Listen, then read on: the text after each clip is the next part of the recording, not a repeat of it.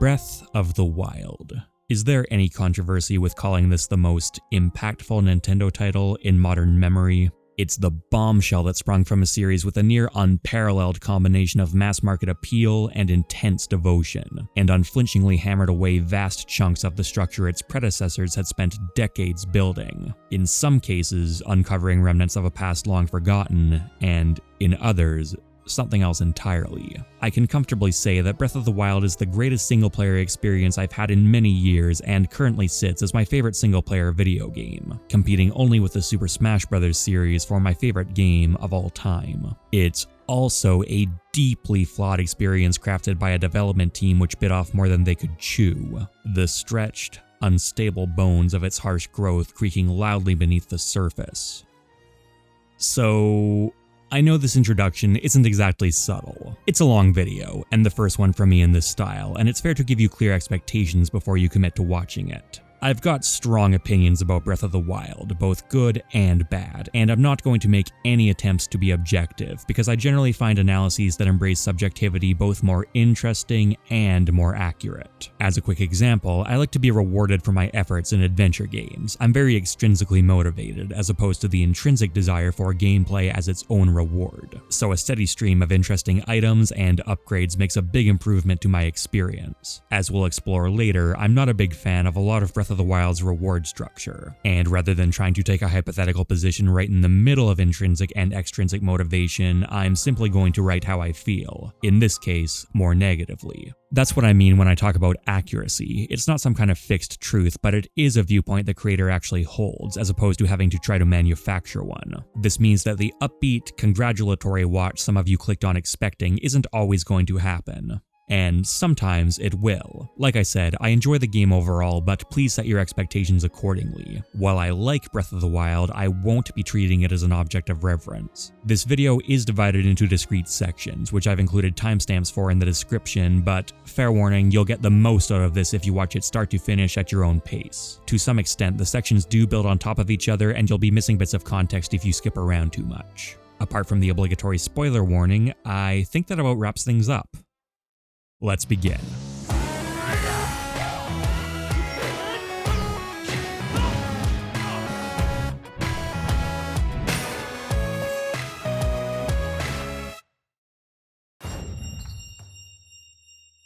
Beginning on a surface level, Breath of the Wild is a gorgeous game to look at. The 3D Legend of Zelda titles have never been afraid to experiment with considerably different art directions, moving from a hampered but earnest attempt to emulate at-the-time contemporary Japanese anime stylings in Ocarina of Time and its direct sequel Majora's Mask, to the whimsical characters and vibrant cel shading of the Wind Waker, to a semi-realistic approach for Twilight Princess, to the overt impressionist painting inspiration seen in Skyward Sword. Breath of the Wild comes across as a distillation of the strongest elements of all the previous 3D Zelda stylings, which could easily be taken as a step backwards compared to the developer's previous willingness to explore new artistic visions, in some cases radically new, but I can't feel too strongly along those lines when the end result is this pleasant to look at. It also ties cleanly into the game's overall universe, which likewise serves as an amalgamation of the entire Zelda canon. Humans seem like a blend between the Hero of Time titles, Twilight Princess, and Skyward Sword, the latter two of which also carried over some of their digital overtones alongside part of Skyward Sword's painted aesthetic, and the entire thing is rendered in the Wind Waker's distinctive cel shading. Link himself is wonderfully designed and animated, coming as close to the expressiveness of the Wind Waker's incarnation as this more grounded model will allow for, while simultaneously having much more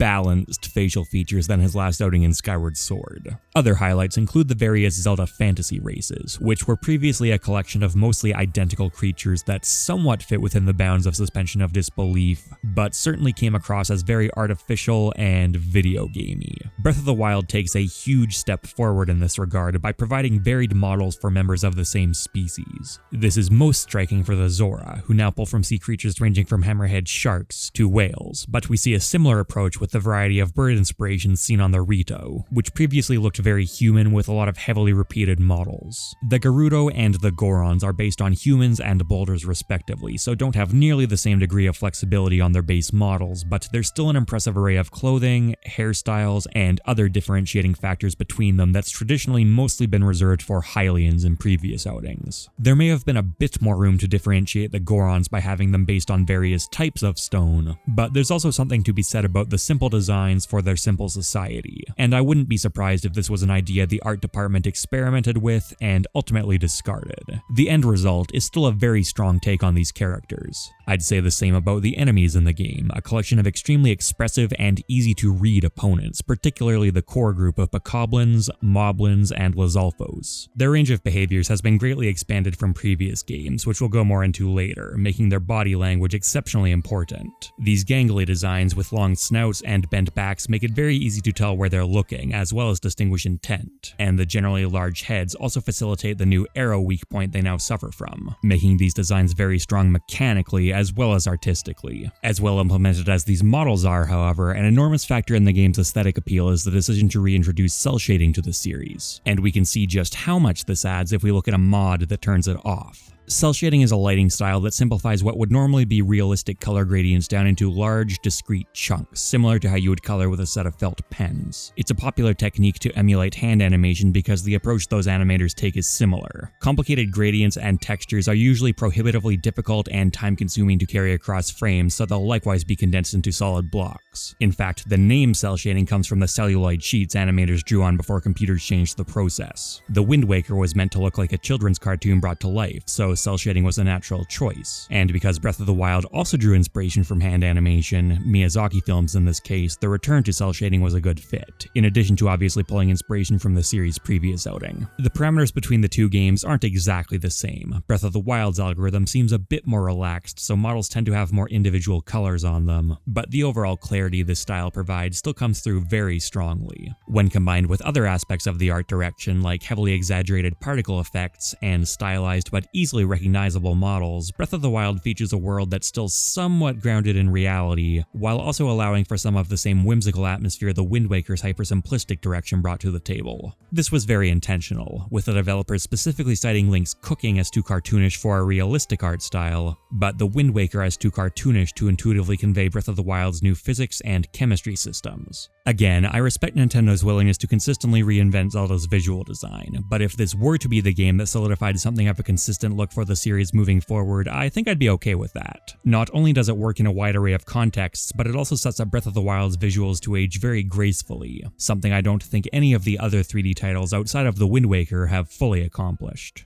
Audio design is also dripping with the trademark polish the series is known for, which isn't to say that it sounds like the previous Zelda titles. In fact, I'd say this is the one that most boldly differentiates itself from its 3D peers, in stark contrast to its middle ground art style. A large part of this comes down to the game's music, both in terms of composition and implementation. Breath of the Wild focuses heavily on piano, a decision that would be fairly mundane if not for the fact that Zelda games have never done this before. Well-known piano compositions certainly have appeared in previous games, but there's typically been a far higher emphasis on orchestral brass, wind, and strings. This is particularly noticeable in its overworld theme, perhaps the most enduring composition in any installment in the series. The Legend of Zelda universally features a majestic, upbeat tune during overworld travel. From the game you've actually been listening to, Ocarina of Time's Land,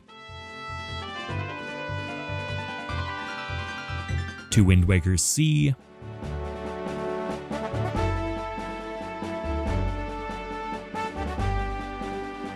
to Skyward Sword's Sky.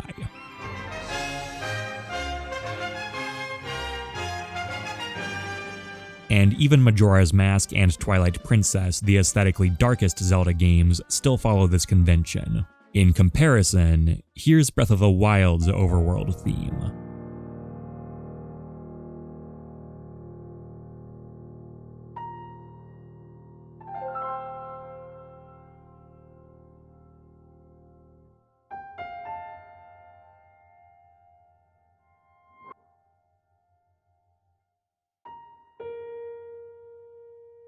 Previously comforting landmarks lie in ruin, their inhabitants long dead, and most of the land is controlled by fearsome monsters and machines, presided over by the embodiment of hatred itself. Breath of the Wild is definitively presented in a post-apocalyptic setting, and yet while it certainly looks the part, it doesn't sound apocalyptic. A full century has passed since the Great Calamity, and the world's remaining inhabitants have had time to adjust to a new way of life, many of them never having known anything else. Civilization, while scaled back, has largely returned to a delicate order, with roaming monsters and robots just another danger to consider during your travels, and the castle yet one more place that sensible people avoid. And outside of its primary quest, the game largely regards the apocalypse through the same lens as its inhabitants.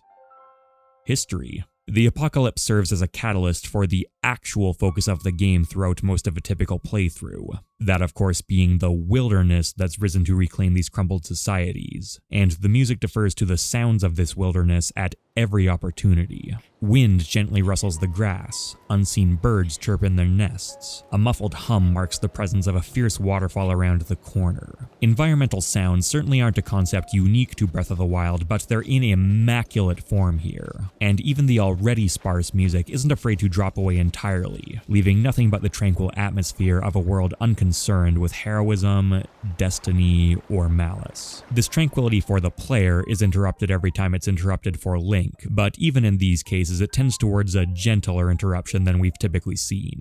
Galloping on horseback creates playful, dancing piano twinkling rather than the expected fanfare. Village scores blend into the background and dynamically shift to even more subdued variants at night. Even the overworld danger theme takes a long time to build momentum, rather than risk shattering the player's immersion if they're simply passing a group of enemies by. To be sure, the game does have its dramatic moments. Climactic story encounters feel appropriately epic. The world's mini-bosses brazenly announce their presence, and the Guardians are accompanied by bizarre, distorted piano loops that invoke an almost digital feeling, especially effective when juxtaposed against the stillness of a forest or field and hammering home the twisted nature of these machines, and just how unwelcome and unnatural they are in this environment. Sound design is excellent across the board in other areas as well, from the satisfying ping of a critical hit to the friendly confirmation of a collected item.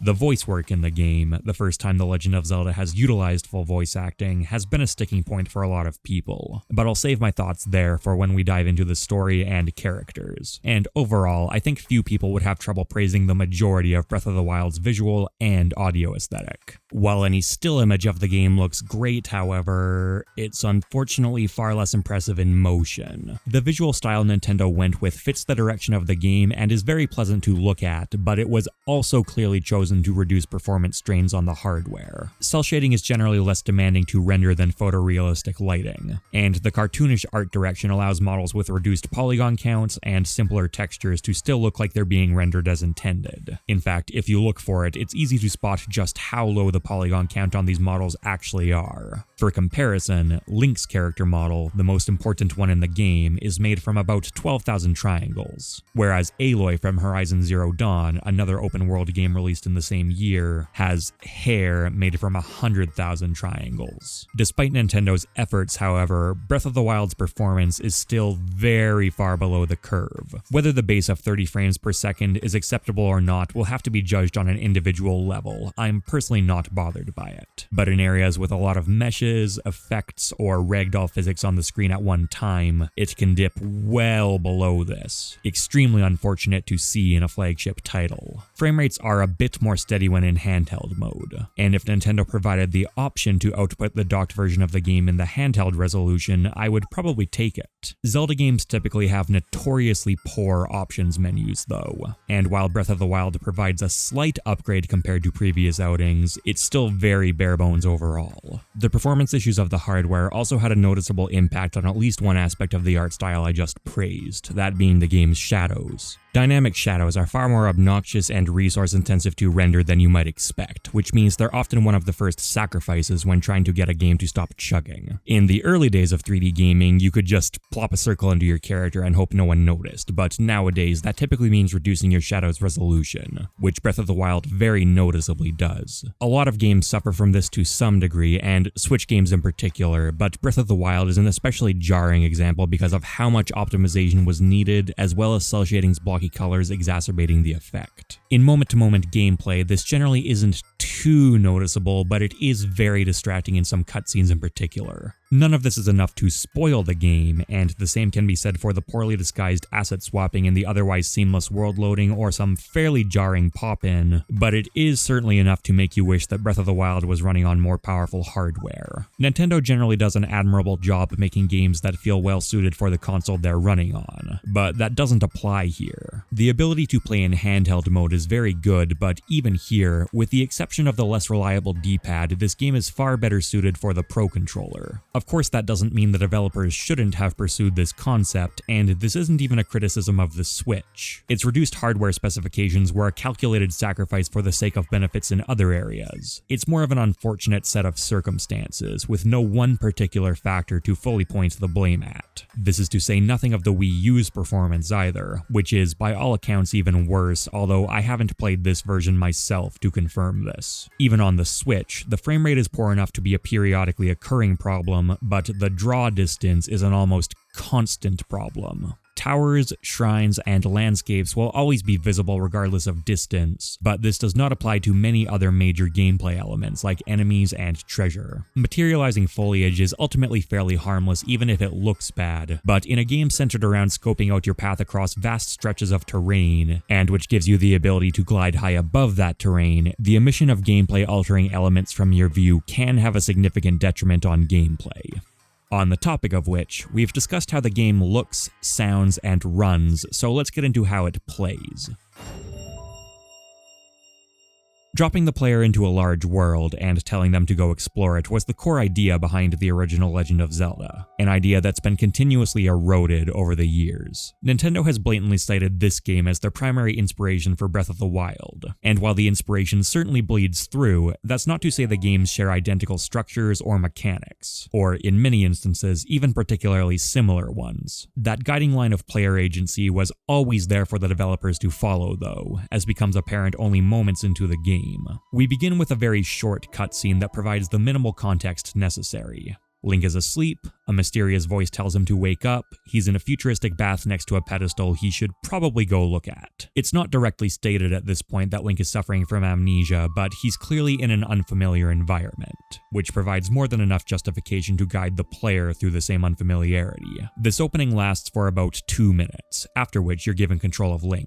Reasonably brief, especially compared to the last few 3D outings from the series, but still feels like a bit of a missed opportunity to provide a first impression to the player about the type of game this is going to be. A freedom-focused experience with inspiration from the original Legend of Zelda, which drops you into a multi-pathed field immediately. On the other hand, the flow of this opening has obviously been meticulously considered, to the degree that booting up the game launches straight into this cutscene rather than a menu, and it would also be the grand opening of the Nintendo Switch for a lot of people. It works well in its own right, so I can understand why the developers would include it and not opt to make it skippable. It is skippable in subsequent playthroughs, but only if you're willing to overwrite your existing save file, as Breath of the Wild doesn't support multiple saves at once. In any case, it won't be long until the game's design philosophy reveals itself, and after a short section that makes sure you understand the Sheikah Slate and basic inventory and world navigation, including the new climbing mechanic, you arrive on that iconic shot of Link staring across Hyrule, and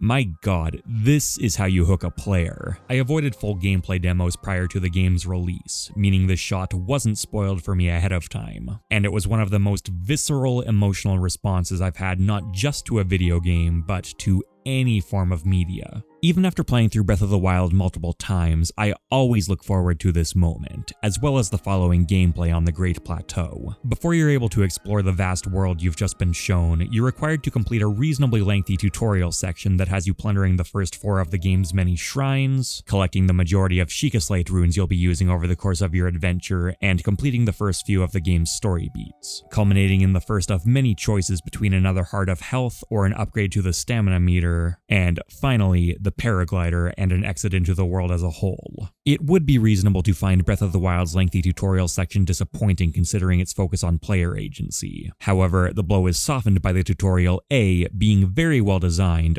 arguably even the best part of the game, and B providing a good amount of player agency within its confines. As soon as you take back control of Link, you're presented with an obvious path to go down, which provides a basic weapon, a few bits of health restoring food, including some that reinforce the importance of the climbing mechanic, a boulder that you can push if you notice it, and your first campfire and a bit of story with the old man, who also has a baked apple lying next to the flame, a hint at the elemental interactions you'll be exploiting. While this path is very strongly directed, and I'd imagine the vast majority of players choose to follow it, you're never forced to do any of this, and do have the option of simply scaling down the cliff and immediately running off to activate your first tower, although it is mandatory to do this before heading to the 4 shrines scattered across the plateau, and it's also mandatory to complete all of these and collect the paraglider from the old man before setting off into the world of Hyrule proper. This feels to me like a very reasonable middle ground. Less freeform than the original Zelda, but a very long way from Twilight Princess's enforced fishing. That said, the excuse the game provides for keeping you here is extremely contrived. The old man tells you that trying to jump off the Great Plateau without a paraglider would result in your death. And barring the glitch that allows you to survive fall damage by swapping items close to the ground, he's absolutely right.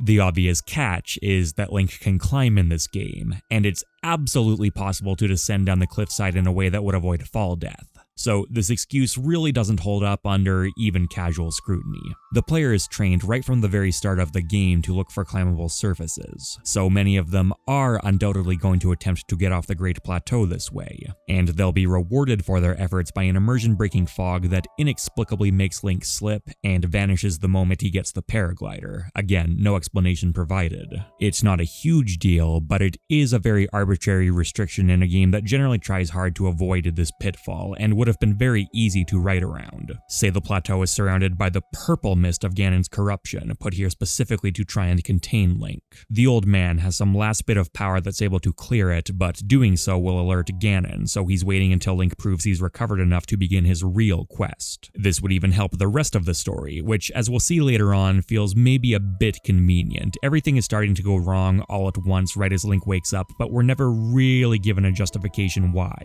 It could be interpreted that Ganon did know about Link and that's what set events in motion. Zelda seemed to know he'd returned. Oh, yeah, that mysterious voice was Zelda, by the way. What a twist. But making this more concrete would be an improvement. There are a lot of ways you could justify being trapped here for a bit, but the one Nintendo went with is kind of lame. At least its goal of forcing you to stay on the plateau is worthwhile, since after activating the tower, prompted by Zelda regardless of whether you choose to engage with the old man the first time, he will appear now and task you with completing your first 4 shrines in exchange for a paraglider, which are also where you'll obtain the majority of your Sheikah Slate runes. You're strongly pointed towards the Magnesis Shrine, although again, you're free to do them in any order, where you'll acquire the rune, learn what it does, in this case lift metal objects, and put it to use in a series of tasks. In order to pass this shrine, you need to learn how to move objects out of your way, that they can collide with other objects, as well as their ability to create pathways for the player, with secondary lessons about using Magnesis in combat and to collect treasure chests. Each of the other starter shrines is structured in a similar way. Bombs are now a permanent rune instead of a collectible item, and their shrine requires you to destroy fragile stone, differentiate between round and flat bombs, at least that's what I think this platform is meant to test, although it's absolutely not required, and introduces the basics of pipes and launchers, as well as primes you to watch out for hidden treasure. Stasis is an interesting one that allows you to temporarily freeze an object in time, as well as build up momentum during the period while it's frozen, both of which are tested in the rune's shrine. And then we have Cryonis, which spawns solid ice blocks out of water. These blocks can be climbed and used to lift objects, and you also have an opportunity to discover their shielding possibilities against long-ranged enemies. I've been speaking like many of the objectives in these shrines aren't extremely easy to bypass in other ways, which they are, but this really only serves to reward experience or cleverness while keeping the tutorial aspect of the shrines intact for less grizzled players. These runes add considerably to the number of ways Link has to interact with Breath of the Wild's new real-time physics and chemistry systems. Fantastic additions that could easily have formed the core gimmick of a new Zelda title and which I hope never leave the series. There's an incredible sense at work behind these systems. They make so much sense and feel so natural that it's easy to forget just how much work would have gone into bringing them to life.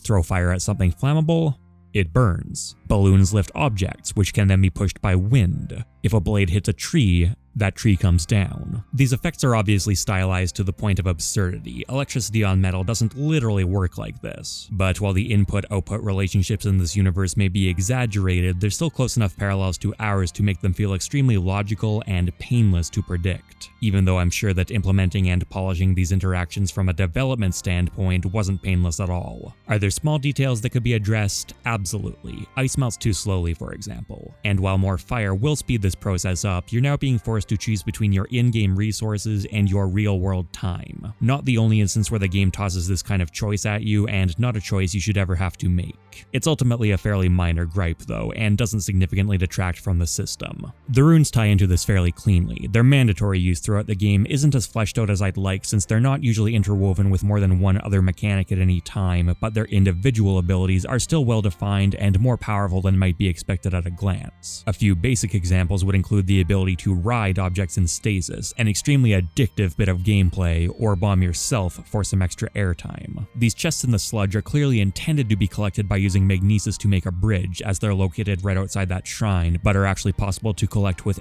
any of the starting runes, or again, just by shield jumping. In previous Zelda games, this would probably be something you need to remember the location of for later, then return after you'd unlocked a specific item. This theme of an intended solution with room for creativity will be a lingering one over the course of the game, and it's extremely refreshing to see and greatly distinguishes Breath of the Wild from its predecessors, although, as we'll explore later, it does come with its own issues. The quest for these runes sends you all across the Great Plateau, which has been designed to mimic much of the full world on a smaller scale, meaning that you'll be climbing cliffs, braving the cold, fighting enemies, collecting treasure, and overall getting a fairly strong sense of what to expect after you leave, mostly taught through freeform gameplay with an incredibly restrained guiding hand by Zelda standards, going so far as to remove the persistent companion character that's been a staple of the series since Ocarina of Time. The old man and Zelda's voice do pop in once in a while to provide some rough guidance, including for optional lessons on techniques such as tree felling, and Zelda will continue this role in a very limited sense once the tutorial ends, but for the most part, you really are left free to explore the world as you see fit,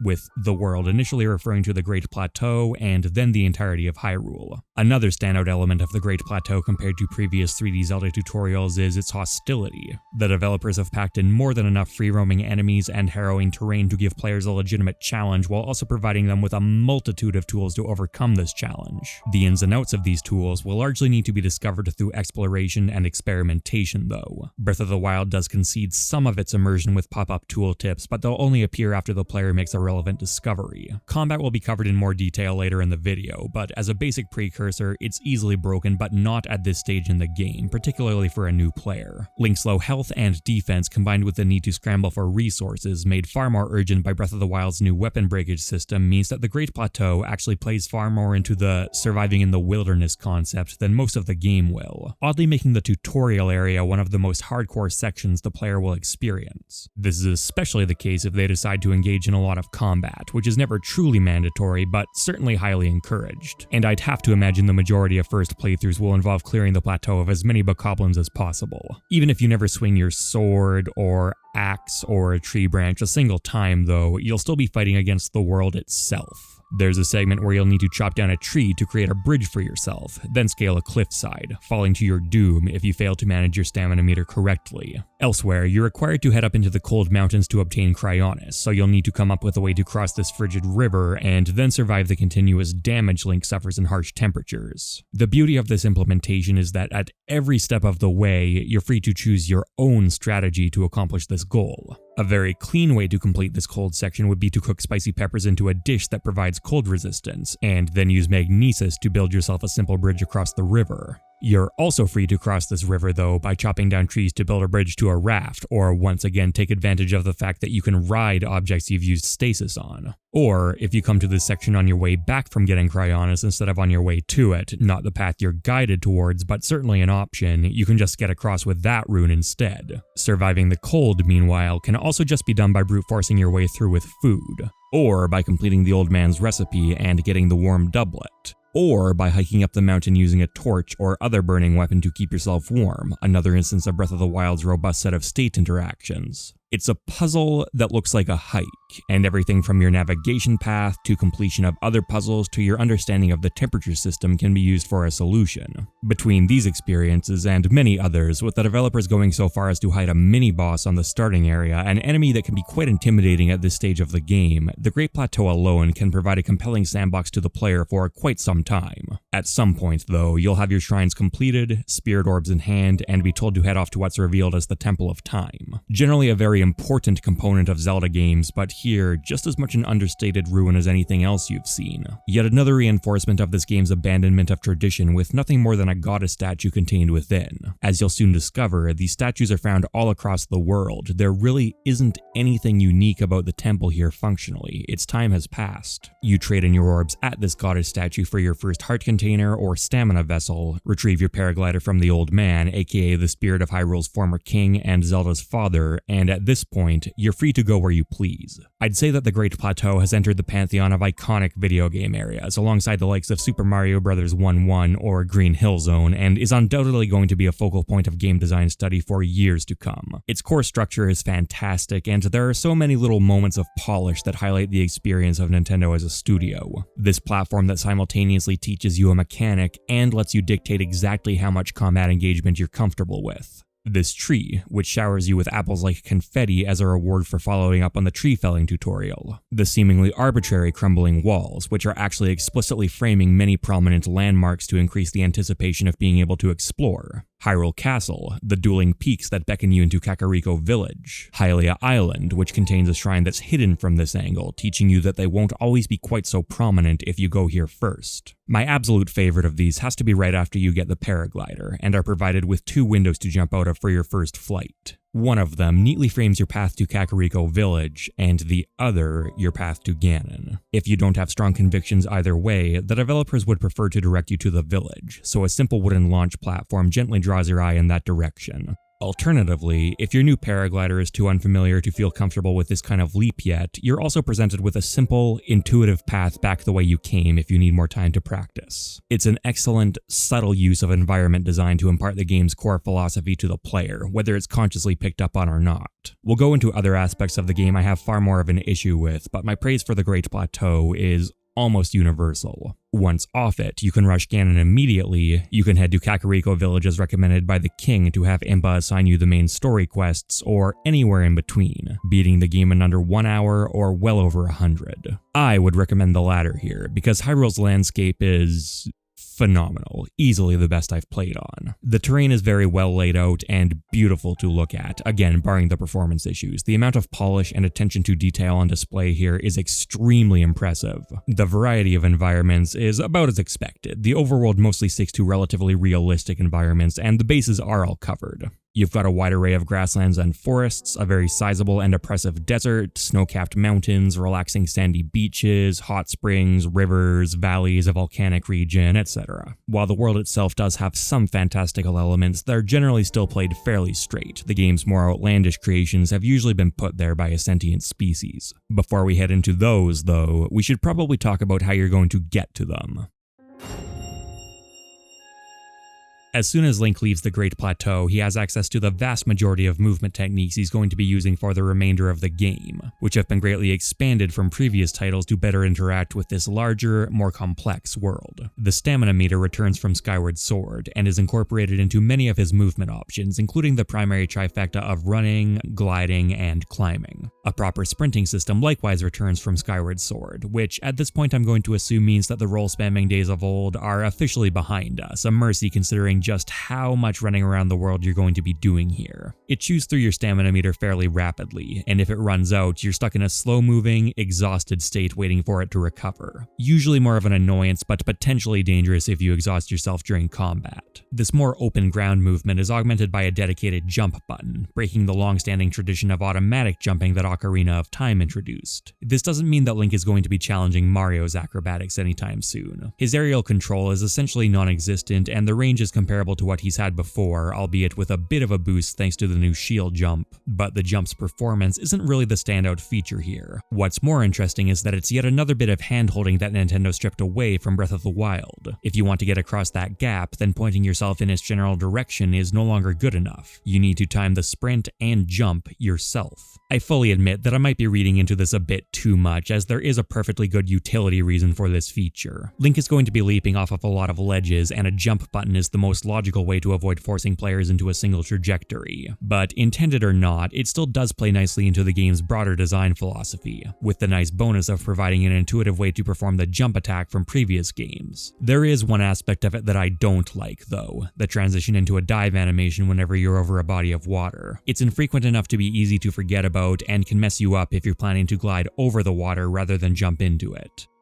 Which you're going to avoid like the plague whenever possible because swimming feels horrendous in Breath of the Wild. You move like a snail on crutches, are denied basically all of your actions, can't dive, which is a glaring step down from most 3D Zelda games and even many 2D ones, have no good way to make it feel better because even the armor set created for the sole purpose of increasing Link's water mobility doesn't provide that much of a speed boost, and the water dash Link can use shreds through the stamina meter while still being pathetically slow. This is the worst that swimming has felt in any Zelda title I've played, and possibly the worst time I've had swimming in any video game. And while the world is mostly land, there are still more than enough oceans, lakes, rivers, and ponds scattered around to make it an unpleasant aspect of Breath of the Wild's exploration. It's good that Cryonis allows you to circumvent this to a degree, and treasures can still somewhat be hidden underwater thanks to magnesis, albeit in a way that's much less satisfying to find since all you'll ever need to do is flick the rune on and look for a splash of purple, but it's difficult not to be put off by the sharp downgrade to water and swimming compared to Link's previous outings, especially when you consider all the ways Breath of the Wild's other systems could have interacted with it to create some really interesting scenarios. Slow motion stasis launches, freeform Cryonis placement, guiding air bubbles around to keep flames lit or avoid shocks. There was a ton of potential here that was let down by the lackluster water mechanics. Now, this wasn't done without reason. The massive map already takes a long time to explore thoroughly, and having underwater sections would place even more demand on the players, as well as taking up additional development time to create.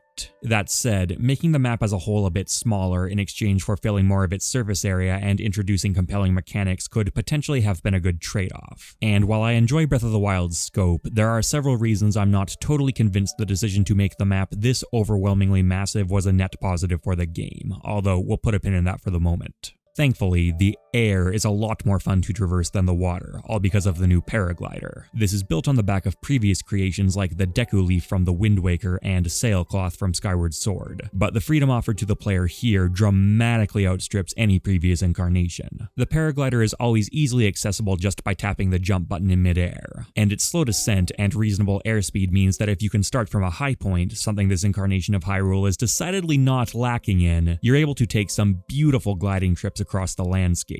Paragliding is limited by Link's stamina meter in addition to its natural descent, but if you come prepared with stamina refilling food, it's possible to glide for a very long time, a sense of freedom that's unparalleled in the Legend of Zelda series and brushes the upper edge of adventure games in general. Skyward Sword had freer air movement in terms of in-the-moment use, but it was only available in fixed areas, whereas there's no point in the game that takes away the paraglider after you get it. There's no need to be so grandiose though, even a short glide off a rooftop or down a hill invokes the same feeling to some degree. The paraglider is fast and responsive enough to be constantly useful and fun even outside of the obvious lengthy flights. It's hard to overstate just how much this adds to the game's adventurous spirit, especially earlier on when you're constantly surrounded by distant structures vying for your attention. Climb somewhere high, leap off into the open air, and set out for a new discovery. The introduction of such freeform gliding does have its pitfalls, which we'll touch on soon, but overall I think Breath of the Wild would be considerably less enjoyable with its absence, and we haven't even gotten into its additional functionality in combat or puzzles. Of course, gliding's value is limited if you can't consistently gain height in the first place, and while this can be done through simple upwards hikes or utilizing updrafts, including creating them yourself through the game's new chemistry system, a lot of the time this will be accomplished through Link's other prominent movement option: climbing. With a few notable exceptions, Link can climb almost any surface in Hyrule, whether that's a house in a village, the side of a mountain, the body of a rock monster, a tall tree, Hyrule Castle. This is the mechanic that truly turns this Hyrule into your playground, and going back to earlier 3D Zeldas after Breath of the Wild feels incredibly restrictive in comparison. However, while the realization that you can reach and climb the distant terrain you saw in that opening shot is wonderful, the actual act of doing so is less wonderful. Link's climbing speed is not very fast, and climbing also pulls from the stamina wheel very quickly. While you can press the jump button to increase your climbing speed, it chews through the wheel even faster, so on a longer climb, it's generally smartest to save your jump until the last possible moment, where Link gets one final desperation leap to try and reach the top. At face value, this system makes sense, providing Link with the ability to scale almost any surface but not going too far with it, and allowing him to improve this traversal more and more as he unlocks additional stamina. In practice, however, the purpose of the stamina restriction is quite limited. The game's non-linear nature and stamina upgrade system, combined with easy-to-stockpile stamina restoration food, means that developers have to assume that any climbable surface in the world is possible to fully climb regardless of where the player is in the rest of the game's progression. This makes it very difficult to introduce any kind of interesting climbing task into the game, as what's difficult for one player will be trivial for another depending on the path they've taken through the game to reach that task. And for the most part, the developers just don't bother. Say Link was told of a legendary mountaineer from the past who hid their treasure on the highest peak of the most dangerous mountain, left only for an extremely accomplished climber to find. This would lead the player to go through the game anticipating the moment when they finally had enough stamina to tackle that mountain and claim their prize. This sounds like a very Legend of Zelda bit of game design. We see these kinds of teases everywhere in the series, but no such concept exists or could exist with Breath of the Wild's climbing mechanics. Now, not having it would be fine in its own right. Breath of the Wild breaks a lot of Zelda conventions, and while it doesn't entirely shy away from these kinds of anticipatory progress gates, it does minimize them for the sake of increasing player agency. There didn't need to be interesting climbing tasks for the sake of progression gating, but there should have been interesting climbing tasks, which there are generally very few of. By the time you leave the Great Plateau, you've already seen the most polished climbing task the game has to offer, and that's specifically because the developers could anticipate how much stamina the player was going to have when they attempted it. There are certainly more serious climbing tests than just this, but the vast majority of climbing in the game will have no such excitement, or really any at all. Mountaineering seems to be the strongest argument for stamina usage, and at its best it makes a good case, forcing you to judge vertical distance and maneuver around the terrain accordingly. For every compelling white-knuckle climb, though, there will be many more mundane ones, and the amount of skill involved in climbing isn't as high as I first expected either. There are no choices to make besides climb, jump, let go, jump off, open a menu, and pick up the odd plant. And while there is some skill involved with maneuvering into pockets to recover stamina, it's not a very deep skill and can be learned quite quickly. The safest bet for climbing is essentially always to go up as slowly as possible and then perform a final jump at the end. The only exception being if you're getting attacked on the way up, which accounts for a tiny fraction of the total climbs you're going to make. The real reason to press jump in the middle of your climb is convenience, and the most significant climbing-related reward for upgrading your stamina meter is more convenience. The ability to press jump more often and get this over with faster. That's not the only reward. There are certainly other climbing-related benefits to building stamina, but it's by far the most common one you'll be utilizing over a playthrough, and considering how fundamental the climbing and stamina systems are to the game, having this be their most frequent intersection feels ill-considered. This only gets worse when you think about how few direct methods of progressing your character there actually are in Breath of the Wild. Stamina is one of the main systems, and climbing is probably the biggest argument for its existence. And while the full utilization of climbing is held back by other parts of the game's design, still other parts are held back by it. The ability to climb almost any surface creates a lot of design challenges the developers had to come up with solutions for, including disabling it entirely in some instances. In shrines and divine beasts, this is justified by having very smooth, polished surfaces. And you could say this is understandable. Trying to design an obstacle course where the participant can clamber over every obstacle is a tall order. However, spending a good chunk of the game's runtime with one of its core mechanics forcibly disabled is hardly an ideal scenario. It's a very blunt solution to a problem spawned from directly conflicting design elements. I'm not necessarily saying this wasn't the best solution available. Exclusively designing rooms that climbing couldn't break would come with its own pitfalls for sure, but it's still an imperfect solution. Climbing is one of the game's most distinctive and ubiquitous abilities, and you're going to be spending an awful lot of time not being able to do it, within segments specifically meant to test your abilities no less. In the overworld, however, while there are a few logical climbing restrictions put in place, including extremely steep surfaces and slick ice, Breath of the Wild generally restricts climbing through rain. This is by far one of the most maligned aspects of the game I've seen pop up in discussions, and I've tried so hard to come up with a reasonable explanation for its existence throughout multiple playthroughs, and I just can't. Breath of the Wild employs a dynamic weather system, which means in most parts of the world it will be raining sometimes, as you'd expect. During this rain, though, surfaces become too slick to climb, meaning that if you're in the middle of climbing a mountain and it starts raining, you may well need to just twiddle your thumbs and wait for the weather to clear up, or abandon your climb completely, both of which feel absolutely terrible. I understand that the goal here was to periodically provide further navigation challenges to the player, and I'm very on board with that idea, but this was not the right way to do it. Its other major purpose is to provide a permanent obstacle to the player during certain gameplay segments, such as forcing you onto the road up to Zora's domain or increasing the challenge of the Trial of Thunder shrine quest. But these isolated scenarios could easily be justified by the addition of a dedicated monsoon weather state that's limited to these regions. This behavior did not need to be carried over into the broader world. I'm certainly not saying I don't like the inclusion of rain at all. Its omission would feel baffling, and it has some other interactions that I do quite like, such as suppressing the fires that you can normally use for a tactical advantage, or turning lightning arrows into area of effect attacks. Although, even then, there are a few overworld quests that involve transporting fire, which rain can smother, and the solution likewise just being to wait out the storm doesn't feel good. At the very least for these ones, you have nearby indoor areas to light campfires in, which Link can use to pass the time, even if it's fully possible to go to sleep to rain and wake up to more rain, multiple times in a row. Realistic? Sure. And realistically frustrating too.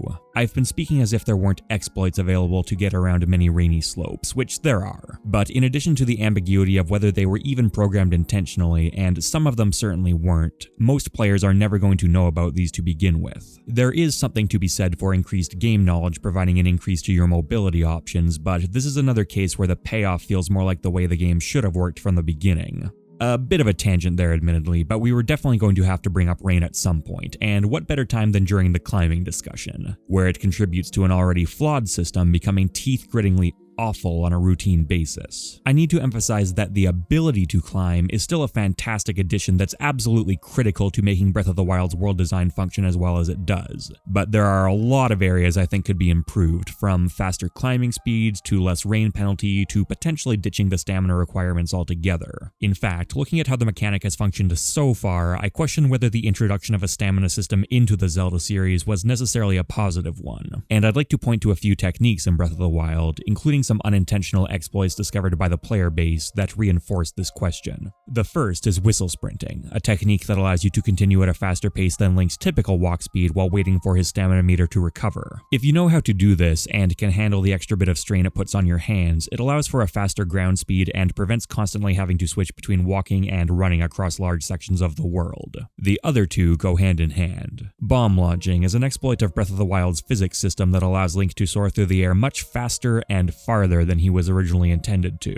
Revali's Gale, on the other hand, is not an exploit. It's intentionally granted to Link after clearing a major quest and allows him to build significant height from a grounded starting position. Both of these come with a hefty chunk of baggage. Revali's Gale is something I'll go into more when talking about all the champion abilities, but bomb launching hilariously breaks a large portion of the shrines in the game, can be used to totally bypass many obstacles the developers intended as interesting roadblocks for the player, and allows Link to move at a faster pace than the game's engine can even keep up with. There are a host of reasons that bomb launching couldn't and shouldn't have been introduced to the game in any official capacity. However, I'm bringing it up because one of the major things I use it for is bypassing boring swims or Cryonis trudges. Rivali's Gale likewise has many uses. However, in general gameplay, by far the most common ones, at least for me, are to bypass smaller swims, assist with bomb launching over a larger body of water, or bypass the tedium of climbing up a cliffside. Keep in mind, in these specific use cases, I'm rarely actually going anywhere I couldn't get to otherwise, but I am bypassing the tedious act of getting there. These techniques combined give us a look at a Link who can move through the world more efficiently with less stamina encumbrance, and I don't think too many people comfortable with using them would say they make Breath of the Wild less fun to play. You are going to be spending extended periods of time running across terrain, which is made less enjoyable by constantly having to feather a stamina meter. I really wish there was a better system put in place here, whether that was removing stamina burn from Link's sprint altogether while slightly reducing that sprint speed, or allowing him to, for example, settle into a slower sprint after the meter is used up, essentially an automatic version of whistle sprinting, both of which I thoroughly believe would make ground traversal more enjoyable, and both of which reduce or eliminate the emphasis on stamina. These would have minor implications in some scenarios, notably combat, but I think that would be a small concession considering exploration gets a far higher portion of total playtime and the impact would still be relatively minimal even in combat scenarios. Swimming and climbing likewise needed to either be made more efficient or more interesting. Link receives armor that allows him to literally swim up a waterfall while it's equipped, showing that the essence of these absurdly fast and agile water creatures is something he absolutely can access. And yet while swimming in water that isn't actively being pulled down by gravity, he still moves like a clumsy amateur. This is what Breath of the Wild considers to be the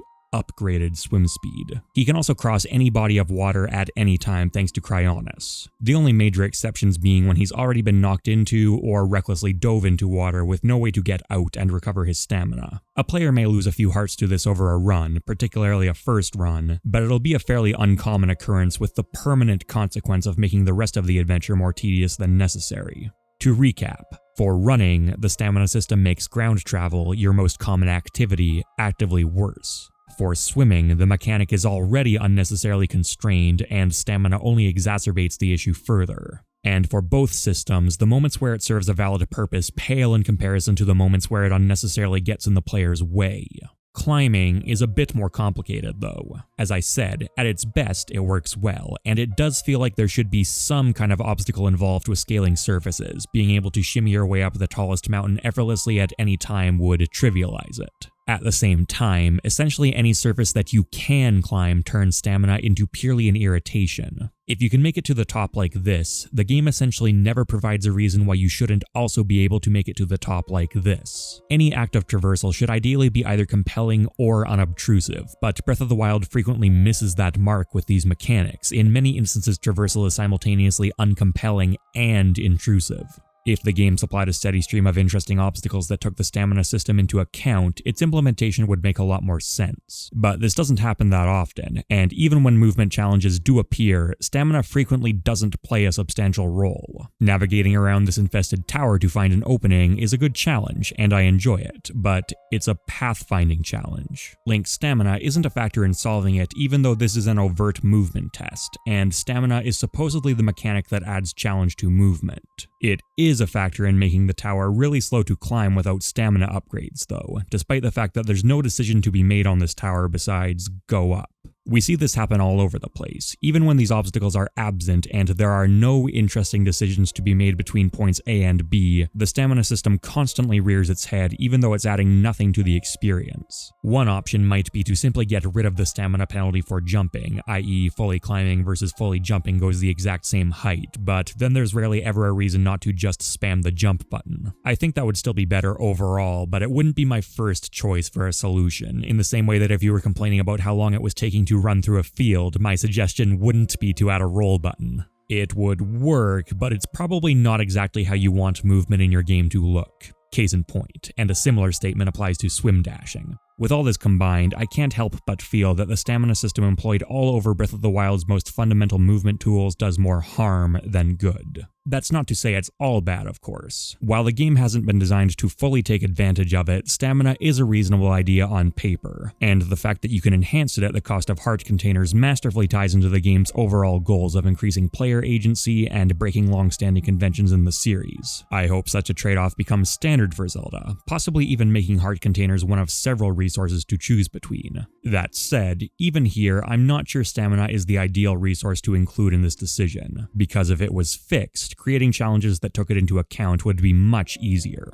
Stamina also sometimes does achieve the goals the developers were likely aiming for, and the fact that it scales over the course of your adventure plays out well in certain instances. A fresh file won't have much stamina to work with, so if the player does stumble across an obstacle they can't climb yet, they'll be forced down a different path than they were planning, which, given how much there is to explore and be distracted by in Breath of the Wild, can lead to fun spontaneity. As you start filling in your map, though, and have firmer locations you'd like to make a beeline for, extra stamina can help you get there. There's also a nice sense of logic behind exploration leading to better exploration as you find more spirit orbs and stamina ingredients. And stamina makes complete sense in the context of gliding, although this could easily be its own discrete resource. I'm not convinced stamina needs to remain in the series, but if it does continue, I think we'd ideally see some changes. My suggestions would start with completely ditching stamina restoration items, which would increase the impact of upgrading stamina as well as make it possible to create late game challenges which use stamina as a significant factor. I'd also make it so that Link's climbing abilities ramped up considerably faster with a higher ceiling, reducing intrusiveness, and introduce more climbing-related obstacles, making the act of climbing more compelling. If there were frequent moving obstacles that you needed to time your jump around, for example, whether these were enemies or otherwise, that would be a good use case for the jumping mechanic. There are additional movement options we haven't discussed as well, including shield surfing, a very inspired idea that feels fantastic in action. It controls wonderfully, it's fast and exciting on the right terrain, it can be combined with a paraglider or the bow for some really smooth sequences. It's easy to picture Breath of the Wild without this mechanic. If it was never here, people wouldn't be clamoring for it. But I'm very happy it is here, because it's great. I do wish that it was a bit more responsive on more types of terrain though. Having friction severely hinder its momentum is certainly realistic, but Nintendo were very comfortable bending their physics for the sake of gameplay, blatantly calling Breath of the Wild's physics system a series of clever lies told to the player. This is an area where I wish they'd been willing to lie a little bit more, as well as possibly let Link kick like he was riding a skateboard to keep momentum for longer. A much more annoying issue is that shield surfing uses up that shield's durability, which means the player is granted an extremely fun tool and then constantly made to feel anxious about actually using it. There are some considerations made to these issues. A few shields exist which do have low friction and or high surfing durability, and some terrain doesn't degrade shields at all, but I still think the mechanic could be further incentivized. Horse riding is back, switching from Epona to wild horses tamed in the fields of Hyrule, and for the most part, they've been implemented very well. Finding a group of horses out in the wild, choosing the one you'd like, and figuring out a way onto its back can be really exciting, especially the first time. I got Breath of the Wild for my girlfriend as a birthday gift, and after clearing the Great Plateau, she immediately ran towards some horses and spent the next hour plus exclusively going after them. This gave me some insight into the thrill of the chase, however, I never really got to experience this myself. That compelling positioning and stalking kind of goes out the window if you think to try ice arrows, which I did immediately and forever damaged some of that enjoyment as a result. I'd been rewarded for my idea with a more efficient process, but I definitely don't have as much fun filling a stable as she did. The horse captures you've been watching were fun, but I only did this specifically because I was making a video and needed footage. If this wasn't the case, I'd really have no reason to take this kind of roundabout approach. This kind of trade-off is inevitable to some degree with how freeform so many of Breath of the Wild systems are, and I think the game generally does an admirable job of making alternate solutions enjoyable, but as we'll see, horses aren't the only part of the game where this kind of issue can appear. The fact that I can just opt to not use ice arrows doesn't really solve the problem,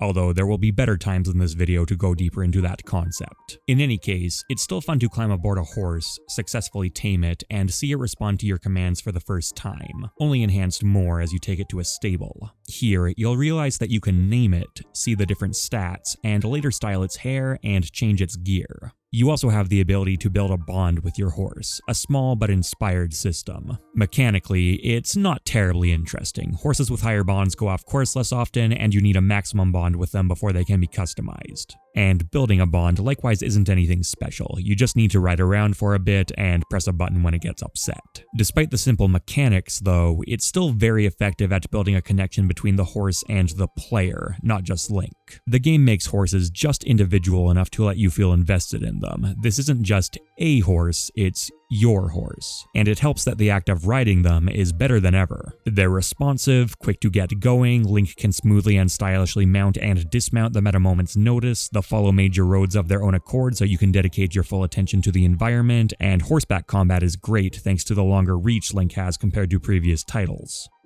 Which makes it such a crushing shame that developers made horses so difficult to actually use. Much of the world is divided up by cliffs, deserts, mountains, and other terrain that horses can't cross, which is fair enough, but using them to get between these areas could still be a great option. The killer here is that as soon as you abandon your horse, the only ways to get it back are to either return to exactly where you left it or go to a stable, where you're then forced to go through a series of menus, wait for the retrieval, and be lectured about some minor horse fact you've been told 10 times already. This would be damning enough, but you'll also constantly be dismounting to head up into harsher terrain, seeing something new in the distance, and setting out to go examine it. And the end result is that horses are rarely going to last longer than the initial trek from the stable to 1 or 2 points of interest before being swiftly abandoned again. When you come back to horse-friendly ground, it's rarely going to be the same ground that you left. And stables are spaced far enough apart that heading to one to retrieve your horse is generally going to be a hindrance more than a help.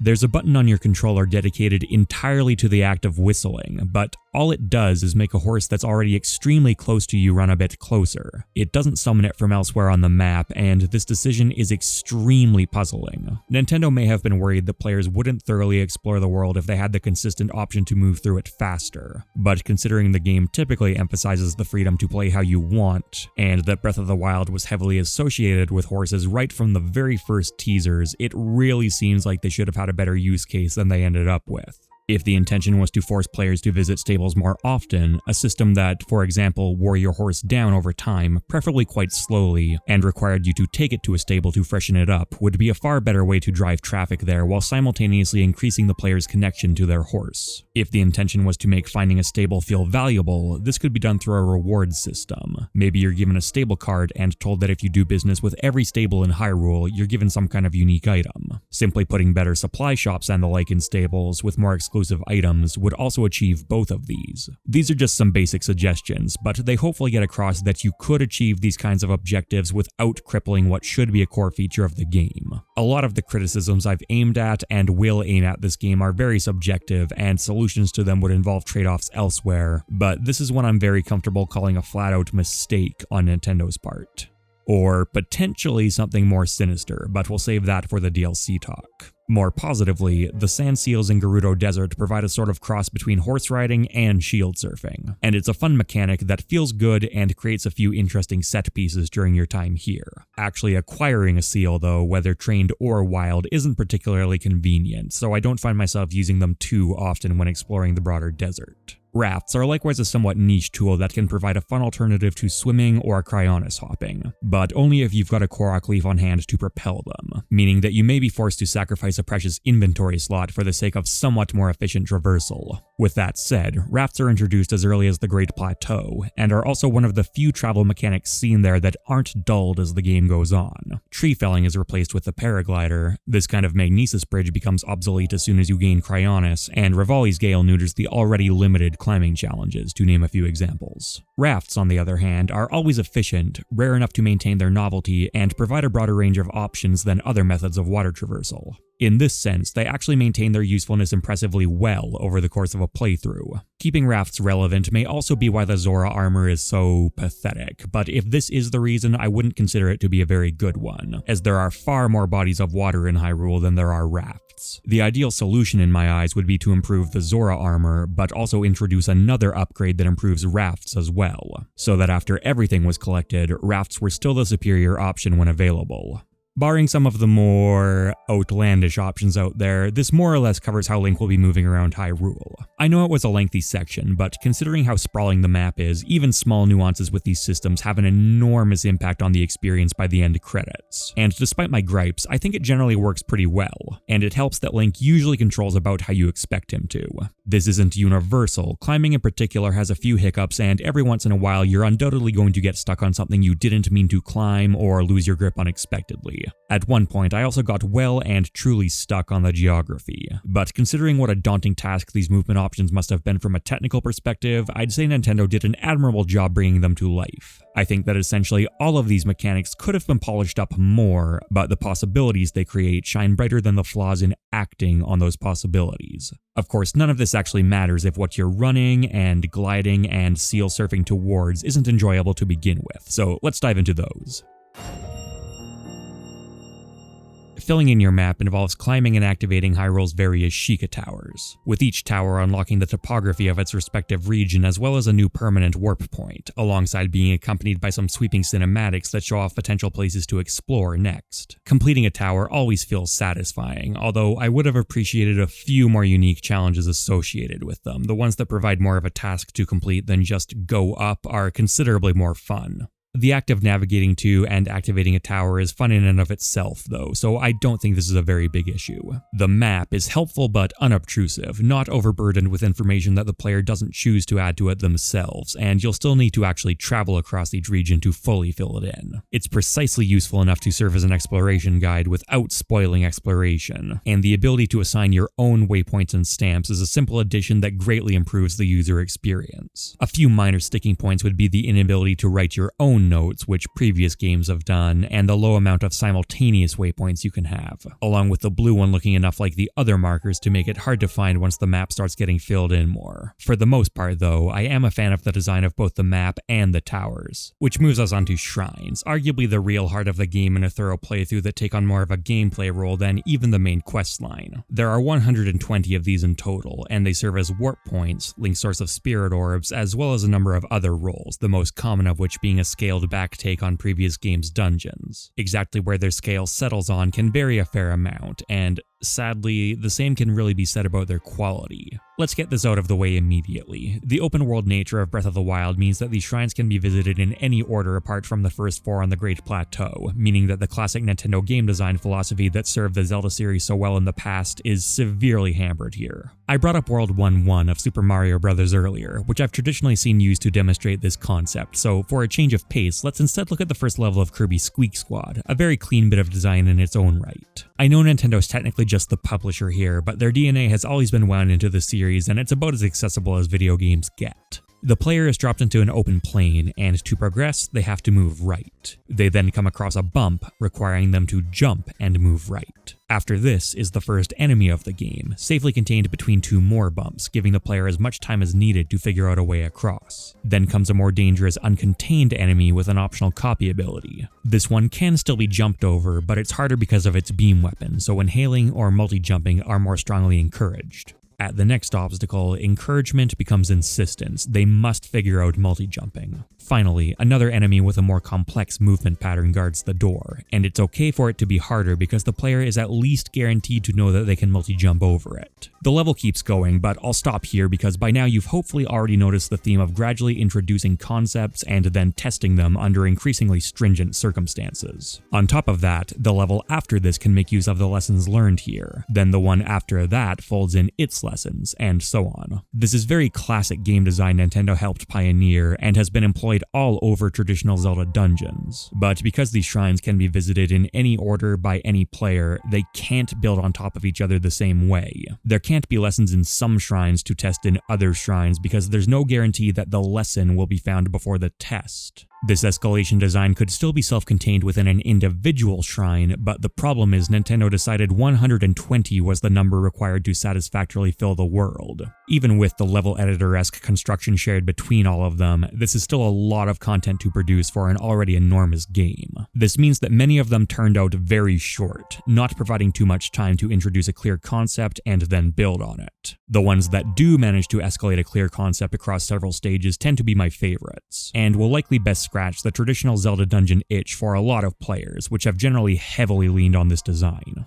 Trial of Power is a reasonably lengthy shrine with a theme based around generating momentum. The side rewards don't really tie into this theme, and it briefly makes use of the horrid motion controls Nintendo insisted on shoehorning into the game, but this may be the best use of them in any of these shrines just because of how short and relatively unobtrusive this segment is. Overall, I'm quite happy with this one, and it does feel like a miniature dungeon thanks to its length, hidden treasure, combat, and building of a clear idea.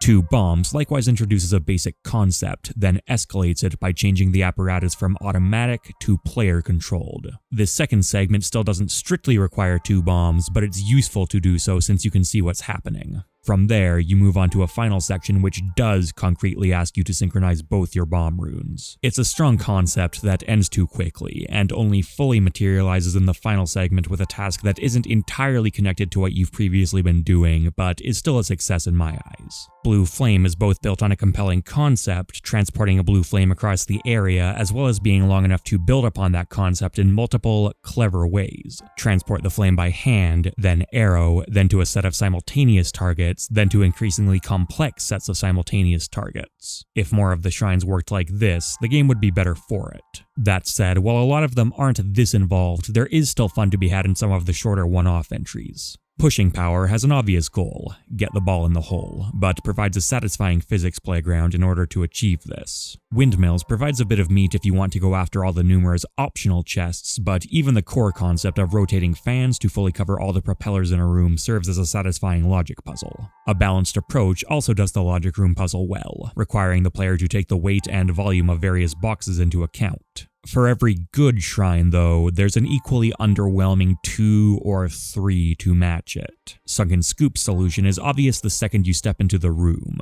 and yet the act of solving it is still tedious due to the limited, slow, and slightly wonky controls and camera of Magnesis. The rune is still a great addition to the game overall, but it doesn't hold up well when too much is asked of it. Drawing parabolas is pure busy work if you understand the concept of these blocks being able to launch Link, which the player was taught about back in the opening shrines. Stalled Flight has you get on top of a block and use stasis a single time, at which point the shrine ends. Trial of Passage just requires you to remember that stasis and magnesis exist. Despite the shrine's flashy appearance, you don't do anything interesting and are likely to get stuck waiting for the apparatus to slowly work its way back around to the right position. 3 Boxes has you grab the chests in the room and put them on a big switch.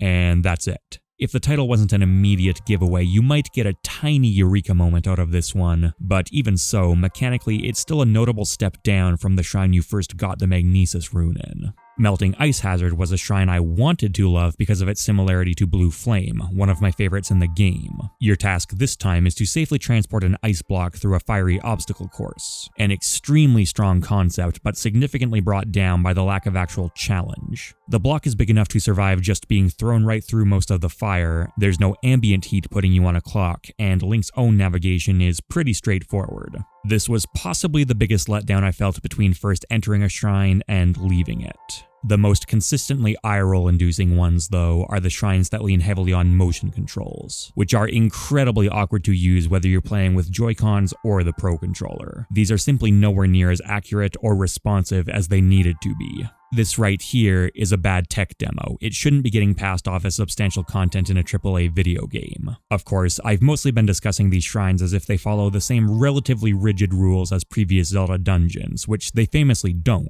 Part of the charm here is the ability to creatively break them thanks to Breath of the Wild's physics and chemistry systems. It's a compelling element to shrines for sure. You're probably not actually outsmarting the developers most of the time. They likely knew about most of these tricks, but it certainly feels like you are. I remember feeling extremely clever during my first playthrough, when I realized I could complete electrical circuits by using metal weapons in my arsenal. In this shrine, I'm supposed to be using blocks to create a wind current that will gradually push a ball into a socket, which will then give me enough time to run to an elevator the socket activates. Instead, I took those blocks, fashioned a cradle, and golfed the ball in from the elevator. This one made me feel good too, but there are scenarios where alternate solutions can be pushed too far, breaking the shrine so much that they become mechanically worthless. Fire-based shrines are often particularly bad examples of this. They present what could potentially be interesting puzzles, but are usually breezed right through just by pulling out a couple fire arrows. The electrical puzzles somewhat fall into the same trappings, and an argument can be made that solving your first puzzle like this has a detrimental effect on any you encounter later. However, the initial thought to try using your inventory does require creative thinking, and the same applies to any other tricks you pick up that can be applied to multiple shrines. Using fire arrows, on the other hand, does not require this initial inspiration, and almost always takes less creativity than the intended solution. Blue Flame avoided this problem by making the fire something that couldn't be generated from your inventory, and I assume the developers didn't do this for every fire-based shrine because they wanted to emphasize their open-ended nature, but I think they took things too far, and more of these challenges should have used blue fire in some capacity.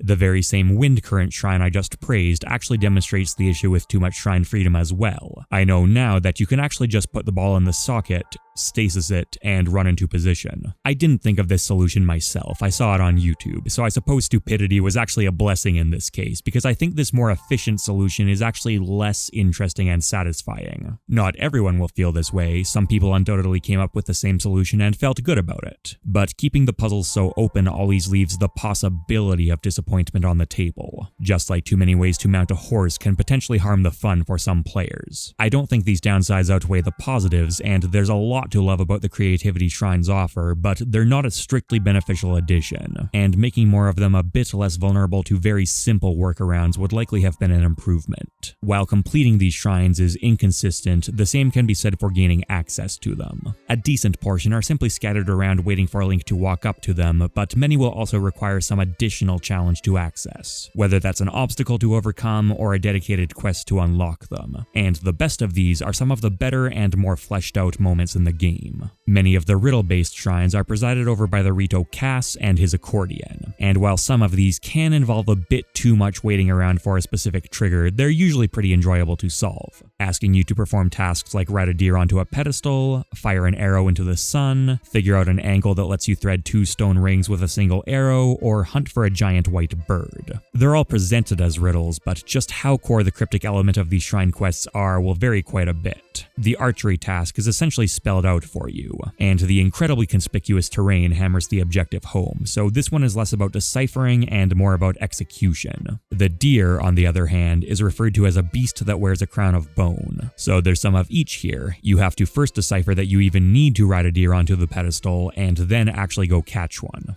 And then the giant white bird is mostly deciphering. It turns out to be a perspective trick on some nearby mountaintops. I don't think that every one of these riddles is a slam dunk, but the variety here is still ultimately very welcome, and I'd call them a great addition to the game. Stranded on Eventide is easily one of the best shrine quests Breath of the Wild has to offer, removing all the items you've acquired across your journey and forcing you into a lengthy back-to-basic survivalist section, an aspect of the game that will have faded for most players by the time they get to this point. It's genuinely refreshing to have weapons you've long since stopped picking up in the overworld become valuable again, and the island's layout is excellent. The terrain here is put to very good use during your quest to carry 3 orbs into the scattered pedestals. It's a great break from the established gameplay loop, and I'm always a little bit sad when it's over. It makes me wish that Breath of the Wild emphasized this kind of resource scarcity more often, as the Great Plateau and Eventide are 2 of the segments I find most compelling in the entire game. Another successful set of shrines comes from the 3 found deep inside intimidating labyrinths across Hyrule, which stand out enticingly in the distance. These can be fairly demanding, with a lot of enemies to fight and loot to discover on the way there, and having open ceilings with climbable walls is a neat touch that makes them appear far easier than they actually are. Make no mistake here, if you want your spirit orbs and pieces of the barbarian armor, you're gonna have to take some covered paths to get there. The shrine hidden at the end of a darkened area provides another welcome change of pace, especially when it culminates in a stylish fight against one of the game's mini-bosses. Mechanically, it's pretty plain. Following the bird statues is a very basic pathfinding test, and the boss is recycled from the overworld, but the impression this area leaves still absolutely justifies its existence. A slightly more involved navigation challenge comes via the Lost Woods, which you'll have trouble getting through to access the multiple shrines inside until you realize that you can always follow the sparks blowing following off a torch. It's an understated puzzle with some red herrings thrown in for good measure. At first I thought there might be some kind of pattern in the swirling fog I was supposed to follow, and I also tried following the gaze of the trees, which had worked so well for me in the dark. Once through the Lost Woods into Korok Forest, I like the gauntlet Link has to run with specific gear, which he's never allowed to remove or break. However, I wouldn't say the developers fully delivered on the potential that forcing a specific loadout for the sake of a shrine quest has. This equipment really just functions like anything already in Link's arsenal, and you still use your own arrows. The only thing a bit unusual is that everything is made of wood, which makes enemies with fire attacks more dangerous. It's still fun, but they could have gone further with the idea. In the Gerudo Desert, a soldier has gone missing, found exhausted and on the brink of death.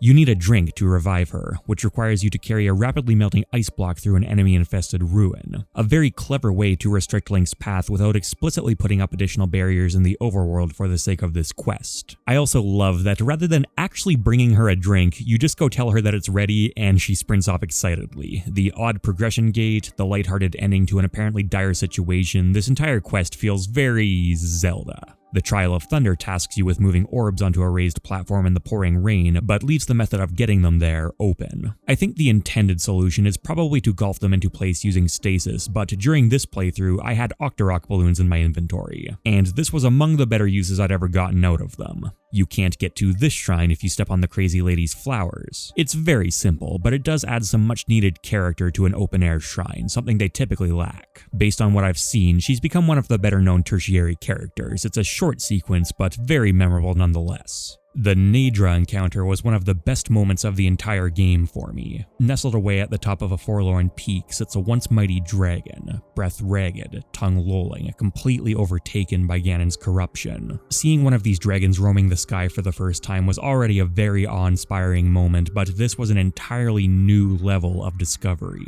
You shoot the first bit of corruption off Nadra's body, it takes off, and it's up to you to stalk it across the mountainside, clearing it of corruption until its former majesty is restored. At this point, it freely offers you one of its scales, you throw it into the Spring of Wisdom, and a shrine reveals itself. What a fantastic, epic sequence, even causing a permanent change in the world beyond the usual fast travel point shrines offer, as Nadra will now be free to travel the sky alongside the others. This unfortunately gets offset by the reality of the dragons. These initially intriguing mysteries are mechanically just flying farm nodes, but the addition of a new element to Hyrule and the experience of adding it still rises above. It's among the most heroic you're made to feel outside of the main quest. Stolen Heirloom is another time for Link's heroism to come through, an extremely involved quest that has you tracking down the thief of a Sheikah treasure before fighting a duel against a Yiga Blade Master. It's a detailed quest with a surprisingly sad story behind it, but unfortunately, Breath of the Wild's open world design harmed this one for me. This quest takes place in Kakariko Village, the first area you're directed to after leaving the Great Plateau, so it's probably intended to be completed early in the game, in which case this Blade Master will likely make for an intimidating presence and be the first one the player has seen, essentially substituting for a boss. In my case though, this was one of the last shrine quests I completed, and by that point in the game, Blade Masters had become a routine enemy I'd encountered in the wild many times, so any challenge or tension he was supposed to provide flew straight out the window. There is an argument that this was my fault for not being thorough enough when I first arrived in the village, but investing so much time into a quest's creation only to have it potentially fall apart at the finale like this nevertheless seems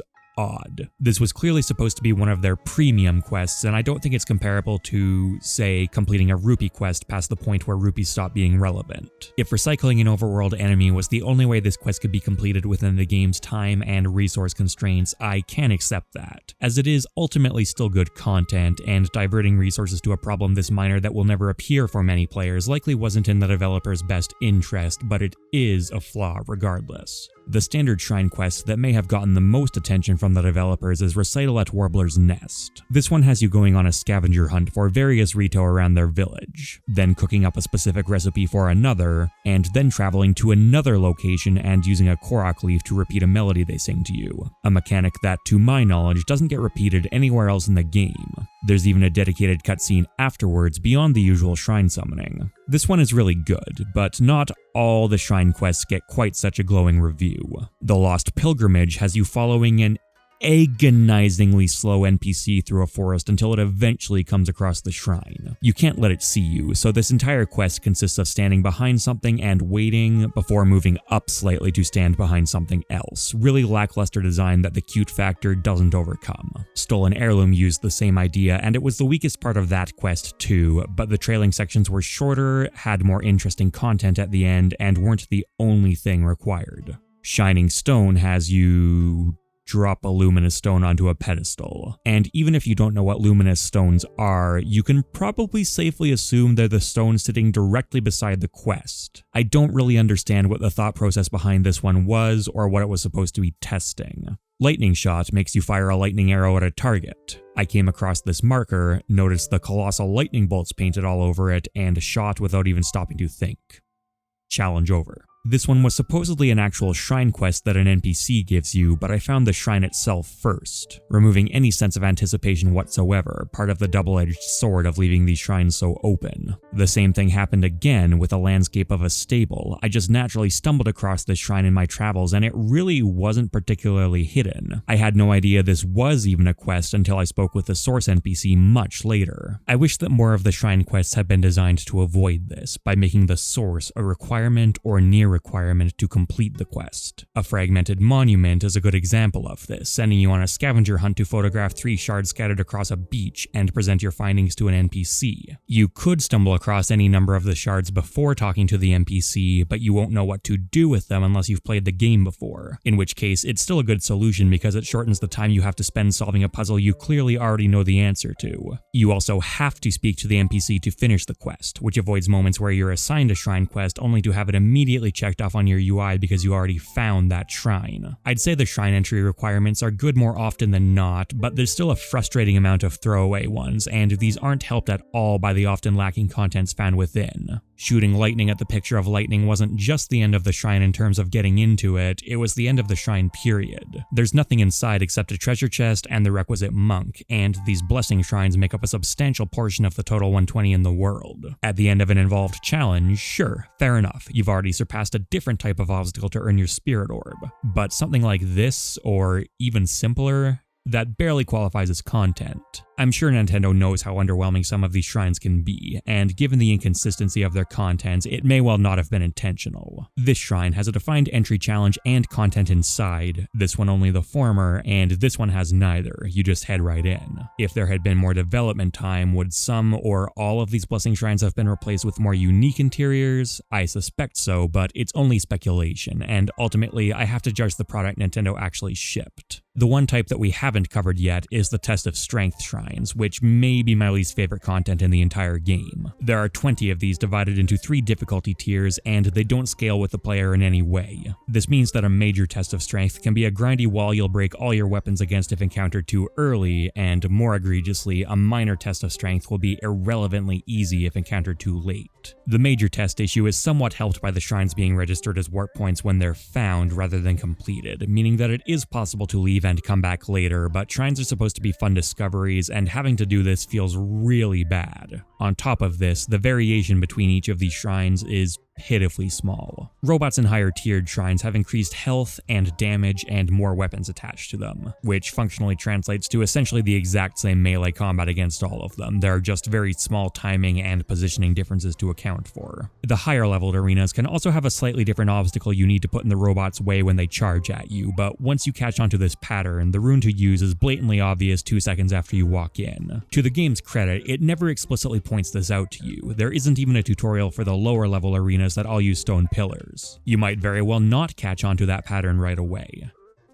But you probably will at some point, after which that entire phase is just going through the motions. And apart from this, each of these fights plays out identically. An initial melee phase that sometimes closes the gap with lasers, a spinning charge that requires you to place an aforementioned obstacle in their path, a phase where they spin their laser in a circle which creates an updraft, and a final desperation phase where they put up their shield and charge a laser. Once again, while there is a starting robot that guides Link through basic offense and defense, things like catching an updraft from the laser don't get the same treatment. They need to be figured out independently, which is good. If you were told this, then the phase would be trivial, just glide up and shoot it in the eye. Having said that, the moment you do figure out this phase or any other, that's exactly the fate it suffers. It has the exact same solution every time. Now, you could say this is how all video game attacks work, and while not universal, sure, that's generally true. Much like the shrine riddles I just talked about though, these can generally be broken down into some combination of deciphering test, figuring out what to do, and execution test, actually doing it. Some of these phases do have at least a reasonable execution test attached to them, but others are essentially entirely deciphering, and these are the ones that really tend to fall apart. For a lot of players' first playthroughs and definitely subsequent playthroughs, it's a format that's going to wear out its welcome far too quickly and make you feel robbed of a more interesting experience the second you set foot in the shrine. From Nintendo's perspective, I absolutely understand the logic behind these. They can be slapped together with a modular template to fill out what would otherwise be more empty shrines on limited development time. The template the developers went with is not modular enough though. I certainly don't hate the idea of combat-centric shrines which can be quickly thrown together, but think this would have worked much better as a room filled with various different enemies, similar to what we've seen in previous Zelda games or even in Breath of the Wild's own DLC content. This would potentially undercut the increased immersion these areas achieve compared to previous games. I'm certainly not saying that finding ancient mines or temples filled with puzzles was a problem that needed solving, but it's hard to argue that ancient puzzle rooms make more sense contextually. The robots fit into this context perfectly as well, but standard enemies would need some type of explanation considering these rooms have supposedly been abandoned for thousands of years. Would that be particularly difficult to explain though? Probably not, and the game's own DLC feels no need to do so for its very similar concept either. I can't say for sure whether this type of varied layout would cause more or less development strain overall compared to creating a new enemy type, but even just adding a couple enemies and blocks to each room alongside the robots, maybe toning those down slightly as compensation, would likely work better. The tests of strength would be much more varied, the additional development impact would be very minimal, and these enemies could even scale like in the overworld to fix some of the static difficulty issue. Referring back to the shrines as a whole, I know a lot of people weren't big fans of them sharing the same visual style and soundtrack, but I actually didn't mind this. It gave the experience of entering them a comforting and even somewhat meditative feeling. I'm obviously giving the game too much credit. The reason they all look and sound the same is because it made them easier to develop, and feeling disappointed by the severe drop in variety from previous games is certainly valid, but it worked for my tastes. Overall, considering how much of a thorough playthrough will be spent hunting down and solving shrines, as well as what they're replacing, they should have been a major highlight of the game. Some of them do rise to this occasion, but there are far too many that didn't feel like highlights or anything close to it. More like just another box to check off the list with a very heavy, slow-moving pen. Shrines were the developer's best opportunity to construct imaginative set pieces for the player. They're self-contained areas that are canonically given permission to bypass any connection to the outside environment, storyline, anything at all. There's just so little imagination on display for so many of them though, at least once you get inside. Again, I think the shrine quests are usually at least good, and the best of them are really good, but there are precious few of these. The most likely reason for this is the developers had to pump out 120 of these, and they had to pump out 120 of these because of how big the world is, so once again, maybe the world shouldn't have been so big. These shrines also contain a lot of treasure chests, but there's rarely anything interesting in them. Weapons are almost never an exciting find in a chest, as the range of movesets and special properties between them is so low, and they all break anyways. The first time you do find one of the more interesting ones, like your first elemental sword, is a legitimately cool discovery. But this is a trick that the game can only pull once, not even necessarily once, as there's no guarantee that you haven't already stumbled across it somewhere else, and just how cool it is will still be limited by the fact that it largely plays like something you've already used and will break shortly after you get it. Breath of the Wild does attempt to give these weapons a bit more appeal by introducing a mild completionist element done through its photo compendium, and if you're a diehard fan of this system, the appearance of a slightly different spear will probably be reasonably interesting to you, which does have some merit. Personally though, it doesn't appeal to me that much, and I'd expect it to be a challenge taken up by a relatively small portion of the player base. The way chests work when your inventory is full drags weapon rewards down further still. You'll always be booted out of the chest without the option to swap its contents into an inventory slot, meaning if it's content you actually want, you're going to have to head into your inventory, remove something, and then open the chest a second time. You're going to be doing this constantly over the course of the game, and it quickly becomes extremely irritating. Thankfully, this generally won't be an issue for other reward types. For example, shrines also offer the classic rupees, which are no longer constrained by a wallet. You can carry 999,999 $1.99 right from the start of the game. Rupees have traditionally been fairly underwhelming filler rewards, and while they are somewhat more useful here than in previous Zelda games, they hardly qualify as exciting. Precious stones are another possibility, which may appear to be exciting, but they don't actually do all that much. They're used for armor upgrades, to buy a few new pieces of gear, as well as to forge a handful of legendary weapons that are unlocked by clearing parts of the story quest. If you haven't played Breath of the Wild, that last one may have made your ears perk up, but these weapons are mostly pretty mediocre, and you never need all that many stones for the other purposes, not to mention that they're already handed out fairly freely in the overworld. This means that the majority of the time, any precious stones that you do find are just going to end up getting sold for rupees anyways. You can also find guardian parts, which serve as an alternate type of currency and an armor upgrader, and these ones are more encouraging. They're hardly the most exciting reward in the series, but they can be used to purchase gear from the Akala Ancient Tech Lab, and the weapons and arrows here are always useful. Arrows are always useful, period, and part of the higher appeal of rupees, so finding them in shrines feels at least okay, but just okay, which is really the most I can say about any of these. The same rewards issue appears in the overworld as well, but it's most on display in shrines, which are both the likeliest places to find chests and also replace dungeons, which were previously known for providing game-driving items. The older dungeons held their fair share of filler rewards as well, but you were also usually promised something that provided a significant change to gameplay, so the fact that this almost never happens in shrines can feel jarring to series veterans. And while newcomers won't have this same contrast in mind, the monotony of the shrine reward structure will still exist. With so many of them, expecting something significant beyond spirit orbs in every one is unrealistic, and trying to maintain the uniqueness and significance of that quantity of chests would likely require major changes to the game's core, but as is, the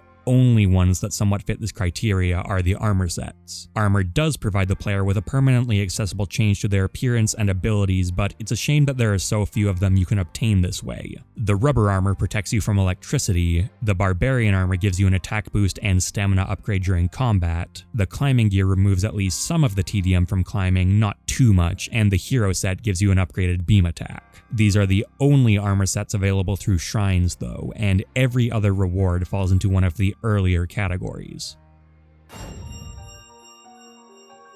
The overall armor system in Breath of the Wild is a good idea with mixed implementation. Many other sets are available in the overworld through various means, and they add some fantastic visual variety to the game. Being able to run around as a glow-in-the-dark luchador, woman of the desert, or heavily armored centurion, many but not all of which can be dyed in various colors, greatly helps break up the monotony of staring at the same character model for potentially 100+ hours of gameplay. And many of these armor sets have additional effects beyond defense. Upgrading armor also provides a significant portion of Breath of the Wild's sense of progression, as while Link does have a hidden level stat that ramps up enemy and weapon spawns over time, it's invisible to the player, and there are no stat levels or other traditional RPG progression mechanics in the game. Armor acts as a substitute for this, and it's a reasonably effective one, requiring you to thoroughly explore Hyrule for materials and being initiated with some genuinely funny animations, although I wouldn't consider this to be nearly as compelling as a more involved progression system. You can't have traditional stat progression while fully maintaining Breath of the Wild's structure. The powerful weapon pickups near Ganon are the entire reason an early boss kill is possible, which when combined with the durability system would break if Link also had a scaling attack stat. In this context, I understand such a system's absence, in which case the armor upgrades do make sense, but there still probably could have been more progression of some kind of Link as a character rather than just his gear. The balance of armor upgrades is unfortunately very poor, which I'll elaborate on when we get to combat, but I can say that their additional effects don't always suit the delivery method. One of the most common effects attached to armor is protection from some form of environmental damage, whether that's cold, heat, extreme heat, lightning, etc. These are good use cases for armor, because they mean that areas of extreme weather are always more oppressive than usual, even though the player has a way to bypass their effects. This type of armor never has stats anywhere near as powerful as dedicated combat gear, so in any environment where you have to equip armor to survive, you're making yourself more vulnerable in other areas, a sacrifice in exchange for a gain. You can get these same protective effects temporarily through consumable items, but in addition to losing inventory, these consumables can also provide benefits to combat or traversal, and they can't be active simultaneously, so the trade-off still holds. There are certain systems that start to infringe on this balance to some degree, for example carrying a frostblade in the desert to stay cool, but these aren't generally the most powerful weapons in your arsenal, maintaining a trade-off to not putting on your armor, and after a certain point this alone still won't be enough to fully protect you. Similar statements can be made for armor with combat-centric use. You can wear armor that boosts your attack, your defense, your proficiency with specific weapon types that makes certain enemies friendly towards you, but never all at once. You're required to prioritize. Traversal armor, on the other hand, is less effective a design. As we've gone over, you're rarely facing any kind of significant challenge when swimming or climbing, and even for most of the rare occasions that you are, these encounters will neither be very dangerous or very long. So sacrificing combat attributes in exchange for more efficient movement isn't generally actually a sacrifice. The result of this is that if you have a waterfall to swim up or a wall to scale, there's almost never a reason not to open your menu, equip the armor, complete the traversal, and re-equip the armor you were wearing before. It's an uninteresting non-decision which severely interrupts the flow of gameplay by sending you into the inventory menu. The only real choice to be made here is whether you find the slower movement speed or being forced into your inventory more obnoxious. Sets like the dark armor, which raise your movement speed at night, are a bit more sensical because they're best worn for extended periods of time. Even here though, there's very little stopping the player from wearing them until they're in combat, opening the menu, equipping combat gear, winning the combat, opening the menu, equipping the movement gear, and continuing on. I say very little stopping the player rather than nothing stopping them because increased movement speed does offer some benefit in combat, but I think most players would agree that it's less of a benefit than increased attack or defense. These kinds of effects, where using them is almost always objectively correct and also requires no significant trade-off elsewhere, would have been much more effective as permanent passive abilities for Link to unlock. That's not to say I'd like all of these armor sets cut from the game. If I found out Nintendo made Nightspeed a permanent boost and removed the dark armor as a result, I'd be disappointed, but I would be happy to hear they made the first change and gave the dark armor a more interesting ability instead. The armor sets aren't devoid of interesting abilities, but there is a shortage of them, especially because there's so much overlap between different sets. In my first playthrough, I unlocked the Thunder Helm before any of the rubber armor, and because they both provide shock resistance, it made that rubber armor, one of the few compelling shrine rewards, considerably less exciting to discover. Now, having multiples of the same effect isn't entirely redundant. It does create more opportunities to obtain each effect depending on your playthrough path, and there can be upsides or downsides. Strictly speaking, the Thunder Helm is the better option of the two since you can wear stronger chest and leg armor while still getting the same electrical protection, but it's also hidden behind a lengthy set of quests that will require different resources to complete than the rubber armor will to upgrade. The rubber armor also lets you run around with a giant fish on your head, which for many players will be all the motivation they need. I think for many others, though, they're bound to be at least a bit let down by whichever one they unlock second, and the same applies to many other items in the game. I was initially excited to unlock a shop where I could buy circlets, a brand new type of headgear. When I found out they just provided the same resistances I already had sitting in my inventory though, my excitement vanished. The targeted resistances in particular are useful and an integral thing to have in the game, but it's hard to say they do anything particularly fun once the novelty of Zelda with a temperature system wears off. Like I said, there are a few interesting armor sets in the mix. The ability to run around with an army of monster buddies is entertaining. I like being able to see enemy health bars with the champion's tunic, and certain armor sets freaking everyone out is pretty funny, even if it has no mechanical effect on gameplay. For the most part, however, these are utility items and nothing more. One or two variables slightly changed in the code, and there are often alternative means of obtaining that utility. The Zora armor's waterfall climb and dash attack are the only truly new actions Link gains access to, and as I alluded to earlier, would have been better suited as permanent character upgrades. This also, sadly, won't be the last time we'll have to talk about loot that's less engaging than the path up to it. There are many side quests scattered across Hyrule, with greatly varying levels of detail. The least interesting ones are basic fetch quests, bring me X amount of meat and I'll give you some rupees or a bit of food, that sort of thing. These are unremarkable, but also pretty harmless. They give slightly more substance to the NPCs, can often lead to some fun dialogue, and you can gradually fill them out at your leisure as your adventure proceeds. It makes sense to populate a game of this scale with this kind of content, and while it's clearly mindless filler, it's filler I don't have an issue with. The rewards aren't always so weak for this type of quest though, the most impactful of which is probably slated for upgrades. The setup is similarly mild, tasking you with delivering ancient parts to an NPC, which are obtained from chests or by defeating guardians. In return, you're able to upgrade some of your runes, a permanent change which directly improves Link's capabilities and in the case of Stasis Plus, actually grants a new one. Hylian homeowners only requirements are first delivering wood and then later rupees, but it allows you to get your very own house that you can continuously upgrade. I have to say that the mechanics behind this house are very half-baked, and you can hardly customize anything, you just unlock a number of elements with fixed placements. In terms of practical use, you can store a few weapons for later, and you can sleep to fully restore your health. Considering how abundant weapons and healing already are, I've never found either of these to be particularly necessary. Underdeveloped as it is though, it's still something unique which permanently affects the world, and it comes with good characters. Bolson in particular is so ridiculously, shamelessly over the top that I can't help but like him. The quest is an overall positive addition to the game when judged in a vacuum, but the ratio of development effort this would have taken compared to how much of an impact it actually has seems maybe a bit off. There are also some more substantial quests, although I do need to emphasize the some. From the Ground Up is folded into the same storyline as Hylian Homeowner, with Link traveling the world in search of inhabitants for a new town, all of them needing to have sun in their name, as is tradition. Apparently. For some reason. Look, this is a Legend of Zelda game. They may have abandoned a lot of traditions, but bizarre NPC requests remain in full force. These end up being members of each of the primary races involved in Breath of the Wild's main quest line, meaning that you'll almost inevitably be working through this quest slowly and steadily as you play through the game. All you're technically doing here is chopping wood and speaking to NPCs, but it provides another through line alongside the main story content, which is a good inclusion. The reward is pretty compelling as well, as you gradually watch Terrytown form on what was once an empty patch of earth. And by the end of the quest it will include vendors selling goods you can't buy anywhere else, along with more side quests to take on. This is an acceptable payoff, but a lot of the satisfaction in this quest comes from the simple joys of helping people and adding another small pocket of society back into the wilderness. The game leans on that kind of intrinsic motivation too often over the course of a typical playthrough for my taste, but I do think it works nicely here. The decision not to put a shrine in the town itself is a nice touch as well. The nearest one is conveniently close, but also overlooks it, meaning that you'll always have a good view of the developing town if you visit here in between quest segments. Hunt for the Giant Horse has you trekking into the desert to...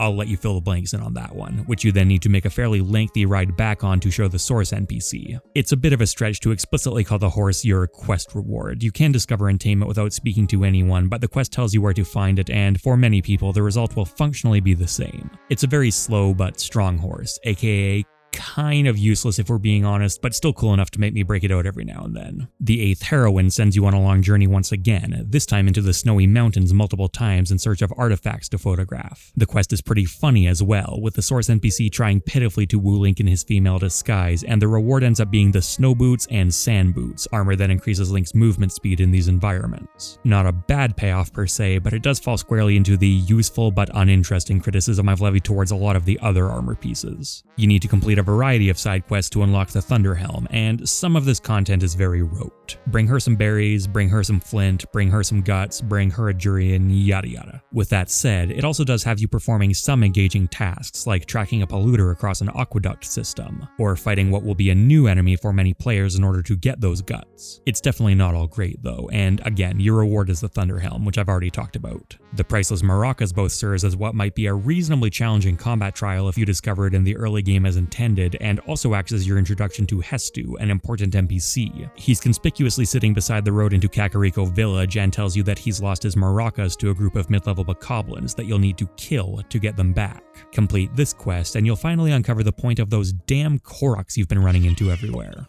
The 900 Koroks scattered across the map are a reasonably solid method of filling in more of Hyrule, each of them providing a mini challenge that grants a Korok seed for Hestu's maracas, which he can then use to upgrade Link's melee weapon, bow, and shield inventory slots. With so many Koroks to find, a large amount of copy-paste was inevitable, but the developers have made an effort to avoid players being bombarded with constant repetition. The simplest type of Korok just involves walking over to them and pressing A, and these are usually going to be either hidden in high places, most notably the very top of Hyrule Castle itself, or running around in a circuit you'll need to track down. An extension of this would be certain rocks that you'll need to lift to reveal the Korok underneath, some of which are themselves hidden under or behind other objects. There are some that ask you to play ball games by throwing a rock into a circle, for example, or knocking a boulder into a hole. You might need to solve a block puzzle by using magnesis to make two structures match, a decent idea that can unfortunately get a bit annoying when the block needs to be maneuvered with a lot of precision. The controls and camera of magnesis once again come into play here, and it doesn't feel like this was supposed to be a dexterity test. There should probably have been a bit more lenience built into some of these. Yet another type has you matching the fruit on a set of trees, and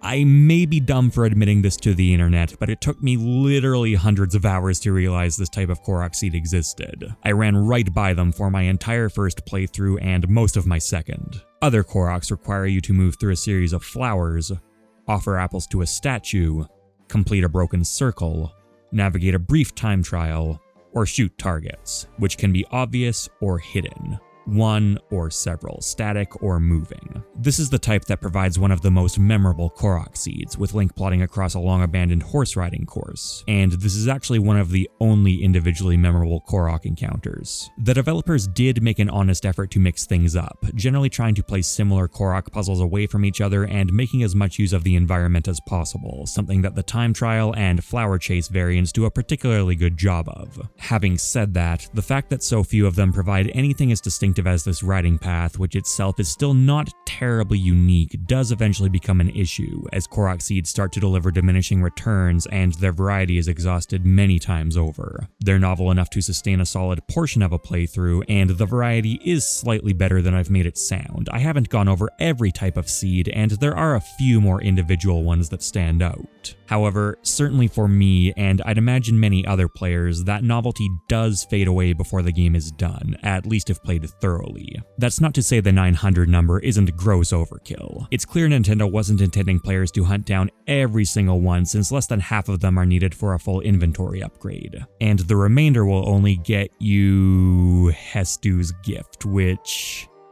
has pretty clearly been chosen to be worthless. I've heard a lot of complaints about this quote-unquote reward for collecting all 900 Korok seeds, and I agree with them to an extent. I think an emblem should probably be the maximum reward for such an arduous task, because if it was literally anything more substantial, even a new hat with purely cosmetic effects, hell, let's say negative effects, that would still be something quite a few more players would want to track down, putting themselves through a painful slog to do so, something Nintendo clearly did not want to encourage. On the other hand, a literal turd, something that openly mocks the player for their efforts, is a step too far, as some players were inevitably going to take this completionist challenge on. Another issue with Korok seeds would be that they're leaned on too heavily in order to provide at least one small discovery in each area. Koroks are well suited as small bonuses, and this may well be what they were originally conceived for, but there are also many seemingly significant areas to discover in Hyrule that are only occupied by Koroks. There comes a point where hiking into a new region and finding yet another one of these goes from fun to discouraging, even more so if you made the hike knowing there was unlikely to be anything else. It was necessary to do this because there was so much world to fill, and Koroks were the quickest way to fill it. So I'll say it again, maybe the world shouldn't have been so big. If you'll recall, this was a tangent from Breath of the Wild's side quests, and while the ones I've highlighted so far are generally what I'd consider to be positive additions to the game, I've still had to attach a fair amount of caveats, and am already starting to run out of highlights. A Parent's Love has you eavesdropping on a couple in Terrytown and cooking up what's likely going to be a new recipe for you, the Monster Cake, which you can get a hint towards from the recipe book in Rito Village. Compelling quest, makes you feel helpful by healing a sick child, the reward is rupees. Weapon Connoisseur has you showing another child a series of increasingly rare weapons from across Hyrule, always giving you something to keep in the back of your mind during your adventures. And the reward is rupees. And a diamond at the very end, so as we previously discussed with precious stones, Probably rupees. Cast gives you a riddle presented exactly like a lot of the better shrine quests in the game, except it's a cop-out and your reward is rupees. Special Delivery puts you on a dangerous escort mission to ensure a letter safely travels downstream. This ends up uniting a couple, who Link can meet back up with in Zora's domain and who will reward him with the double jump ability. I'm kidding, of course, it's rupees. And in this case, a storyline that's more than a little creepy and plays heavily into the she's older than she looks trope. It's written to be very tame, but I still personally found it jarring and am honestly surprised it was allowed into the game. Looking through the list of side quests in Breath of the Wild, almost all of them offer either rupees or some other basic consumable. Rupees. Rupees. Carrot. Rupees. Rupees. Seeds. Rupees. This Kuko fetching challenge is very reminiscent of the one in Ocarina of Time, which granted Link a bottle as a reward, a very rare and useful item that Breath of the Wild doesn't include. In fact, in previous games it was common to reward these kinds of involved side quests with some important collectible, whether that was a bottle, heart piece, or something more unique. And the fact that Breath of the Wild almost never does this has a significantly detrimental impact on the satisfaction of completing them. There are a few more substantial rewards we haven't covered already. You complete the Zora armor set by photographing a Lionel, for example, but these are very much the exception rather than the rule, and the much more committal quest in the same area that has you traveling far further away grants you fish.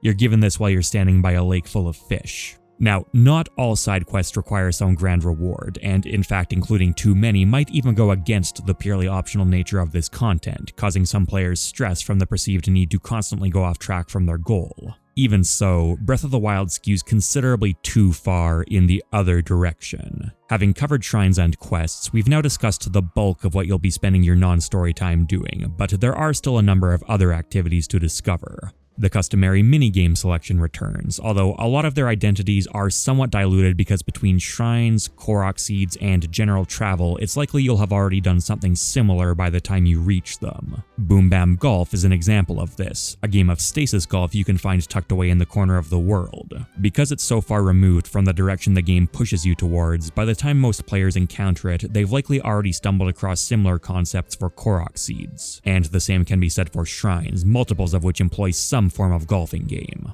This one is a bit more stringent than the rest. It's a multi-shot challenge that requires the ball to remain on the course the entire time, but it's still not particularly novel, which reduces the enjoyment of finding and playing it. How could it be novel when it introduces no unique mechanics or assets of any kind, nothing that you haven't already been doing? And this is an issue that arises for essentially all of the minigames in Breath of the Wild. You can go bowling with snowballs, a basic environmental interaction that's also used to kill enemies and open a shrine. You can deliver ice. Again. You can shoot targets on the flight range. Again. You can light the blue flame. Again. You can hunt deer, you can run fast, you can glide far, all of which you've probably already been doing. My personal favorites are the ones that ask you to demonstrate mastery of movement mechanics significantly more than usual, although even here they feel more like compensation for being underutilized in the overworld. Yes, some shrines may demand a bit more control of the paraglider than normal, and sand seals are used in the main storyline, but those are tiny fractions of the total playtime, which is also why I'm making a distinction between the paraglider minigame that has you tightly navigate through a branching obstacle course, a rare movement test, and the one that just has you glide as far as possible, a standard method of getting around. The same applies to horse riding. Mounted archery isn't anything unique to this minigame, but there's nothing else that tests it with anywhere near the same degree of rigor. And the other horse-based minigame that has you jumping over hurdles is a fairly unique challenge. The Super Gut Check challenge comes close to meeting this standard as well, offering the exact kind of climbing test I was lamenting the lack of earlier in the video, but ultimately ends up reinforcing the issues with Breath of the Wild's existing stamina system. If you come across this challenge with too much stamina, it's trivial. With the right amount, it's actually pretty good, and if you don't have enough, it's unplayable. I talked about the potential of including stamina-based progress gates earlier in the video, but making this insignificant minigame one of very few instances which uses such a jarring hard resource check potentially sets unrealistic expectations. Ooh, the game doesn't usually do this, so it must be guarding something really good. I don't have enough stamina right now, but I'll mark it for later. I'm really looking forward to finding out what's behind this. That's a really solid setup. The payoff of rupees and a mushroom is decidedly not solid, even if it is repeatable to function as a rupee farm. The flying minigames fall under the same criticism. They're not nearly as bad since they're not completely broken just by having stamina stockpiled, but everything else applies. And then there's the lottery.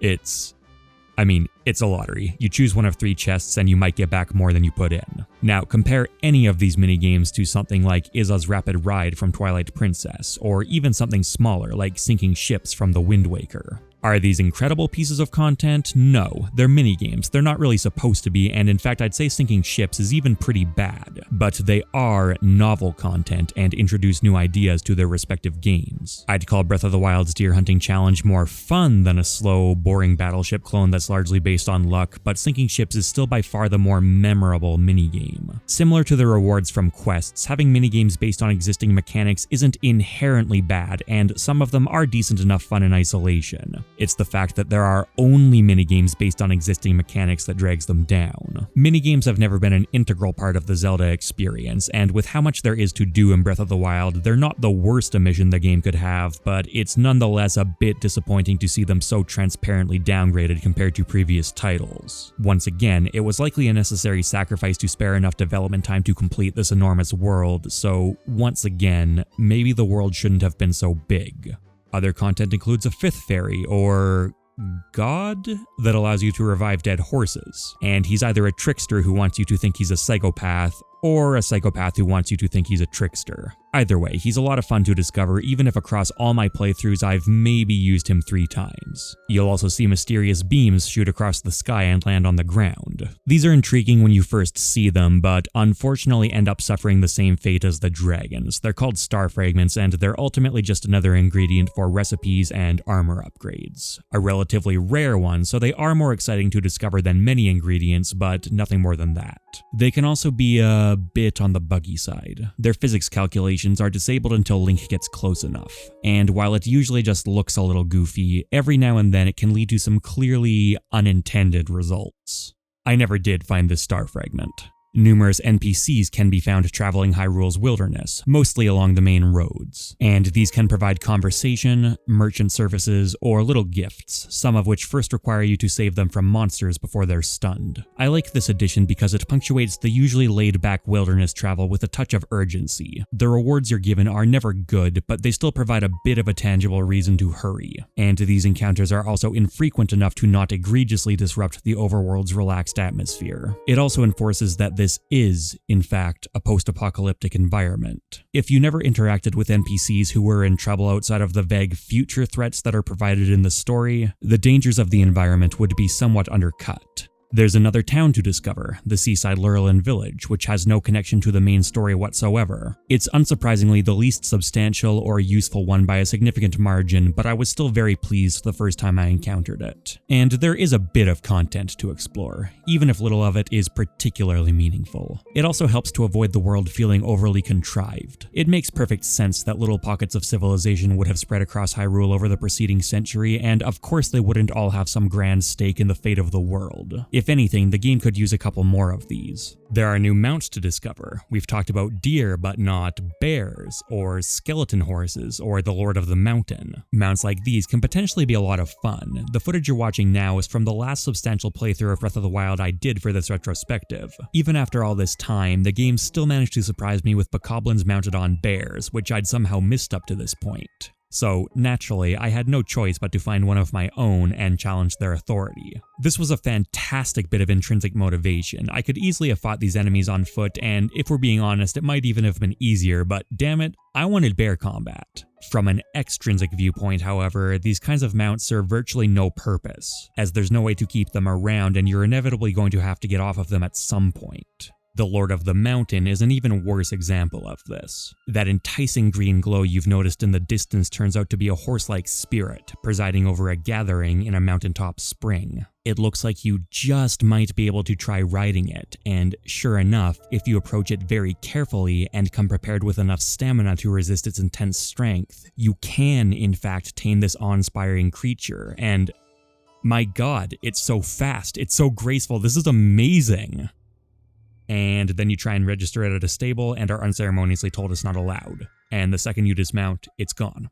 Once again, in terms of intrinsic motivation, this can potentially be a very strong moment. Getting a chance to discover and ride the Lord of the Mountain for a bit will be rewarding enough for some players, and they might even feel that being allowed to keep it would cheapen the experience. As I've mentioned though, I'm generally more extrinsically motivated, and for a player like me, the inability to maintain any mount besides horses is setting up a guaranteed moment of intense disappointment when I inevitably first try to register one. Horses are already underutilized as is, and I have a hard time understanding why being able to travel by deer, skeleton, or spirit would be something a game as focused on player agency as Breath of the Wild would prohibit. It might be because the developers were worried horses would be left by the wayside if this was an option, but they're generally more useful than the other mounts besides the Lord of the Mountain anyways, and that one could easily have its stats brought more in line with its peers if balance was a major concern. I'm not sure that balancing the stats of a mystical spirit to those of a standard horse should necessarily be a major concern, so maybe extreme outlier stats like only having a single hit point would allow it to maintain its satisfying strength in other areas. You could also place it further from the starting region to increase the horse's chance to shine earlier in the game. Maybe there could even be several legendary mounts along the world's borders. Breath of the Wild already contains unique horses and horses with maximum stat distributions that many players are likely to stick with once they're acquired. So maintaining the bond you forge with your first horse or similar factors already don't have much integrity. And again, you're not spending most of the game on them to begin with, so their ability to severely alter the player's experience is limited from the start. Being able to collect a variety of mounts would have been an excellent addition to Breath of the Wild's rewards for thorough exploration, and almost all of the systems needed for this had already been built. As is, though, the vegetation growing on Satori Mountain ended up being more of a payoff than the source of the mysterious glow which brought you there, which is a shame. I've just brought up stables, another structure the player can find a number of across the world, which often contains side quests and other little rewards and supplies. They're relatively straightforward, and often contain dogs that can be interacted with. A small detail that adds to the world's immersiveness and might even be distracting if it was missing. If dogs are a little detail that improves immersion though, then the invincible animals often found nearby, which look nearly identical to the ones players have been conditioned to think of as food, are a little detail that breaks it. Humans tend to have a built-in negativity bias, so if you experience a small praiseworthy moment, followed by a small problematic one, the latter is the one that tends to stick more in your head. Sometimes these moments are unavoidable. Allowing Link to kill innocent people, for example, would place far more of a burden on the story and mechanics of the game than the increased immersion would be worth. You could avoid this by simply not including NPCs, but hopefully the issues with that approach are self-evident. And I'd likewise call the dogs a net positive to the game, even though they had to get the same invincibility treatment. Including the animals in this form, though, wasn't necessary. The idea was obviously to increase the game's sense of immersiveness, but at least to me, they have the opposite effect. Not having them at all, though, might feel a bit sterile, so some reasonable alternatives might be to make them killable but have a penalty for doing so, maintaining the canonical depiction of Link as a character who isn't supposed to be acting this way, or to enclose them in pens, a reasonable concept given the dangerous nature of the world.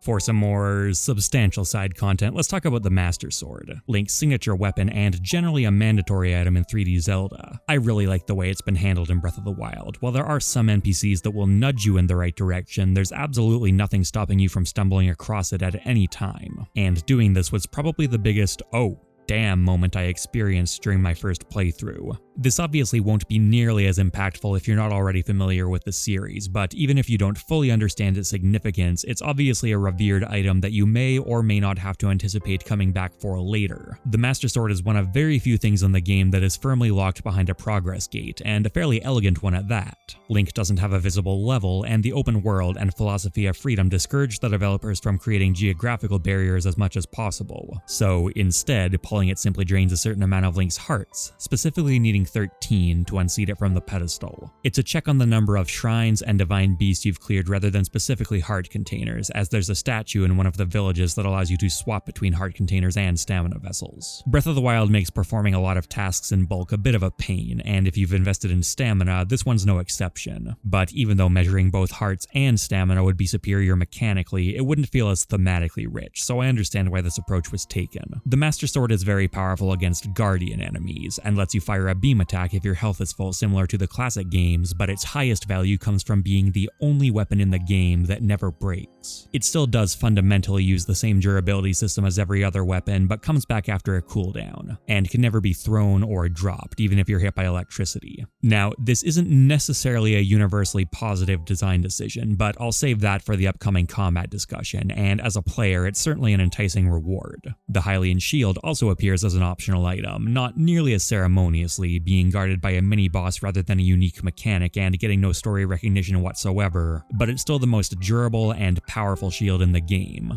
Does it do anything special?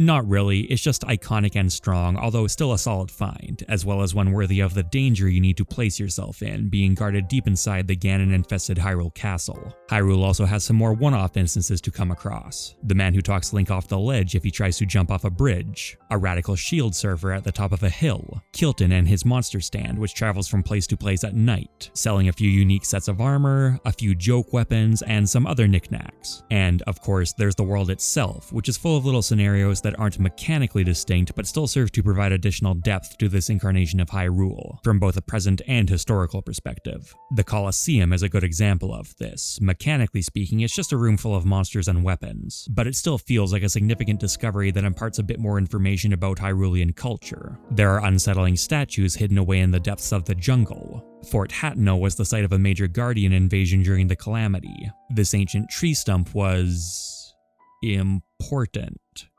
Or the tree was? It gets its own location designation and has a village nearby, so it seems like it's supposed to have been important at some point, but we're never given any definitive information about this area. And this is a theme that gets repeated too often for my tastes. While I highlighted a few interesting landmarks, the reality is that most of what you'll find in these previously civilized areas are generic ruins, without much more than a name on the map to tell you what their purpose used to be. Now, some of them do get at least a few hints and tidbits beyond this, the tree stump possibly included, but it's surprisingly uncommon. Contextually, sure, this makes sense. They've been abandoned for a full century, and realistically, it's not likely that much in the way of journals, artwork, children's toys, or other items that gave the impression that anyone ever actually lived here would survive that long without being degraded or scavenged. But I still wish the developers had come up with some reasonable excuses to include even a bit more concrete information to discover, particularly through journals. If I find another new ruin on my travels and know there's almost no chance of anything inside other than an enemy or two, a low-grade weapon, or maybe at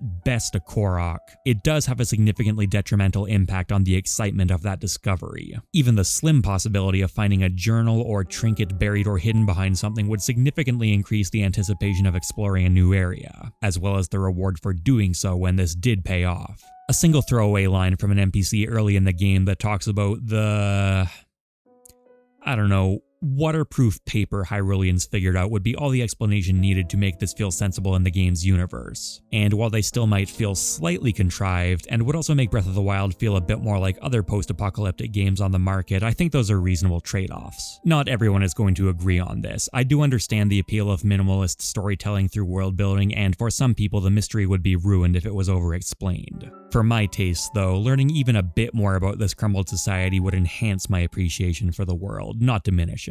By now, while I certainly haven't covered all the non-story content in Breath of the Wild, I have given it a reasonably thorough look, which would make this a natural time to jump into the story content. I'm not quite ready to do that yet though, since I think the time has finally arrived to talk about the game's combat, both because it will be necessary to fully discuss that content, which contains the only truly mandatory fights in the entire game, and also because it plays into some of the issues I have with Breath of the Wild's design as a whole, and I'd like to tie these together as conclusively as possible. I'll also note that I'm mostly restricting this to a more average play experience. Breath of the Wild's mechanics can be pushed much further than this, but I'm generally avoiding that side of the game in this video. That type of gameplay probably deserves a separate discussion, and I simply wouldn't be qualified to lead it. I've learned more tricks than your average player, but talking about the world of advanced Breath of the Wild with any degree of proficiency is outside my skill set.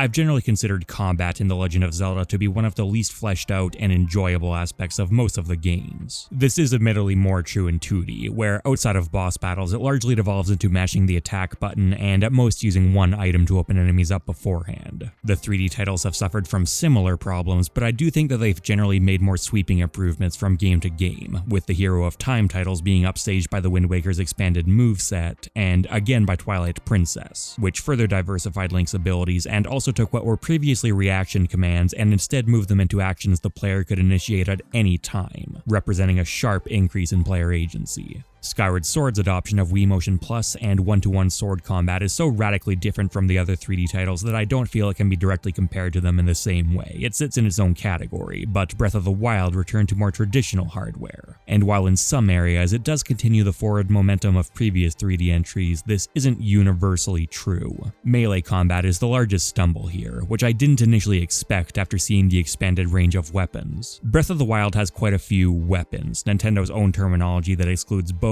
and shields, but they're all broadly broken down into 4 categories. One-handers can be wielded with shields while maintaining solid melee damage, two-handers are considerably slower but offer more range and the highest damage output possible, spears have even more range and fast attacks while sacrificing crowd control and single-hit damage, and rods, while usable for melee combat, specialize in mid-range elemental projectiles. On paper, this seems like the setup for a good, diverse combat system, but there's still too much overlap between the different weapon types. Ignoring rods, which are both much more rare and use a limited moveset meant primarily to create an opening before being swapped out, each weapon class allows Link to perform exactly a standard short combo, a dash attack, a charged attack, a jump slash, a plunging attack, and a throw. Even within these, far higher emphasis will be placed on the combo, charge attack, and dash attack, and this isn't nearly enough to remain compelling over Breath of the Wild's runtime. To be fair, this doesn't tell the full story. The one-handed spin attack doesn't perform the exact same role as the spear's single-target flurry, but the repetition of your actions still absolutely starts to set in before the end of the game, made far worse by a more egregious issue, the almost total overlap within each weapon class. Essentially, every weapon within each class uses an identical or near identical moveset, with the only differences between them being durability and damage output. There are some minor exceptions to this. Boomerangs will arc back towards Link when thrown. One-handed swords have a very slightly different combo compared to one-handed clubs. Swords modeled on katana or wakizashi use a unique draw cut instead of the typical spin attack of most two-handers. One of these, the Wind Cleaver, also fires a damaging air blast. The rod's basic and upgraded versions are at least different in a way that goes beyond a stat being changed. These are ultimately mostly minor tweaks though, as these weapons still use the same homogeneous movesets in every other instance, and a lot of the time these more unique attacks aren't necessarily designed particularly well. Boomerangs can't be reliably thrown in more enclosed environments, and while this isn't too objectionable, I do think their flight paths should be at least a bit more robust. With so little variation available already, it doesn't make sense to constantly disincentivize one of the few truly unique attacks. The Wind Cleaver is much worse, as its projectile bizarrely can only be fired along a flat plane. It can't hit enemies above or below Link even if he's locked onto them, which is extremely annoying. The issue stems from the fact that the Wind Cleaver can be thrown, which most projectile-equipped hand weapons disallow in order to use that button for manual aiming, including the Master Sword, rods, and the Korok Leaf. Korok Leaves, incidentally, could be argued as a 5th weapon type, but I'd say they're more of a utility item with some niche combat application. Weapons can also have some inherent trait differences, the most notable of which would probably be elemental variants, but even within these, there are only 3 elemental typings, and 2 of them, Frost and Thunder, are usually used for similar purposes, temporarily stunning enemies. There absolutely will be situations where they're further differentiated, as each element does have a variety of interactions, but these interactions aren't unique to the weapons, and once again, they use the exact same movesets as everything else. The elemental attribute is just a passive effect that has to recharge. Most weapons can also be found with some form of modifier, particularly later in the game, although it's hard to call any of these especially inspired. More damage, more durability, small number tweaks rather than anything genuinely new, including the bafflingly weak long throw modifier, which is only vaguely useful even if the weapon is about to break.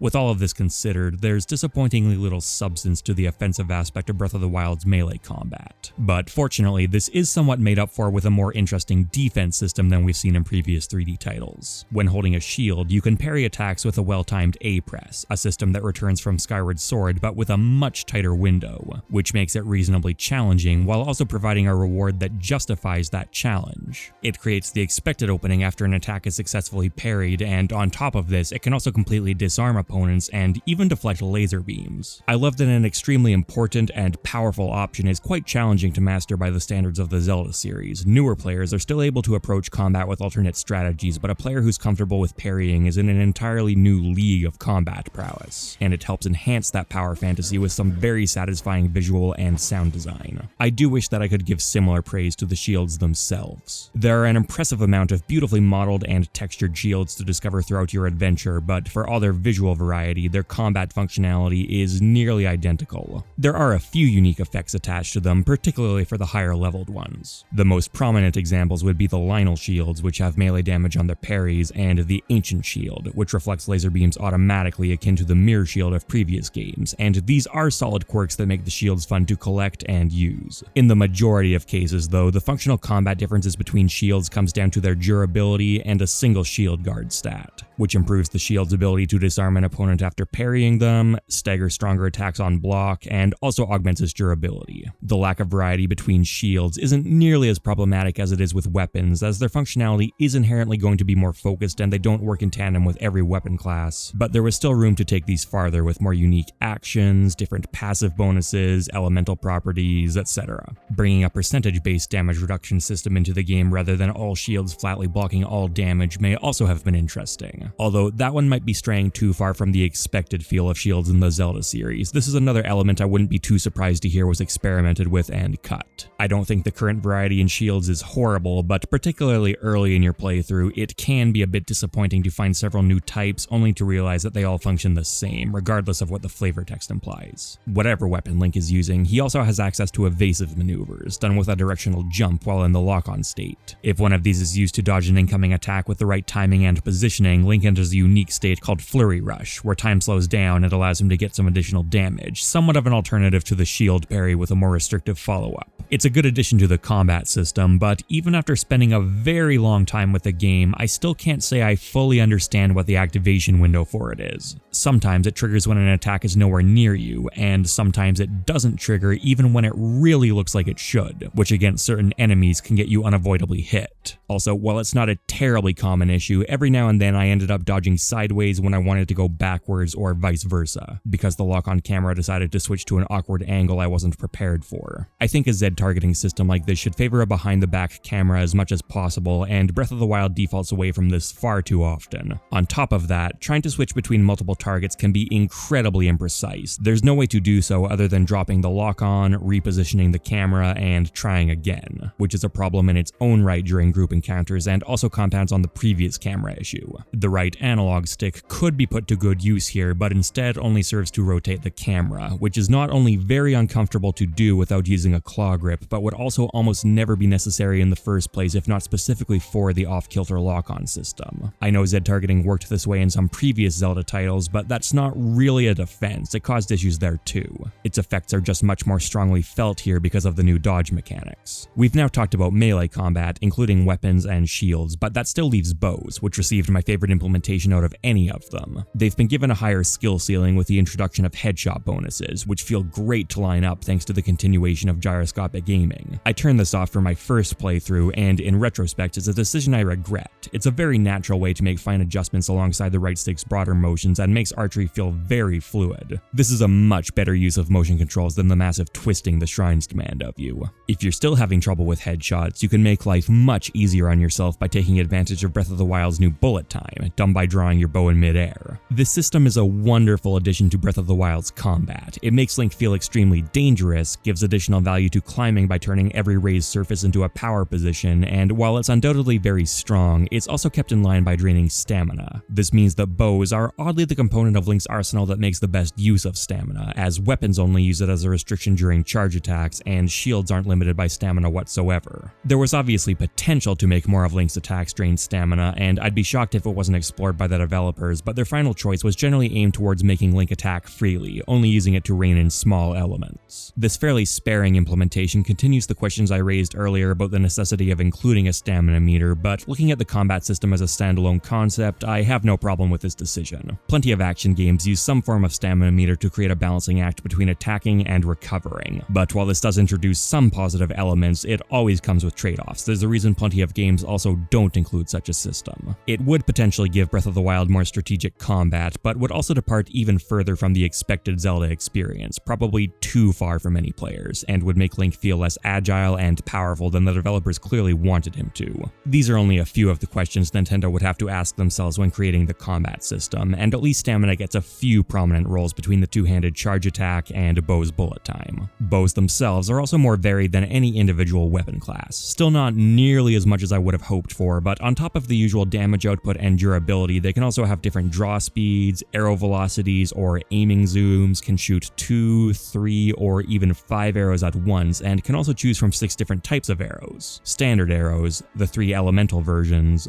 bomb arrows, and ancient arrows. Extremely powerful and expensive variants that can one-hit kill most enemies in the game with a good shot. The balancing on these upgraded arrow variants unfortunately hasn't been tuned very sensibly for multi-shot bows, nerfing the bonus damage to a point where the diminishing returns are so severe that it essentially negates the benefit of using better arrows in many scenarios. That issue aside though, ranged combat is overall quite solid in this game, and I still find gliding in from a high place and headshotting an entire squad of bokoblins before Link's feet touch the ground immensely entertaining. The ability to freely switch between arsenal slots at any time with both bows and weapons, as well as to easily transition between melee and ranged combat, adds some nice fluidity and makes it easier to take advantage of the variety that does exist in the game, particularly for melee combat. As said though, this variety is, all things considered, just too limited, which is even more of a shame because of the controversial durability system. With the exception of the Master Sword, every single item in Link's arsenal will break after enough hits, and the primary motivation for this was likely to force players to continuously mix up their strategy. I understand and agree with this conceptually, but the problem is that the limited variety between weapons means that there aren't actually all that many strategies to choose from. Another major reason I can think of for its inclusion is to give the various weapons scattered across Hyrule more value. If you can pick up the first Traveler's Sword you see and keep it for the rest of the game, every other Traveler's Sword in the game is now worthless to you, whereas if it's going to break at some point, that's no longer the case. There would be other ways to alleviate this problem, including making it possible to simply sell weapons to vendors, although that's a fairly weak cop-out solution that devalues weapon pickups even further. Many games with enemy drops function this way, and it's never an exciting option. Other alternatives might include creating a crafting system that used weapons as ingredients, or allowing them to be used for elixirs. These would take more work to implement though, and would come with their own challenges. I can think of many, but just as an example, the carrying capacity of Link's inventory would be harder to balance as swords both needed to conform to their current convention and also needed to be carted around as ingredients. Maybe there could be some kind of dismantling action to let them be put into his larger materials inventory instead, and that would probably need to be justified with some kind of hammer or dissolving powder. This is just one system that would need to be changed, and you can easily see how things could spiral out of control for an already strapped development team. Again, in theory, I understand the approach taken here, and in the early game it creates a tension that I think works quite well, constantly pushing the player to scavenge their environment out of fear of resource depletion. There inevitably comes a point though, and it doesn't take particularly long, where your inventory has been upgraded a few times and is full of powerful, reasonably durable gear. And this is the point where the pros of the durability system rapidly start to deteriorate, whereas its consequences loom for the remainder of the game. Fiddling with weapon selection before you chop down a tree or smash a rock, constant interruptions in the middle of fights, combat with mobs creating resource depletion rather than resource gain, the possibility of being stuck with no reasonable way to fight a tough enemy. There are a lot, and I do mean a lot, of rippling problems that the durability system creates, but I think the most egregious of all of them is that it turns weapons into an unexciting reward, whereas in previous Zelda games they were some of the most compelling rewards in the entire series. This one is made even worse after you acquire the Master Sword, and weapon degradation slows to a crawl thanks to its constant availability, significantly easing the demand to even use other weapons. At the same time, simply removing weapon degradation from the game without major changes to other systems would create a host of its own issues. I'm on board with the mechanic, but even some minor alterations such as generally higher durability, a default melee attack Link always has access to, and no durability loss on activities like woodcutting and shield surfing would make its implementation less obnoxious for a lot of players. At the end of the day, however, I don't think these kinds of band-aid fixes would be enough to fully bring out the potential in the durability system. There would likely need to be some radical changes made to resource distribution, weapon design, and a host of other elements in the game. These would, in all likelihood, have taken up more development time than the existing content, and development time was even more precious than usual because of how demanding this enormous world was to create, so I'll say it again.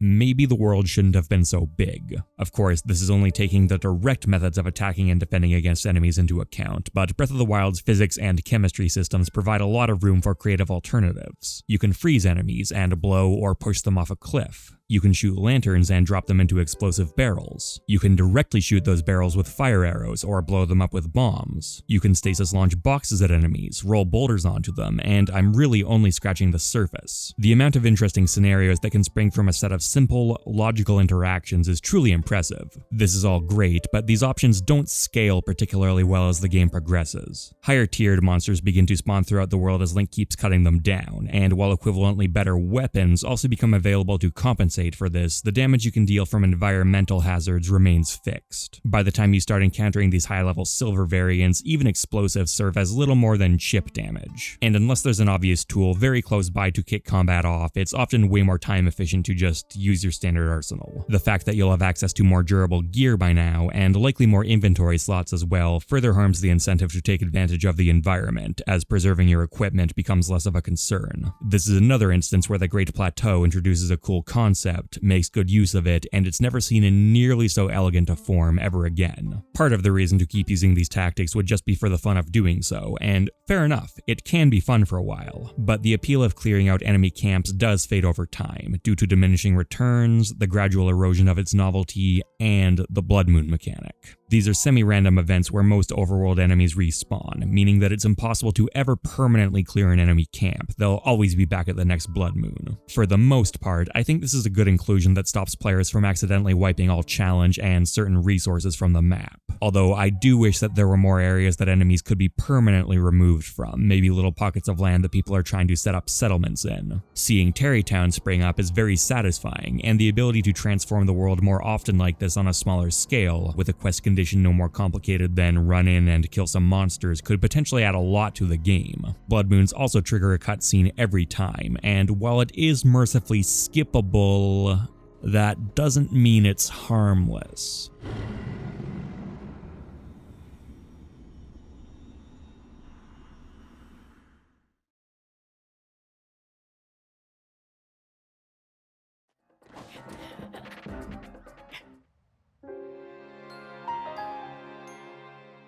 We can all agree that was bullshit, right? Like, I know I'm making a very opinionated video and people are going to disagree with different parts of it, which is totally fine, but I mean, come on, tell me that wasn't bullshit.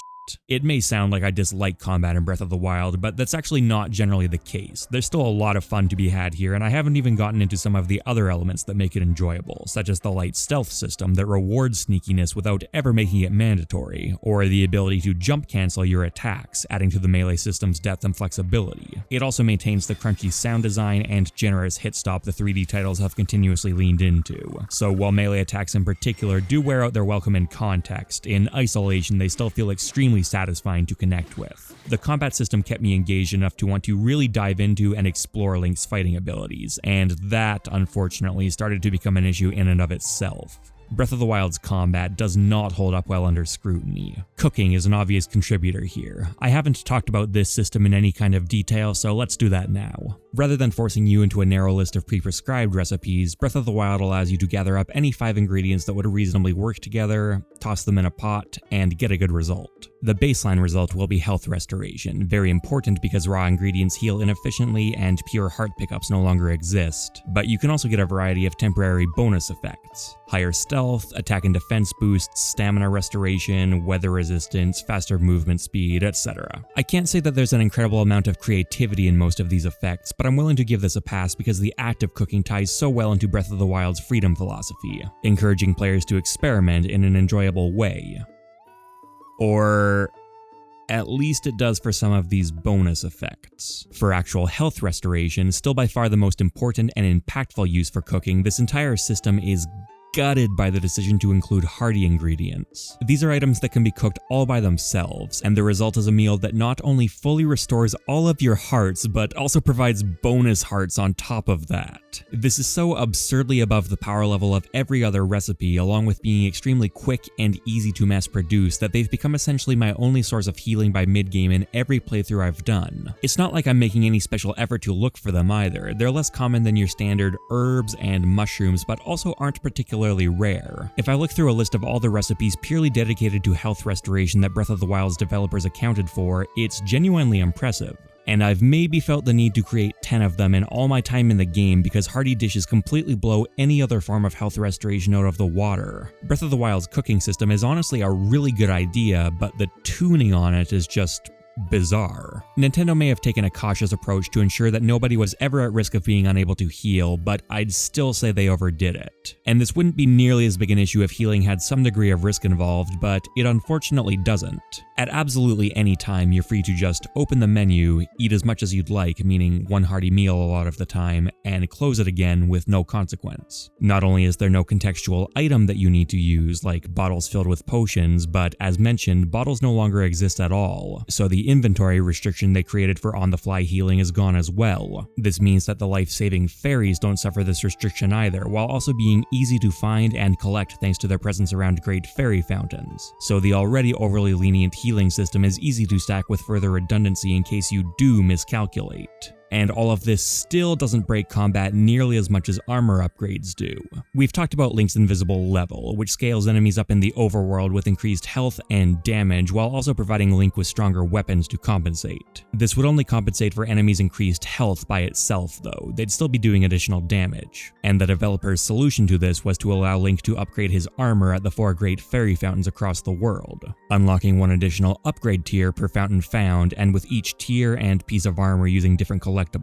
A solid concept that directly ties power scaling into exploration without filling up an exploration meter or something equally blunt. But these upgrades aren't even close to properly balanced. They outscale enemies' damage output to such an absurd degree that Link becomes essentially invulnerable. If you just play the game in a way it supports and arguably even encourages, thoroughly exploring the world, upgrading whenever you've got some materials, maybe teleporting to an area you remember to collect the last 1 or 2 of a material you need, by the time you're done, you'll have trivialized literally every enemy encounter in the game. There is an argument to be made for a player being able to dictate their own difficulty by the gear they wear, but I don't think requiring players to compensate for poor balancing is something a game should be praised for. Don't use that cool armor you found, and definitely don't engage with one of the few progression systems in the game, because if you do, you're going to completely destroy combat. Does that seem like a reasonable thing to have to tell a player? I don't think it does. There are 2 more issues that play into this combat is too easy to break statement, which, although they're not nearly as glaring, still deserve mention. Upgrading the stasis rune allows it to be used on enemies in addition to physics-based items, and against more threatening one-on-one encounters, this is very overpowered, allowing you to effortlessly score shots to their weak points. There's also no real penalty for missing your stasis attempt. The cooldown is so minimal that you can just keep mashing A and it will activate as soon as the enemy enters your crosshairs. Now, to be clear, overall, I like that the Stasis Plus rune exists. Being able to freeze a bokoblin right off its mount is the exact kind of wacky fun I'd hope to see, and it's not unreasonable in group fights as it only works on a single enemy at once. I wouldn't want this functionality removed, but it would have been smart to design it so that mini-bosses in particular weren't torn apart so thoroughly from its use. The obvious solution would just be to further reduce its duration against these types of enemies so that headshots required quicker aim, but a more ambitious approach could be to have the AI recognize and respond to the fact that it's about to get hit by stasis. Maybe it could guard its face, so you need to move quickly and save stasis use for when you're already at a favorable angle. This could be contextualized by, for example, having the Sheikah Slate emit a harsh light whenever stasis is primed that enemies are shielding themselves against. On the topic of AI, the final crack in combat for me is how exploitable some of the enemy types in the game are, which means now would be a good time to talk about the enemies Link is going to be facing. Starting with the least dangerous and moving up, we have wildlife. Most creatures in Breath of the Wild can be made hostile if provoked, but they generally don't pose too much of a threat. The only ones that will go out of their way to hunt you are wolves, which don't hit very hard and can be scared off very easily, and bears, which are quite rare and very slow.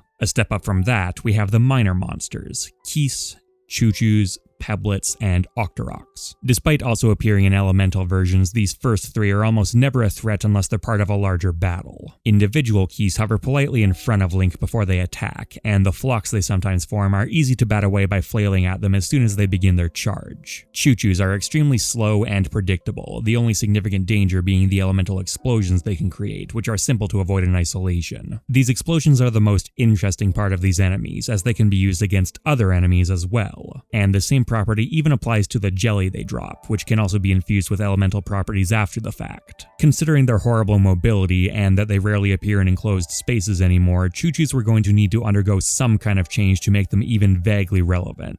And I think the approach taken here was very good. It ties into their traditional role as a resource supplier while also embracing the chemistry system and freeform approach of their new home. Peblets are also very slow, and on top of being instantly killed by bombs, they can also be picked up and thrown to act as bombs themselves. This generally isn't the most useful combat option, and they're a fairly lackluster enemy type overall, although I only found out while making this video that enemies were also capable of using their explosive capabilities, yet another little detail that the game managed to surprise me with. Octoroks are a bit more dangerous than the other minor monsters. They fire persistent long-ranged projectiles and can disguise themselves as treasure chests, which you need to remember to check for with magnesis. They'll hide in various terrain and take simplistic evasive and offensive maneuvers, still relatively straightforward to take out by themselves, but these are the first ones that can start to make you sweat a little. Sprinting through an Octorok-infested area with low health in the early game is legitimately stressful, and they're by far the most annoying of the minor monsters if working in tandem with another category. The Octoroks on Death Mountain may also be the first look you'll get at the vacuum mechanic you'll see the area's boss use, which can be beaten the same way, by chucking in a bomb. This is a well-designed reward for exploring the area thoroughly, giving the player an opportunity to discover a puzzle that acts as a piece to a larger puzzle. All of it handled in a way that feels very natural and relies on the player to connect the dots themselves. In a neat touch, you can also throw in rusty weapons, and a better weapon will get spat back out at you. It's another of those little details that nobody would miss if it wasn't included,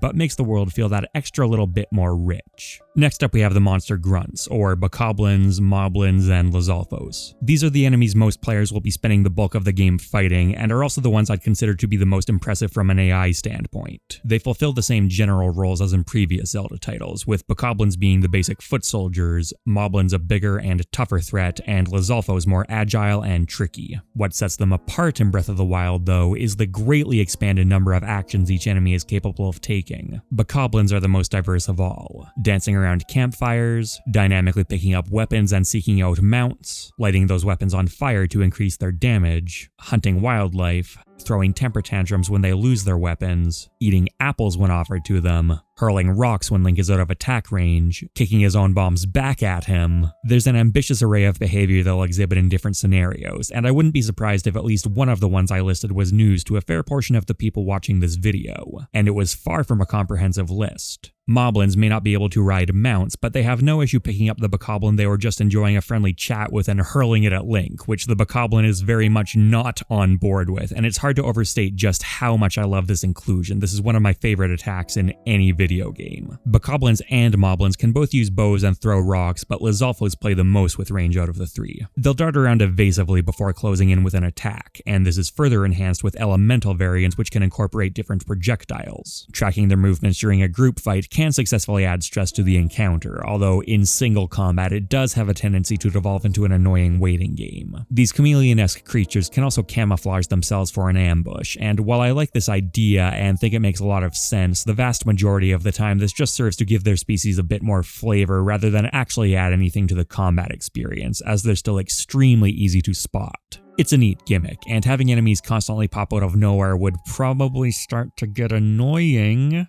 But I do wish they were a bit better hidden in certain instances, as even at night in the middle of a snowstorm, they're not fooling anyone, and they could have been used to add more tension to harsh areas. You do get the occasional burrowing lizalfos, which somewhat fills that role instead, but effective camouflage would be both more thematically appropriate and more mechanically satisfying, as it would present a challenge to your observation skills. Unfortunately, because these are the enemies where the AI starts to get sophisticated, it's also where the cracks start to show more prominently. The sneak strike aspect aspect of the stealth system is very abusable here, although that one's not such an issue because it falls off in group encounters and may not even be unintentional. It's kind of hard to say. It's also pretty fun to do and makes you feel like you're in a Looney Tunes cartoon, but other exploits are less fun and more sloppy, like the ability to farm arrows by positioning Link diagonally downwards from an archer. There should have been a check here that prompted a change in behavior after enough unsuccessful shots. Enemies are also too lenient about being attacked from a distance to feel realistic. I'd have been very impressed if this kind of scenario prompted them to form into hunting parties and spread out, for example. Although I can largely forgive this one because there's an element of gameplay balance here. The developers likely limited some aggressive tendencies on purpose. I'll emphasize that overall, the AI here is among the better I've played against, and much like with the invincible stable animals, this is why the areas where the code underneath peeks through bothers me more than it usually would. It's very possible that's not a fair criticism, and also understandable that yet another custom behavior pattern to avoid something like arrow farming didn't make the cut considering how much work the programmers already clearly had on their plates, but it is how I ultimately feel. Skeletal variants of these monsters also appear throughout the overworld at night, sharing much of the same behavior but requiring different combat patterns to kill efficiently. They're far more brittle than their living counterparts, but can also reassemble themselves if their heads are left intact, which can be prevented either by scoring a headshot or finishing off the heads separately. They've got some more fun little unnecessary details of their own as well, like being able to pick up their arms and use them as weapons. These are very bad weapons, and there's no real reason to do this outside of the very early game, but it's still a neat inclusion. This also applies to the custom animation for throwing their heads. Generally, Link uses an overhead toss for these kinds of objects, but here he dismissively kicks it away. It makes dispatching these things by throwing their heads off a cliff or into a lake even more satisfying. As an aside, the fact that many of the game's most common enemies die in water is an inspired design choice. Breath of the Wild has quite a few ways to generate knockback effects, and this both expands the creativity you can approach combat with, as well as saves Nintendo from having to animate and program a bunch of swimming behavior.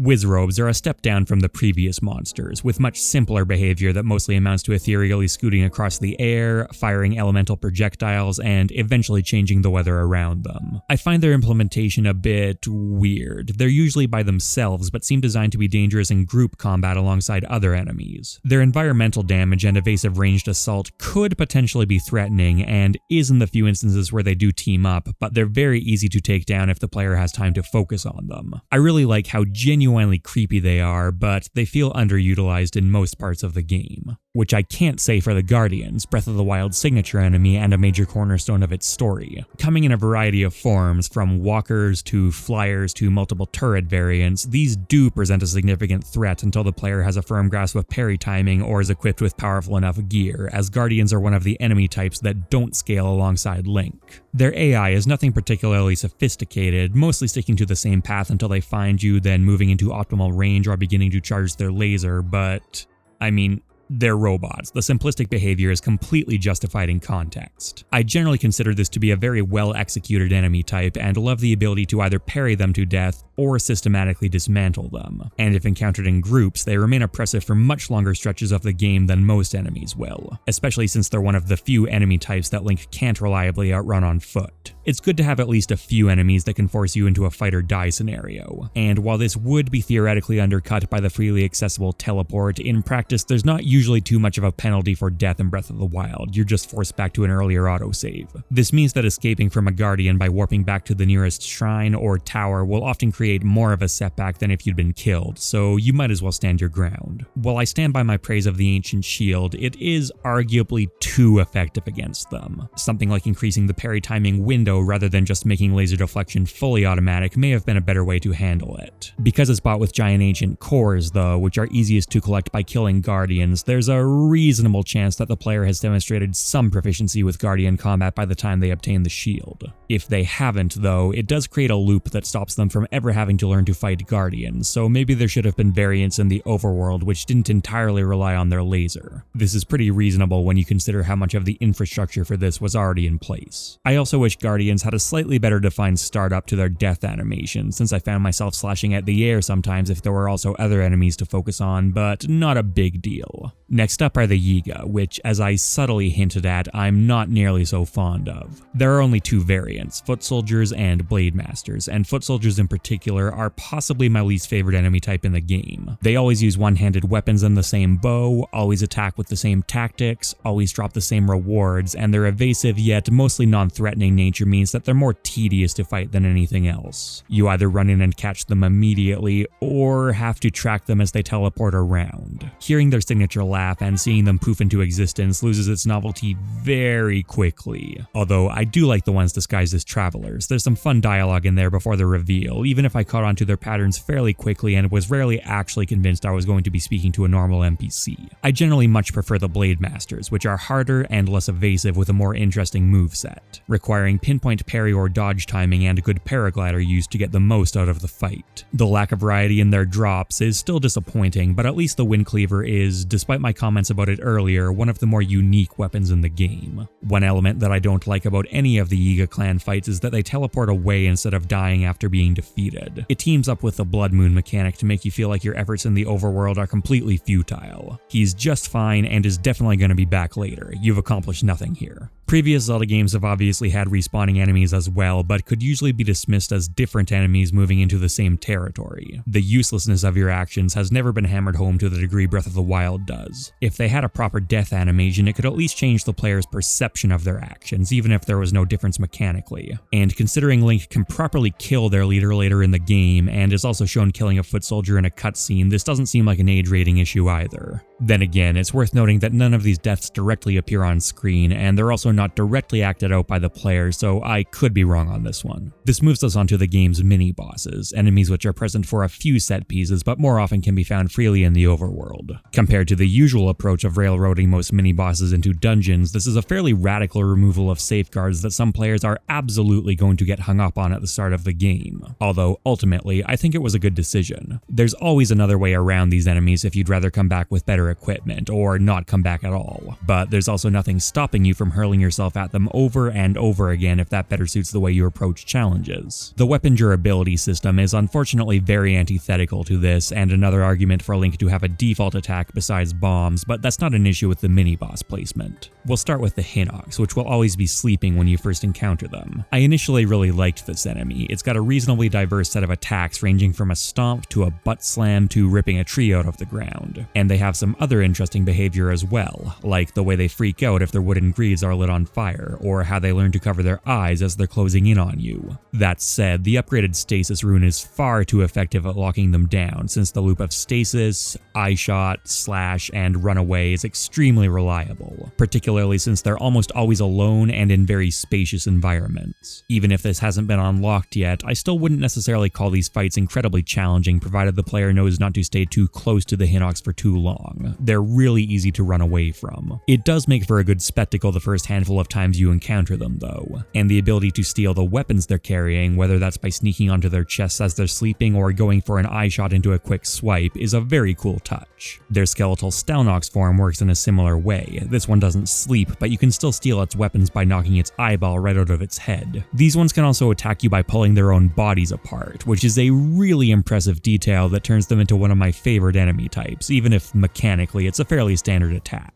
Then we have the Talus, monsters made of living stone which can attack Link with hurled rocks or crushing blows from their limbs. With Breath of the Wild's mobility system, it makes sense to have a Shadow of the Colossus style enemy you need to climb up to reach its weak point. And they get some other twists added to them, like different locations for that weak point, or elemental coatings which need to be neutralized. I love, and do mean love, the idea behind these enemies, but sadly, even with their variations, the Talus just aren't complex enough to remain interesting over a playthrough, especially because Stasis Plus once again obliterates them. The challenging part of a Talus fight is supposed to be getting onto its back in the first place, because once you're up there, any reasonable two-handed spin attack will knock off most or all of its health. Without upgrading the Stasis rune, there can be some excitement if you're facing a variant with a protected weak spot, because then getting into position can actually pose an interesting challenge. Even here though, the simplistic attack patterns with low execution demand eventually become pretty easy to exploit. After this, there's the Molduga, a creature entirely unique to the desert region that swims around under the sand.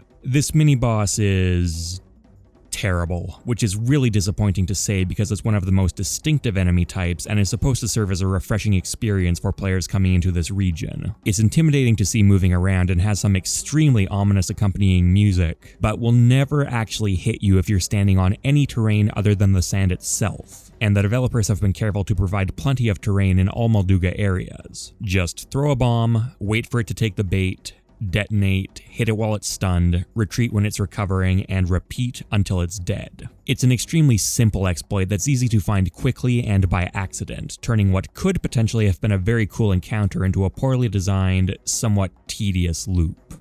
And then, finally, we have the Lynel, an enemy I've often heard highlighted as the standout encounter of the game, to which I'd largely agree. They provide a degree of difficulty that's genuinely refreshing for this series, wielding several different weapons and relentlessly attacking with an array of extremely damaging moves. Mastering Lynel encounters, taking what was once a seemingly insurmountable task and gradually whittling it down, is one of the more gratifying experiences in the game, especially because they're one of the few enemy types that you can't totally cheese with the stasis rune. They're aggressive enough and have a high enough health pool that you'll still need to learn the timing of their attacks well enough to survive in between cooldowns. They even have a unique mount state that allows you to get off some hits that don't drain durability from your weapon, meaning that a player can go, hey, that kind of looks like a horse, I wonder if I can ride it, and be rewarded for their insight. This is all really genuinely great stuff.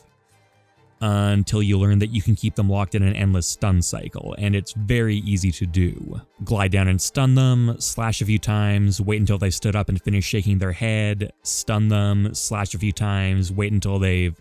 Yeah, you can literally repeat this until they're dead. Now, to be clear, games have exploits, and the more complex a game is, the more exploits are inevitably going to appear. This stunlock in particular bothers me though, because not only is it not some obscure scenario, lining up another headshot as a stunned enemy recovers is an obvious strategy that many players are going to try, but it's also a strategy the developers were clearly aware of. That's the entire reason this Lynel has invincibility until its head is finished shaking, but they didn't extend this invincibility long enough, or provide some other safeguard like having it cover its head during the end of the recovery phase, which would likely be a better solution anyways because excessive invincibility can have detrimental impacts on a player's immersion. They knew this was a problem to solve, but their solution was sloppy. There's a well-known quote from Soren Johnson, a game designer for the Civilization series, which goes as follows.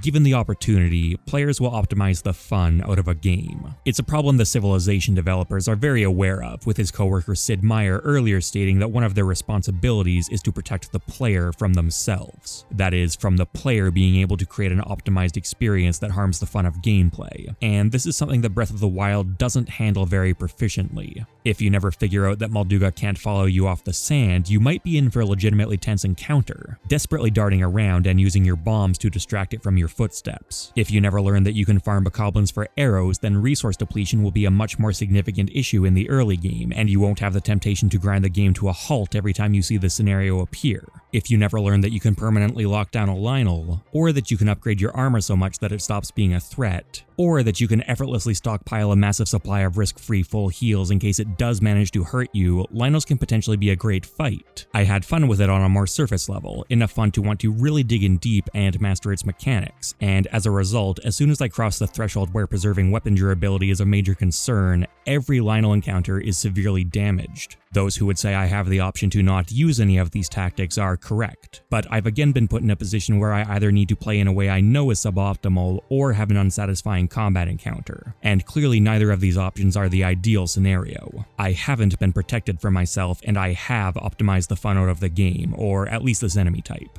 Now, you may be going, I never knew or cared about any of this stuff, which is a totally reasonable position to have, but I think if you're going to thoroughly evaluate a game, which again, you the viewer are by no means required to, you do have to push back against it a bit. Exactly how much you're supposed to push back before you're having a completely different discussion is admittedly pretty fuzzy, but I do think the line is at least past the first time super casual experience. It doesn't help that there are so few enemy types, apart from story encounters. I've just gone through all of them, and this would be bare bones even by the standards of previous Zelda games, but in a world as big as Breath of the Wild's, it leads to an overbearing amount of repetition. Figuring out how to cheese any single enemy type under these circumstances means that you've now figured out how to cheese a significant percentage of individual enemy encounters in the game. Against a lot of the mini-bosses in particular, this problem is fairly rampant, but thankfully not every encounter falls apart to quite the same degree. While you never need to engage with standard enemy groups in melee combat, for example, if you do opt to, the fights generally get played at least reasonably straight. Even if we ignore the continued combat breaking through armor and healing though, there are still only so many times you can fight the same 2 or 3 enemy types before the experience starts to lose its luster, even with the additional attack options Breath of the Wild's environmental interactions create. This lack of variety is one of the linchpin problems I have with Breath of the Wild, and while it's almost time to move on to the main quest line, I need to say again that what I've been covering so far is not throwaway side content, it's the meat of what the game has to offer. If you make a beeline for Ganon straight off the Great Plateau, you can beat Breath of the Wild in its first hour, and folding in the main story beats still doesn't leave you with a particularly long or satisfying game. The real heart of Breath of the Wild is exploration, but throughout that exploration, there isn't enough introduction or development of ideas. The Great Plateau introduces you to essentially all of them. Earlier, I praised the plateau for acting as a representation of the game as a whole, but this didn't end up meaning that its non-stop fountain of exciting new possibilities represented the way the entire game was going to play out. It meant quite literally that,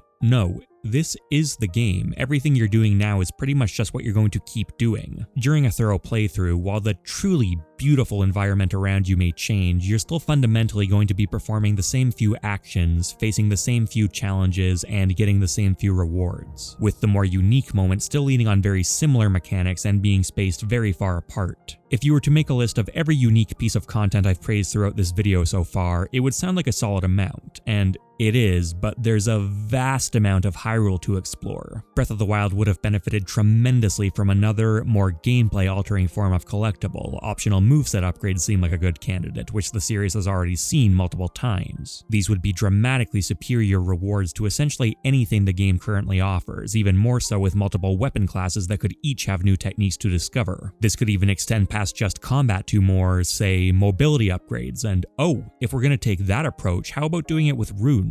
Maybe more classic Zelda items could be optional upgrades to the Sheikah Slate. The hookshot in particular comes to mind here. It would make climbing less painful since you could grapple to a higher starting point, but also wouldn't break anything. It could easily be designed to only attach to surfaces you can already climb, and as I discussed earlier, climbing doesn't lead to any meaningful progress gating in the first place. It would have some negative implications for the few proper climbing traversal tests that exist in the game, but far less so than Revali's Gale does. So if that upgrade is deemed okay to exist, then I fail to see why the hookshot would be an issue.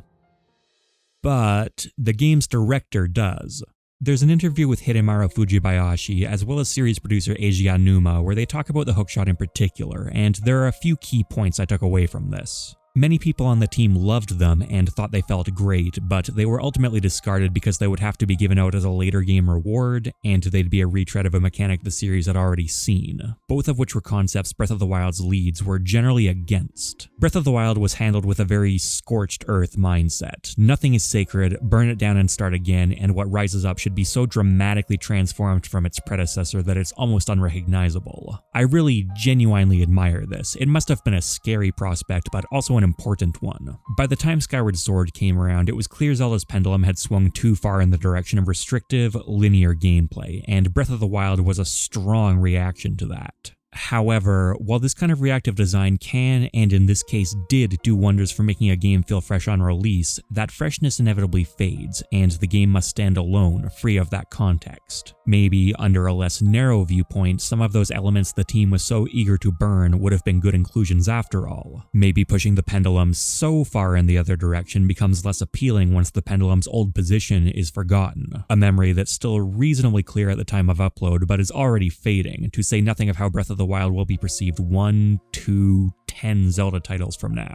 The fact that the hookshot was old took priority over whether it was fun, a decision I question now and will only come more into focus as the game ages. You may agree here or you may not, but even if you do, it's still hard to blame Nintendo for this. Hindsight is a powerful tool that they didn't have, and the scope of this project was pretty ludicrous by any standard. So much so, in fact, that a lot of the watered-down feel I've criticized about the game's content was known about and necessary. Even the eureka eureka moment behind the game's inception. Nintendo knew that what they referred to as additive gameplay, creating new ideas and mechanics for a specific moment, wouldn't be very feasible. So instead, they largely focused on multiplicative gameplay, a series of universal mechanics that could be endlessly combined. It's a clever solution to the game's scaling issues, but frankly, I miss some of that additive gameplay, and its effects are very far-reaching. The lackluster minigames I talked about earlier, that's a textbook example. A lot of minigames in the Zelda series have been additive, only being implemented for that one moment. Did you ever wonder why you can't pet the dogs in Breath of the Wild settlements? That would also be additive. The time spent programming a petting mechanic was considered unjustified since it couldn't be broadly recycled elsewhere. That's not speculation, by the way. Nintendo directly confirmed this. This was all, of course, necessary to fill the enormous world, a task so demanding that even multiplicative elements started to become strained, so I'll say it for the last time, maybe the world shouldn't have been so big. I keep bringing this point up, but it's not because I dislike the scale of the map. In fact, quite the opposite. I consider running around such an enormous and beautiful incarnation of Hyrule to be the single biggest strength of the game, a statement I think many people would agree with. But Breath of the Wild's radical shift in format from previous Zelda games placed an enormous strain on the developers, which Nintendo has been open about. Every element of the process, from art to level design to animation to artificial intelligence, had to be completely reworked and ran into a host of new technological challenges. Even with the concession to multiplicativity, each feature still likely received less time to implement and polish than it normally would. The game being delayed multiple times isn't surprising considering the challenges they've openly talked about and others they likely haven't. Making the map smaller would have taken strain away from the quantity of content that needed to be produced and allow more time to be spent on its quality. I understand that phrasing is a bit confusing because part of what I'm talking about is more systems, but I'm referring to systems that didn't need to be developed primarily for the sake of mass-producing content.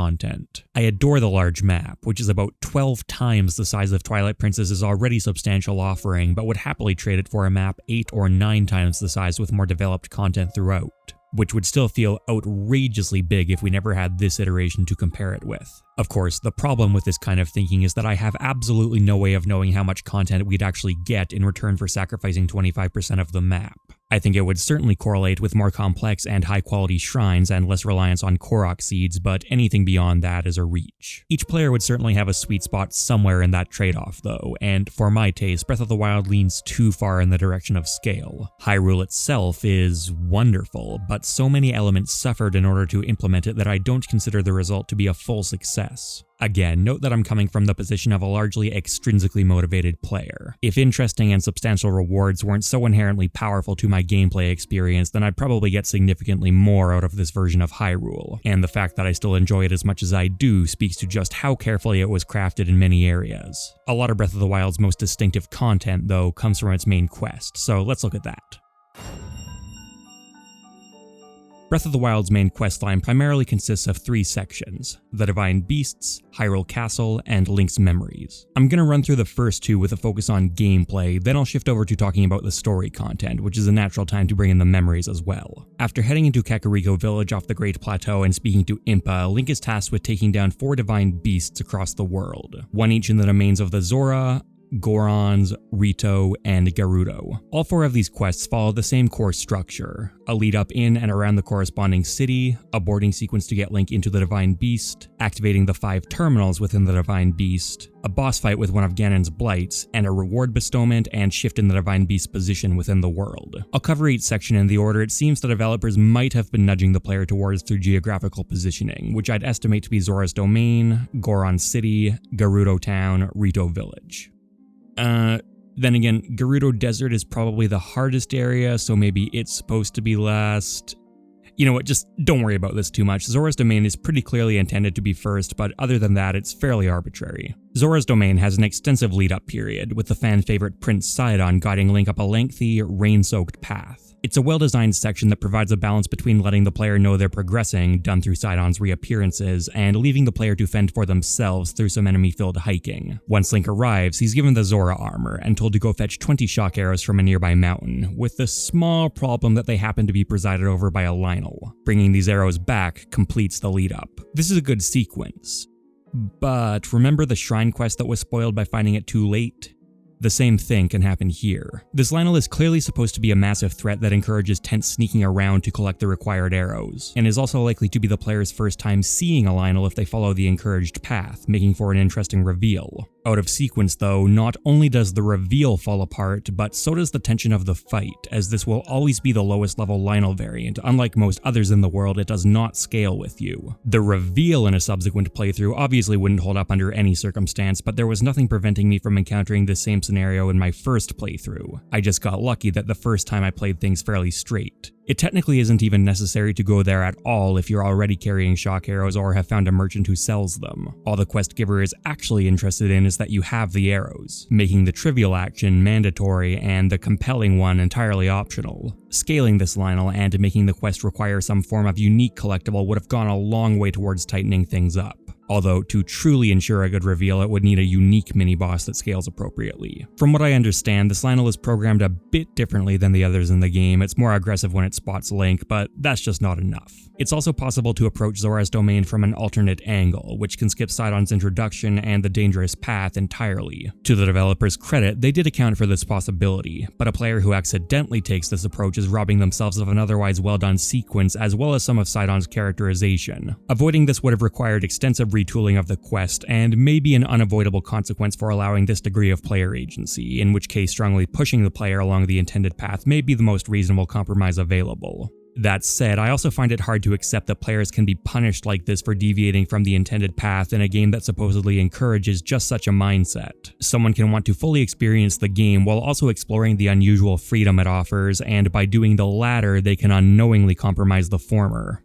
Goron City tasks Link with trekking through a lava field to rescue a missing Goron, which will also introduce the timed cannons that will later be used for its boarding sequence. It's the classic game design principle I alluded to earlier in the video, which gets more of a chance to shine here because these sections are played out fairly linearly, and it works well. This one is a step down in terms of a crafted experience compared to the Zora equivalent, but this also means it works better in any part of the game, something that applies to the rest of these as well, and the terrain Link has to traverse feels suitably oppressive. They also try a bit of a retread with the Great Plateau's cold section, because to get to the city in the first place, you need to figure out a way to survive the extreme heat environment. Having one of the 4 Divine Beast regions introduce a different kind of environmental challenge makes sense. The mountains play with cold, and the desert plays with both heat and cold, but these are systems most players will be familiar with by the time they reach them, so their open-ended solutions won't be as interesting. This kind of shakeup is good on paper, and something Breath of the Wild needed more of, but the solution is mediocre. The fireproof effect is a lot more restrictive to obtain, and forces you to find a specific animal, either to brew a fireproof elixir or trade it for fireproof armor, and unless you want to burn through a massive stockpile of food, this is all you have to work with. Once you're in the city, this armor is easily obtainable, so at least there's no more hassle, but I'm still left thinking about how, once again, we're looking at an idea that played out better on the Great Plateau. I appreciate the developers tried to reintroduce this type of discovery, but I don't think this is a very good attempt.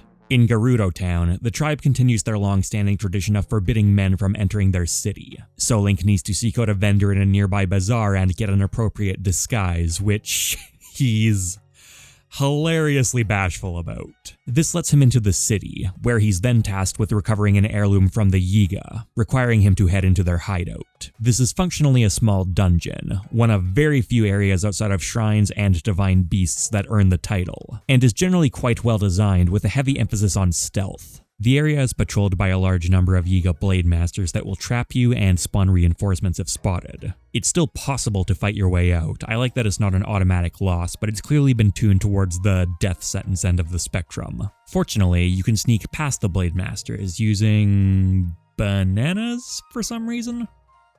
Yeah, I'm not really sure what the rationale is here, but it's hilarious watching a usually intimidating enemy tiptoe towards a snack like Scooby-Doo. You'll find these same bananas stockpiled everywhere in the hideout as well, so I guess that's just what they do, okay? This area gets considerably easier and, frankly, less interesting once you realize that you can just stasis every Yiga you need to get past, but it's still not quite a free pass and doesn't completely spoil the fun. It's even finished off with a unique boss encounter, pitting you against Master Koga, leader of the Yiga. He's intentionally much less threatening than you might expect, and the fight takes on a slapstick tone that mainly focuses on having him hit himself. Not really too much of a challenge, but still a very welcome unique boss that reminds me of just how much the game needed more of this kind of content. That escalating underlying game design principle is missing entirely. A scavenger hunt for women's clothing has nothing to do with a stealth sequence, and neither have anything to do with the rest of the skills you'll be tested on throughout the remainder of this part of the storyline. But I certainly don't think this is mandatory to create an enjoyable experience, and they're compelling standalone tasks. Rito Village, in stark contrast, is the worst of all these lead-ups by an absurd margin. You're pointed towards a flight range consisting of a pit cave with targets lining its walls that hems in a large updraft, and need to shoot 5 of these targets within the time allowed.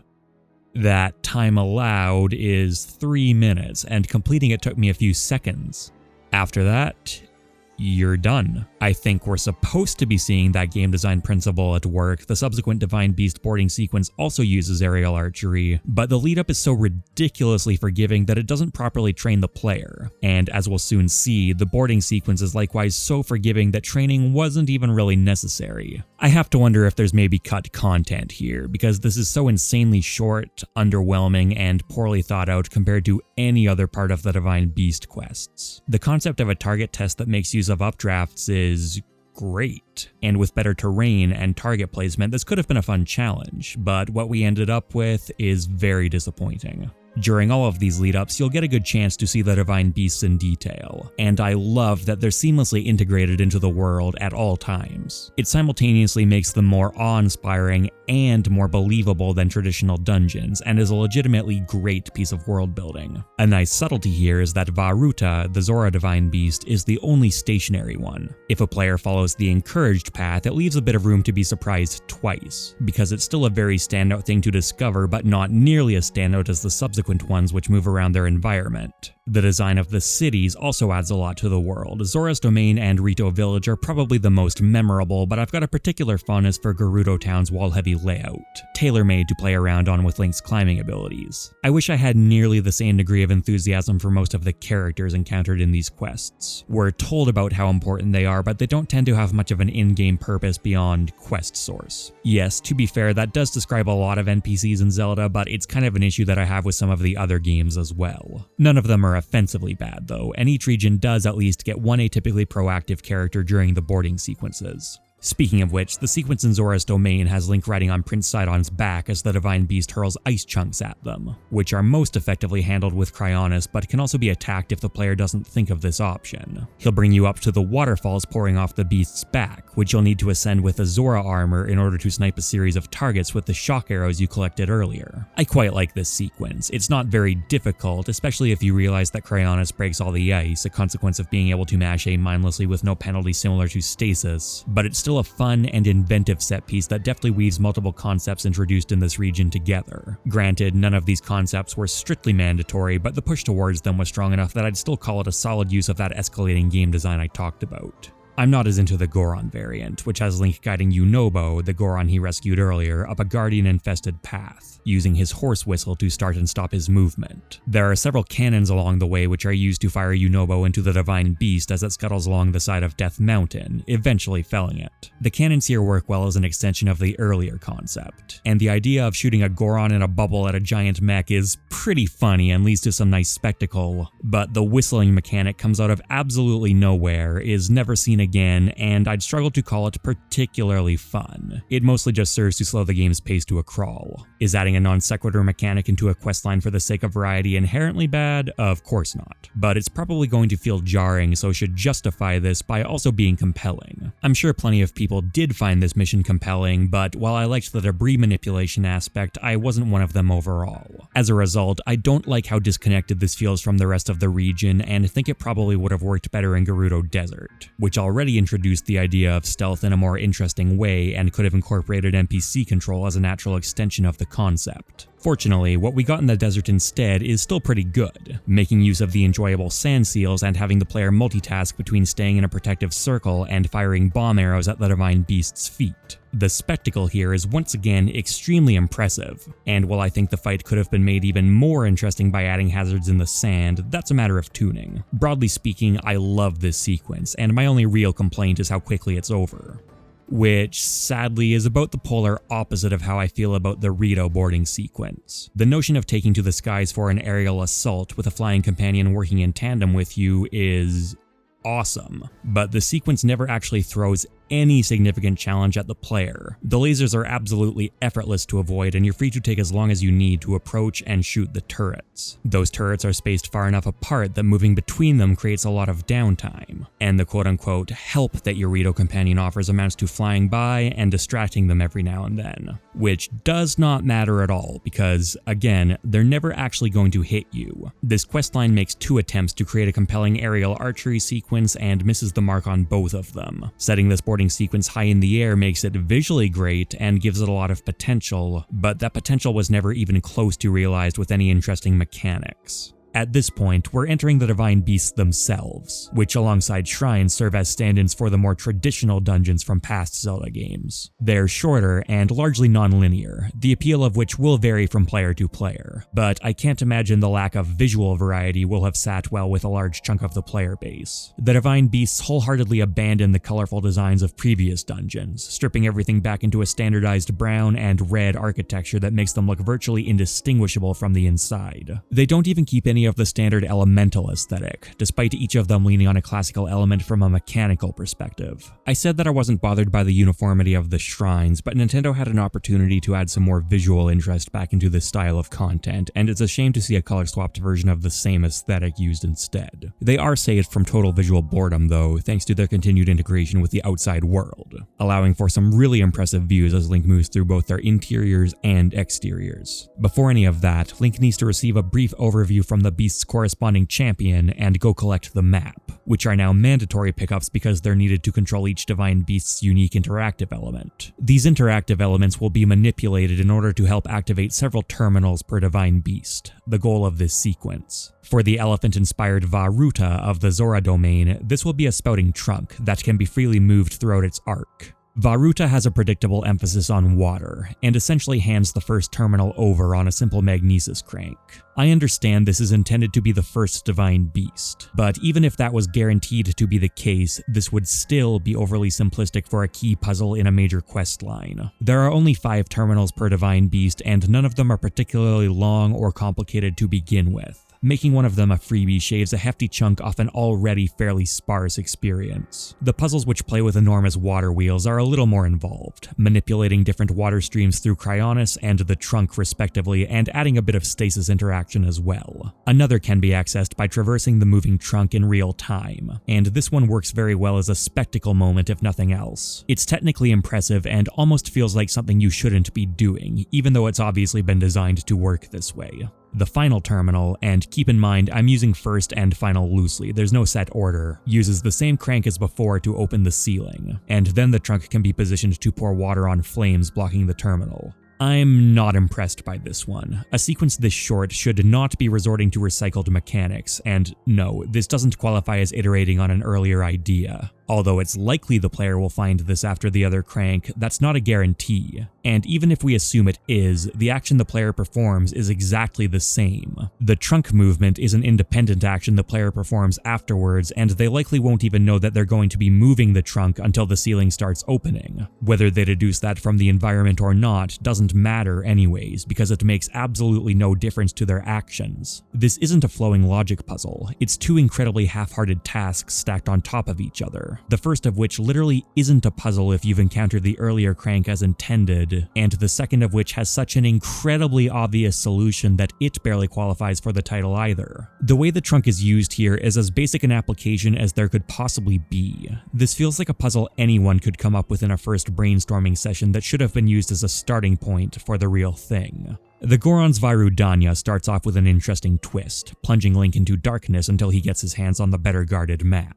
Gameplay-wise, obtaining the map is based on transporting a flame. Setting it in darkness wasn't necessary, but it pairs well with the concept and makes the introduction to this divine beast the most memorable out of the group. Vairudanya features a fire theme, and its map allows it to be rotated 90 degrees and back as it moves around the volcano. Once again, some of the puzzles here are overly simplistic, particularly the one where you just burn a plank of wood holding some doors shut. This one is on par with, or even worse than the magnesis cranks, but there are a couple that make reasonable use of this beast's mechanics. There's a terminal where you need to properly rotate Vairudanya, transfer a blue flame to its exterior, use that to set an orb free, and then use rotation alongside your Sheikah Slate to complete the orb's path. Another has you combine a few ideas together by burning a barrier to obtain a metal block, using magnesis to position it, and then rotating the beast to get through a wall of flames. Are any of these great? No. But they do at least involve spatial awareness and multiple mechanics. Vana Boris of the Gerudo Desert has the most possible configurations, with 3 internal cylinders and 4 orientations per cylinder, which are paired with an electrical circuit theme. I'd considered this one to make the most of its central gimmick as well as to be the most complicated, requiring you to transport electrical orbs through multiple floors and synchronize the cylinders' positions to complete extended circuits. The extensive use of moving platforms can make the pacing drag, and this is the Divine Beast that probably suffers the most from the uniform visuals that can make navigation needlessly confusing, but I'd overall still consider it to be a reasonably substantial and cohesive challenge. Which leaves the Ritos Vamado, a bird that can be tilted in 3 orientations with a theme of wind currents. Too many of these puzzles are weak movement tests that ask nothing of the player beyond using the paraglider while the beast is tilted a certain way, but I do think that this specific terminal, which makes use of different runes, wind, and shifting Vamado around multiple times, is decent. That said, considering it's by far the most complex terminal in this Divine Beast, there really isn't that much to chew on here. And as I haven't been especially subtle about, this really applies to far too much of the Divine Beasts overall. The developers decided to keep the same non-linear approach for these sections as they did for the rest of the game. And while I can't call that decision a mistake, I also don't think it was implemented very well. Most of the individual terminal challenges are lackluster, some of them incredibly so, and the very compelling idea of controlling these divine beasts doesn't get explored very thoroughly. This was the big opportunity to create some coherent, structured content that introduced ideas and built on top of them, scratching some of the itch that the previous Zelda dungeons left behind, and was what I was expecting when I first entered these divine beasts. As soon as I saw the trunk mechanic for Varuta as an example, my assumption was that I'd be using it to create a stream of water from one side of the beast to the other, solving a variety of puzzles to complete the path for the stream and having to keep the various components' orientations in mind as I worked my way through. Maybe moving the trunk back a few notches activates the water wheel I needed to move the next piece of the path into place, but also breaks something earlier up in the path, so I need to go use a rune on it in a clever way and then activate the trunk at an opportune time. Nothing like this ever happens. The closest thing to an interconnected through line on any of these divine beasts is the electrical leads running through the length of Vana Boris. And even in this one, you don't generally need to care what orientation they're in unless you're working on a specific terminal that makes use of them in that moment. Now, here's the catch.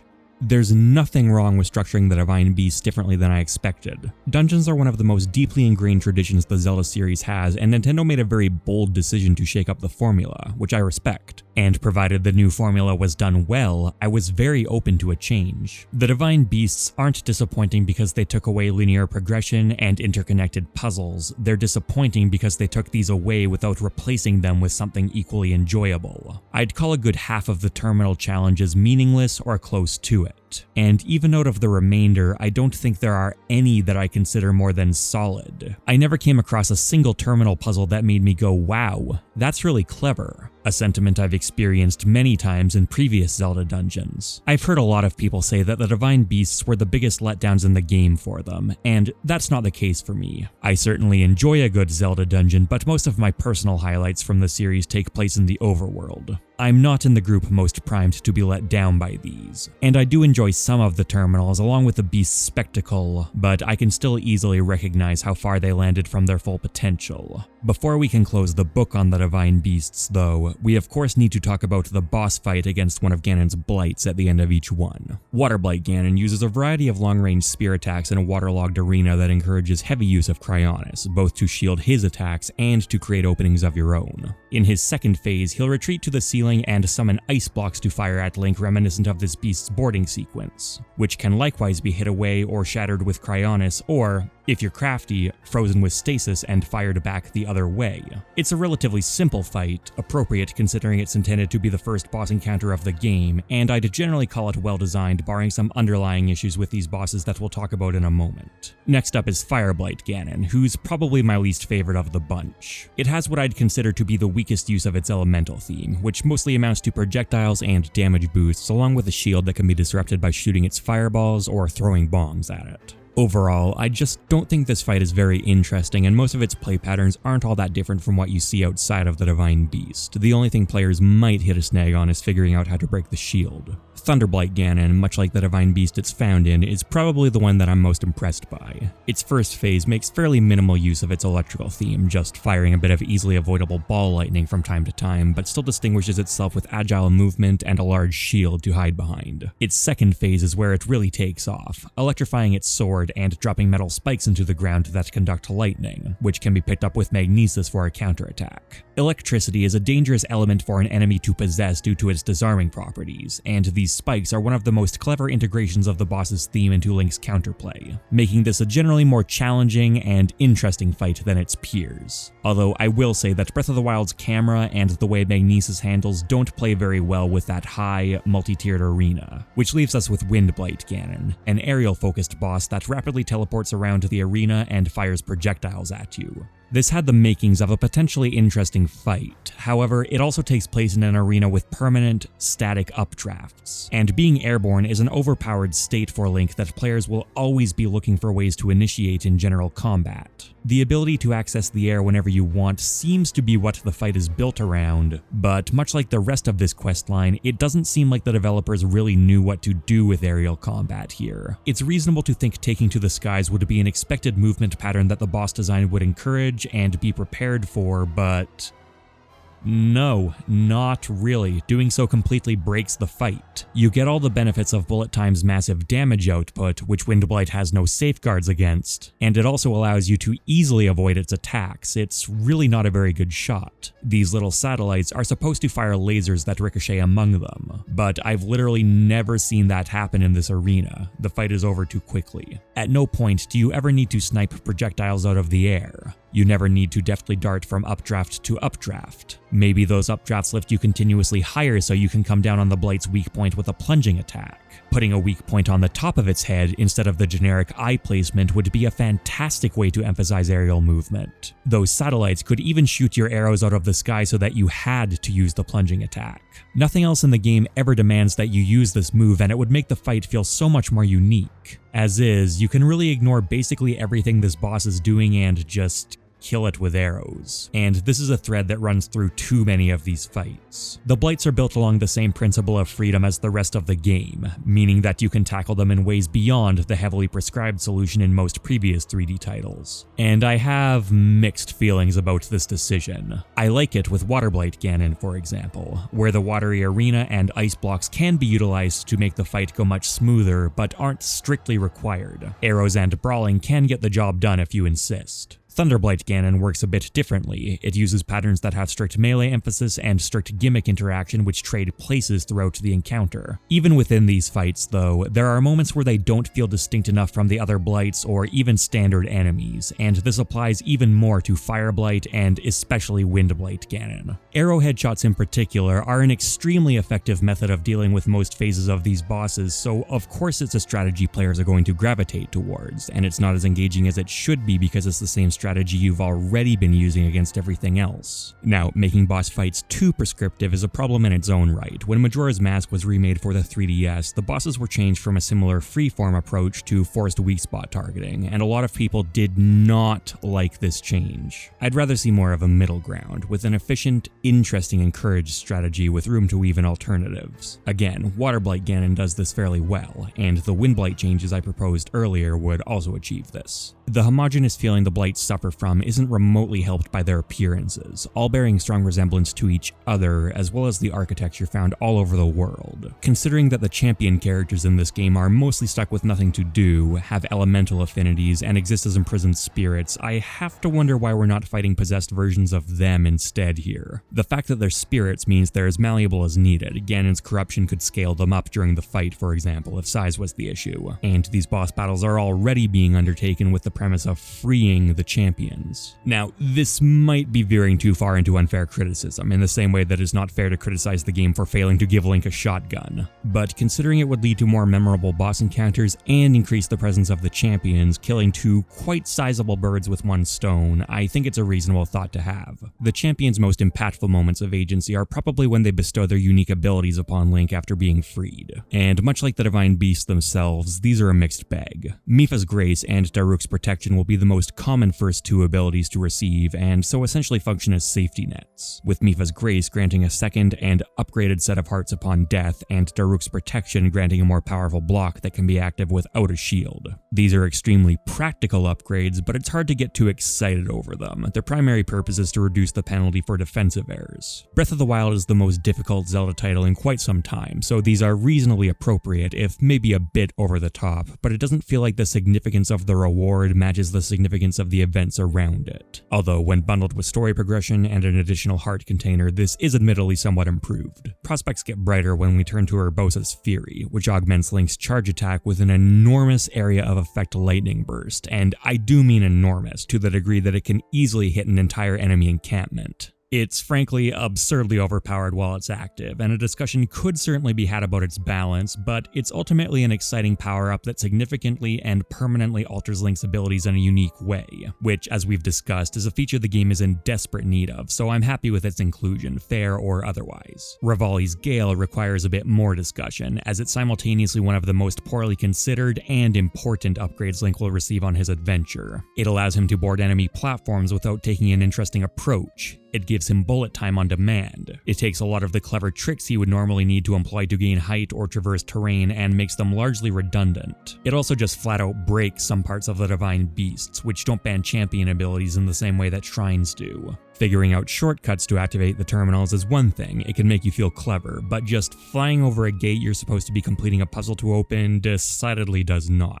On the other hand, the ability to bypass a lot of tasks, particularly the swimming and climbing I criticized earlier, is a blessing that makes the game dramatically more enjoyable to play, to the degree that Rito Village is now my first destination every time I leave the Great Plateau, and again, it's one of the rare instances of Link gaining a significantly new skill as the game progresses. Revali's Gale is also probably the champion ability that most strongly highlights the flaws in the cooldown system they've been given. Mipha's Grace has a single use before triggering a very long cooldown, but the others all have 3 uses leading into a shorter cooldown period. Mipha's Grace and Daruk's Protection are more logical implementations since they're generally only ever going to be triggered in combat encounters unless you really go out of your way, but Urbosa's Fury and Revali's Gale are easy to use at any time, meaning that after 1 or 2 uses the temptation is always there to burn the remainders during downtime in order to make sure that you have sufficient charges available when you need them. Theoretically, if you have the patience, after every encounter that uses a charge, you can just drain the rest, stand in place until they replenish, and functionally have infinite ability usage, at the cost of large chunks of your real-world time. A cooldown after use is a reasonable way to prevent these abilities from becoming too spammable, but they should probably passively recharge outside of combat to avoid this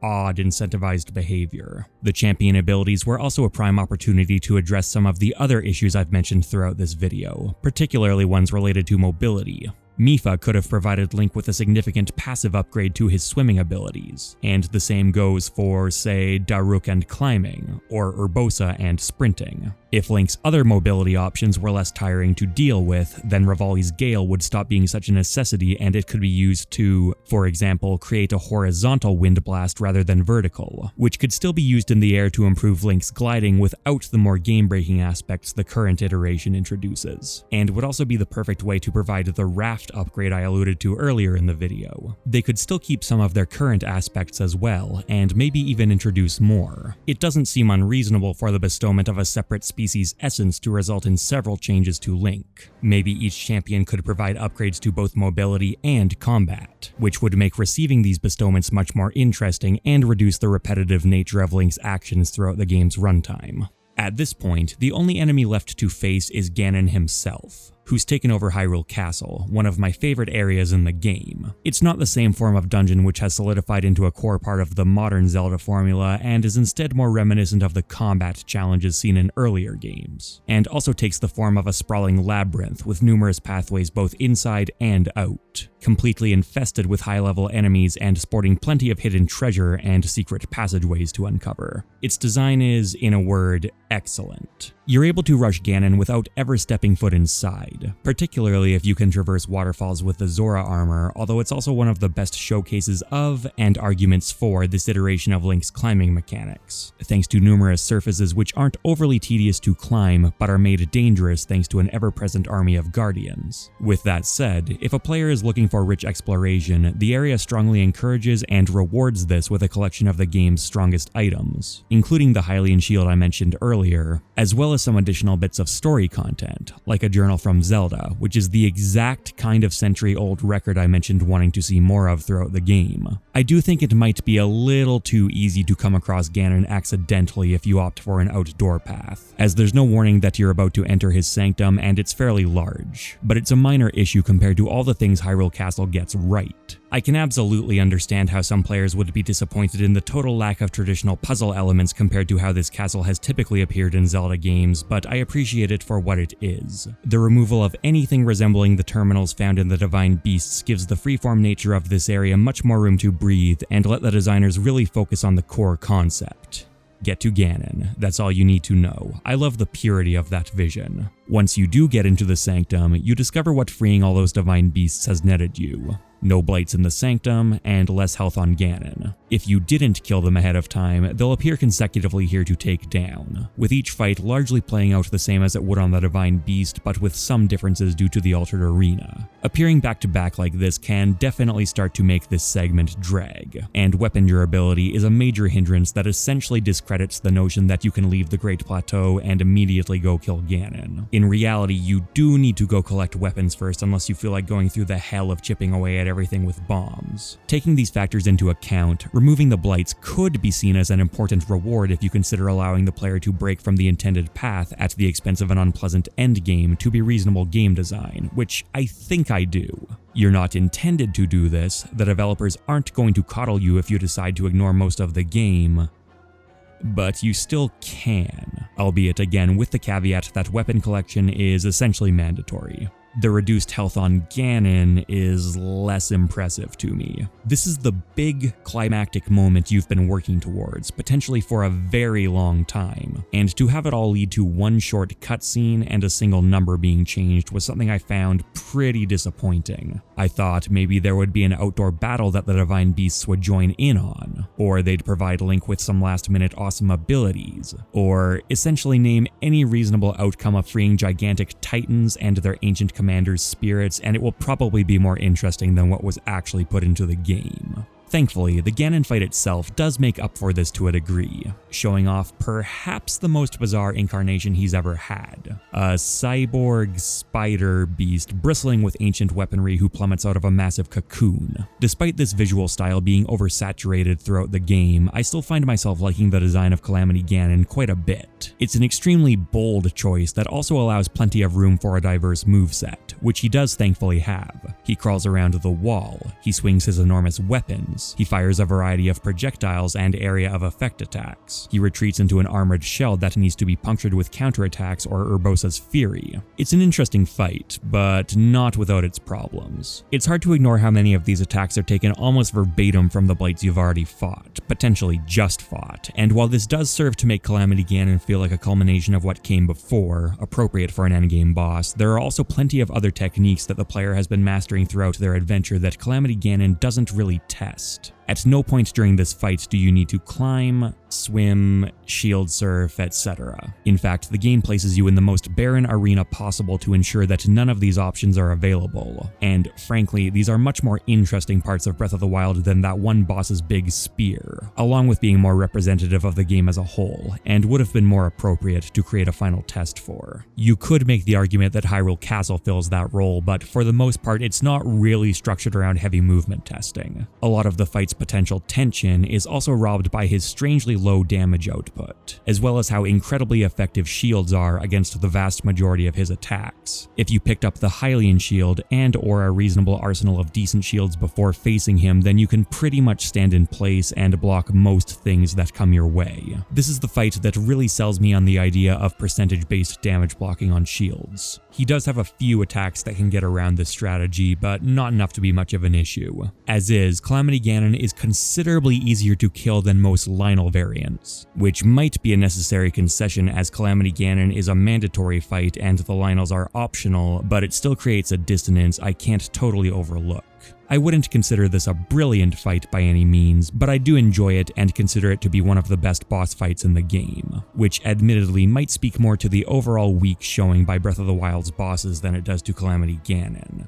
And while we're talking about weak boss showings, Dark Beast Ganon, my choice for the single worst moment in Breath of the Wild bar none. After defeating Calamity Ganon, you're taken outside and put on horseback for one final epic encounter. No more experimental cyborg. This is the boar that we know so well, bigger and more menacing than it's ever been. The music swells, Zelda delivers a rousing speech, you charge forward to obtain the legendary Bow of Light, and you shoot a couple targets on Ganon's body while it plods around aimlessly. What happened here? There's no tension, there's no challenge, there isn't even really combat. This is a shooting gallery. Dark Beast Ganon is so unbelievably clumsy and slow that not only has he never hit me, he's never even gotten within the ballpark of hitting me. There are no discernible phases apart from the different target positions, and there are no skills tested apart from archery and horseback riding. To even call the archery portion a test is a bit of a stretch, because for all intents and purposes you have as much time as you possibly need to hit these gigantic, slow-moving targets with your infinite ammo. The same can be said for horseback riding. You really need no competence with the skill whatsoever, which is actually good because it's fully possible to beat the game without ever riding a horse, so it's actually an odd choice for one of the very last things you're asked to do. At almost every step of the way, the developers have embraced freedom. We'll give you a suggested solution, but if you can come up with a better one, awesome, go for it. Essentially, the only time we saw this philosophy broken was the Divine Beast boarding sequences, which, while they didn't always succeed, were clearly stripping this kind of agency away with the intention of creating a compelling, focused experience that required restrictions to ensure that experience was had. Dark Beast Ganon is even more restrictive than these, and there's no way you can reasonably call this a compelling experience. It's the exact opposite, and it's gut-wrenchingly disappointing because the concept of riding around this awe-inspiring incarnation of Ganon in an open field had all the potential in the world. It could easily have been setting up the most memorable boss fight in Zelda history, and instead, it's terrible. This isn't just my pick for the worst boss in Breath of the Wild, or the worst boss in The Legend of Zelda. This is the worst boss I've ever fought. It might earn this title purely from its non-existent mechanics, but when put in context as the last thing you do in the game, with so much potential and build-up behind it, it falls so much lower still. I have to believe this was due to some form of time constraint, because the idea of a studio full of talented developers looking at this and saying, yes, we've built something great here, we're going out on a high note, is just unfeasible to me.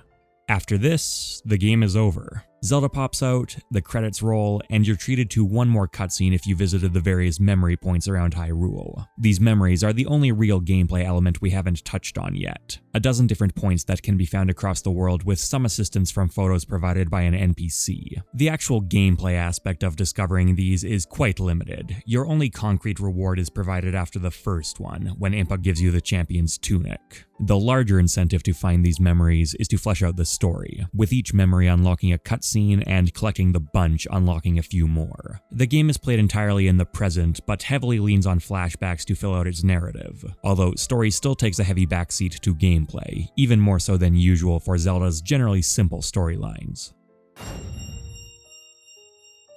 Thousands of years before the game's events, the advanced Sheikah civilization repelled the continuously reincarnated Ganon from Hyrule by building thousands of guardian robots as well as the 4 divine beasts, each piloted by a champion from a different race. These champions worked together to beat Ganon down, creating an opportunity for their princess and her knight to seal the monster away. Fast forward to 100 years before the game takes place, and the return of Ganon seems inevitable. So Hyrule's royal family resurrects the ancient creations and assigns new champions to the divine beasts. The Princess of Hyrule is, of course, Zelda, with Link serving as her appointed knight and the wielder of the Master Sword, the blade that seals the darkness. Zelda is desperately attempting to access the same sealing magic as her predecessors, but is unable to do so, much to the dismay of her father, who believes it to be a result of splitting her time between training and her studies of the ancient technology, where her true interests lie. Ganon resurfaces before the magic, and having learned from his previous defeat, corrupts the machines that the Hyruleans believed to be their saviors. The battle is lost horribly, and the champions are killed, their spirits trapped in the divine beasts they once piloted. Much of Hyrule is lost with them, including most of the royal family, and Link takes Zelda and flees from the castle, being mortally wounded during their escape. As a guardian approaches to deliver the final blow, Zelda is finally able to call upon her ancestors' magic to save them. She has Link taken to the healing Shrine of Resurrection, where his body will be fixed over the next century, leaves the damaged Master Sword hidden within the Lost Woods, and heads to the Fallen Castle, where she uses her newfound powers to pull both Ganon and herself into a stasis within its walls. 100 years later, Link's wounds are finally healed and he awakens on the Great Plateau with amnesia, where the King of Hyrule's spirit informs him that Zelda and Ganon are still locked away. He travels to meet Impa, an old ally and member of the Sheikah tribe, who tasks him with freeing the still-trapped spirits of the champions so they can use the divine beasts to help defeat Ganon and free Zelda. They accomplish this, and the story ends with Link and Zelda setting off to rebuild Hyrule. This is a strong setup with a number of themes that can be drawn from it. I'm not going to dwell on this too long as, frankly, I'm not a great story analyst, but as an example, I interpreted a theme of corrupted purpose which ran throughout the game. The Sheikah technology created for the purpose of protecting Hyrule eventually became distrusted as a potential threat, which led to the Sheikah abandoning it underground in order to appease those around them. This resulted in both the regression of Hyrulean society and the creation of the Yiga clan, former Sheikah who resented the baseless suspicions raised against them and now fight for Ganon. Zelda is unable to activate her ancestors' magic while simultaneously being restricted from pursuing her natural curiosity, and while this is never explicitly stated, it can be interpreted as a corruption of the Triforce of Wisdom holder's natural purpose. King Rome keeps telling her to stick to her training and prayer instead, and it never works. Maybe if he had fostered her curiosity instead, then the sealing magic would have awoken earlier, and the Great Calamity could have been stopped. Ganon also creates the calamity by quite literally corrupting the purpose of the Guardians and divine beasts. Now, I could pull from any number of story elements to create any number of themes. The blue curtains might represent existential depression, or blue might just be the author's favorite color. But whatever your mindset, there is enough to Breath of the Wild's story to pull meaning from, despite its relative lack of emphasis. Having said that, there's a difference between a story and the way it's told. And as we start to look deeper into Breath of the Wild's story, issues start to appear. And one that constantly bothered me was the diverging tones between the plot and the characters. This isn't referring to general NPCs. I've seen a lot of complaints that Hyrule citizens don't feel oppressed enough, but I don't have an issue with this personally. It makes sense that over the course of 100 years, society has reached an equilibrium point that allows it to function within the perils of the world. The destruction of Hyrule is no longer actively expanding because Zelda is still holding Ganon back. Zelda herself, on the other hand, along with the champions, should be far more distressed than they are. Each of them have been imprisoned and tormented for a full century by the time Link encounters them.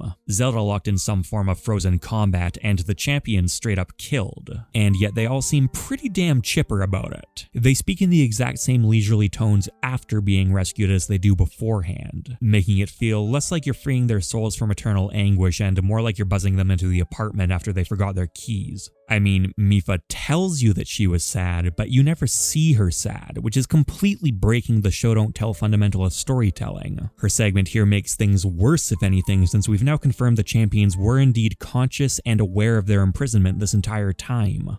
It was probably pretty horrible. I assume, again, she seems fine to me. I understand not wanting to drag the tone of the game down too much, but even ignoring the fact that Zelda games have never shied away from dark moments, including a couple in this one, there's still a middle ground between depicting the full horror of their situation and ignoring it entirely, with Breath of the Wild choosing almost exclusively to take the latter option, and it takes so much of the bite out of a potentially gripping setup. I lied earlier. We do see Mipha sad, longing for a chance to see her family one last time, a chance she'll never get because she's bound to her duty. This actually made me feel something for her, and if I'd seen her in this kind of pain beforehand, I'd have been genuinely motivated to save her from it. Except at this point that ship has sailed. I've already cleared this divine beast and will never directly interact with her again, so oh well. And that's the closest any of the champions get to this kind of catharsis. The tertiary story characters likewise don't seem to be in too much of a hurry a lot of the time, and the entire main quest rarely feels like the stakes are that high, even though they actually are quite high. Open world games are particularly prone to a notorious problem that, if you're a fan of game design analysis, you've probably heard mentioned before, that being ludonarrative dissonance. Put simply, it's the disparity between what the character is supposed to be doing, like stopping a second apocalypse, and what the player is making them do instead, like cheesing the snowballing minigame by Z-targeting the NPC and standing slightly to the right. Breath of the Wild's premise does a fairly impressive job of minimizing this disparity by blatantly stating right from the start that Link, the character, is not strong enough to approach Ganon yet. He should recruit help. He should gather resources, so when you, the player, take on these tasks, it doesn't feel dissonant. It's not a perfect implementation, and was never going to be, but it is an admirable attempt to maintain the story's weight within the game's open structure, an attempt which is heavily undermined by how nonchalant most of the rest of the script is. This makes it difficult to feel truly invested in saving the champions in particular, and the limited definition each of them are given doesn't help. Mipha is a gentle cleric who loves Link and wants to do the right thing. Daruk is a well-meaning yet overbearing goofball who wants to do the right thing. Urbosa is a stoic warrior with a soft spot for Zelda who wants to do the right thing. Revali is haughty and arrogant and thinks he should be in Link's position, but can ultimately put that aside to do the right thing. You've seen all these characters before, and while it may seem like I'm using the same kind of snarky oversimplification you can apply to anything you dislike, there really is very little shown of them beyond these surface level traits. Zelda is thankfully more thought out, and I'd say she's one of the more fully realized incarnations of the character we've seen. She's kind, outgoing, and genuinely concerned for the future of her citizens, but also flippant, insecure, and sort of a brat, which are pretty reasonable traits to find in a teenager. She's by no means flawless and seems overly attached to tradition, although again, it's questionable how much of this comes from her and how much of it comes from her father, and I appreciate that they gave her studious and even mad scientist tendencies. Zelda holds the Triforce of Wisdom, and compared to Link's courage and Ganon's power, she tends to be depicted less in line with that assigned trait in most games, likely a consequence of generally being fairly young. It might be a stretch to call a 16-year-old wise in the sense that we've come to expect that term to be used in a fantasy setting, but she certainly has a scholarly personality, which I think fits well. Despite being the namesake of the series, Zelda as a character has been handled with very inconsistent quality over the course of her appearances, and while I'd hardly call this version an all-time great video game heroine, I do think she's a successful incarnation. She's also one of the few characters that manages to stand above two words that cast a permanent shadow over Breath of the Wild's narrative: character development.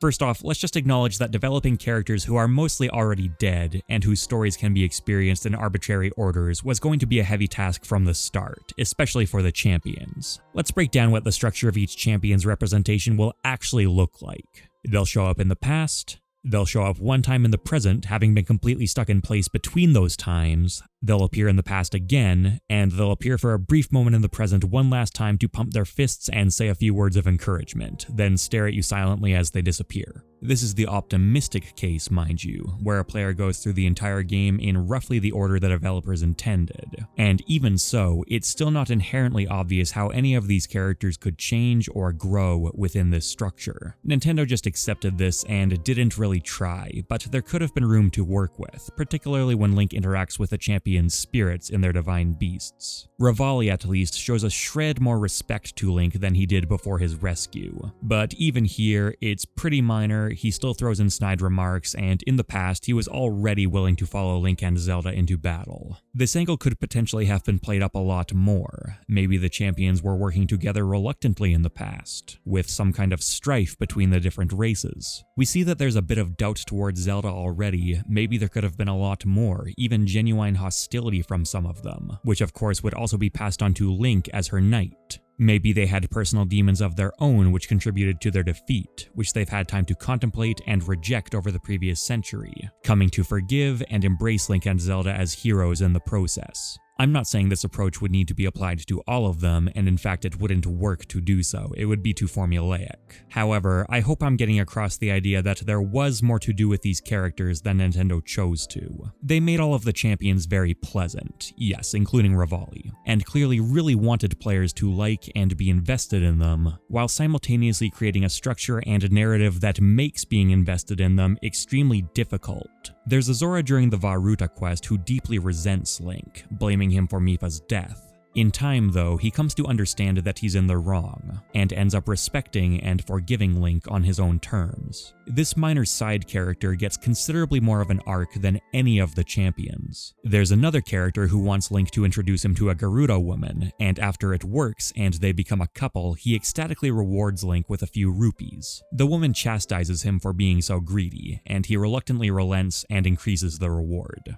This guy also gets more of an arc than any of the champions. Sure, they're dead. You can make the case that their lives are over and so their journeys should be too, but you can't throw these characters in people's faces as a selling point and say, hey, these are important members of the main cast, like them and root for them and buy their DLC, while simultaneously denying them the most fundamental storytelling structure used to make characters compelling. They're also ghosts that can still walk and talk just fine, and also have a large chunk of the story's runtime dedicated to their actions in the past. So this argument really doesn't hold much weight with me. Like I said, Zelda is fortunately handled much better, beginning as an insecure girl unsure of her ability to live up to her kingdom's expectations. Her earnest efforts to align those expectations with her natural interests are continuously slammed down by her father, and her attempts to follow the path he's laid out for her result in constant failure. She resents and rejects Link both as an embodiment of her father's oppression as well as a person who seemingly fits into their role perfectly, the exact opposite of herself and a reminder of that failure. In time, their relationship evolves and she comes to respect the similar struggles Link faces, although her doubt and powerlessness persist until after the Great Calamity has already begun. Removed from the oppressing forces in her life, her externally appointed destiny, her father, the walls of the castle itself, and placed into a position where she must act and act of her own accord, her doubts finally fade, and her magic awakens. From this moment onwards, she becomes a proactive force, saving Link, protecting the Master Sword, and facing Ganon herself. I spent the first couple of years after Breath of the Wild came out thinking it would have made for a stronger narrative if we definitively saw Zelda free herself from her father's oppression, as opposed to having him killed by an outside source. Upon further reflection, though, I think it's an important decision on Nintendo's part. Until she's cast into the wild, Zelda is a passive force and an unsure character, which is fairly unsubtly paralleled by the silent princess flower we see in a few cutscenes. A flower that only appears in the wild and won't bloom domestically, as hard as the castle residents try. Freeing herself would have made for a stronger character, sure, but this initial lack of strength isn't an accident. The harms of trying to domesticate a wildflower are somewhat undermined if the flower actually grows pretty alright domestically, but would be slightly healthier outside. She can still be well defined, she can still be sympathetic and want to do what's best for her kingdom, but giving her the strength required to free herself while still being trapped under the influences robbing her of that strength would be a fundamentally different narrative. It would turn into a more well-worn and I'd argue less compelling story of empowerment rather than the cautionary tale Nintendo gravitated towards. While I'm not quite sure I would, you could go as far as to say this is King Rome's story as much as it is Zelda's. After all, if you were to tell me the story of a man who tried unsuccessfully to grow a flower inside his walls, only to have it moved outside and bloom freely, would you be more inclined to say the story was about the flower or the man? While it's possible that a story with these kinds of subtleties is inadvisable when combined with the non-linear and largely optional delivery methods the game uses, I do respect it. I've seen quite a few people criticize Breath of the Wild's story as very poor, and while I think the champions are handled atrociously, I can't agree with this for Zelda. She had some unconventional intentional and relatively nuanced choices made for her narrative that go beyond what I've seen in most games in the series I've played. That said, I also can't blame anyone who misses this entirely, or comes up with a completely different interpretation than mine that's much less satisfying. If you don't subscribe to King Rome being the suppressing force for Zelda's magic, as an example, it's easy to see her as a well-meaning but pathetic character who saves through Deus Ex Machina. The Legend of Zelda series has had some excellent stories and story moments, but if we're being entirely honest, it's also had plenty that are at best serviceable. Storytelling has never been Nintendo's greatest strength as a studio, and I'm fully open to the possibility that my interpretation is giving them more credit than they deserve. I have a hard time believing I'm saying existential depression and they're saying blue, but they might be calling those curtains more along the lines of sad. Even if my interpretation is less strong than what Nintendo has actually written, their storytelling method has still clearly buried a lot of that strength and left plenty of people cold from start to finish. And that's still arguably a failure on their end. The way I've talked about King Rome up to this point may make you think he's a monster, or at least cruel, but if you've read his journal, you know that's not true. He deeply cared for Zelda, but felt the need to put on a strong front for what he thought was in her best interests. He even came to realize how flawed his approach was, and was going to attempt to mend their relationship the next time he saw her. A meeting that, tragically, never got to happen. It's a few lines of text that totally changes the context of his character, arguably the entire story, and it's hidden behind a false wall in a labyrinthian, dangerous area right at the end of the game, so you can hardly blame someone if they miss this. I will also say that the one element of Zelda's development I do strongly dislike is the incident that changes her opinion towards Link. He saves her life even though she was being mean to him.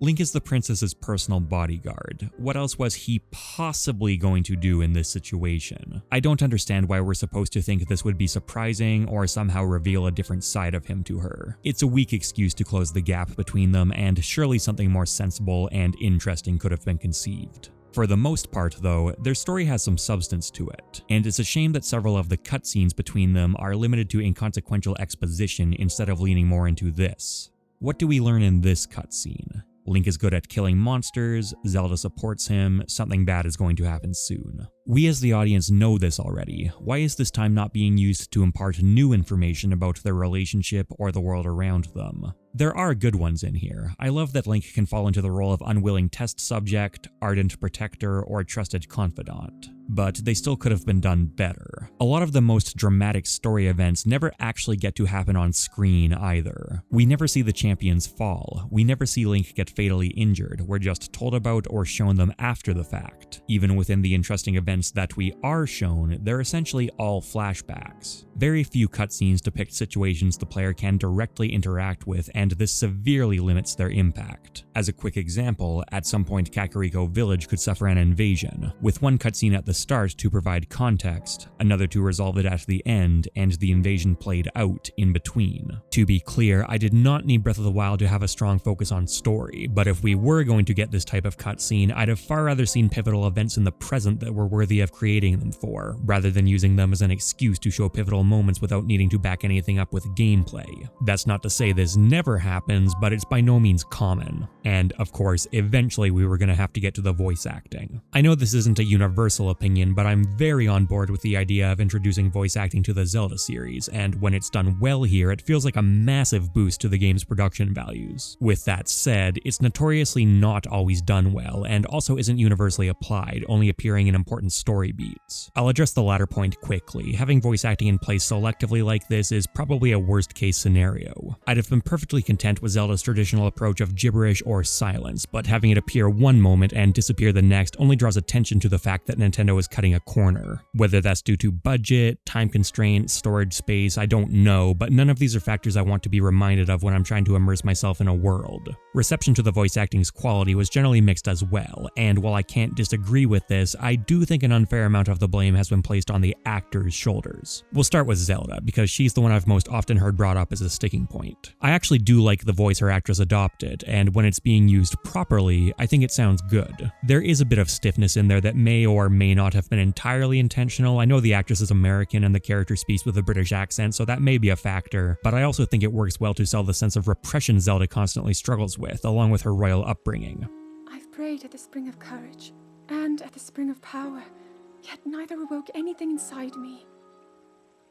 But maybe up there, Part of the issue with this though, not the entire issue mind you, is that this kind of restriction doesn't always match the situation. Take this scene here and compare the English and French deliveries, the latter of which seems to be the overwhelming favorite among fans from what I've seen. All my friends, the entire kingdom, my father most of all. I tried and I failed them all. I left them all to die.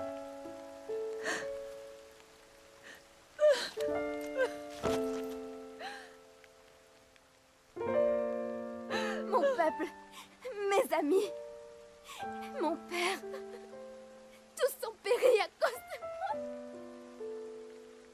Je n'ai rien fait.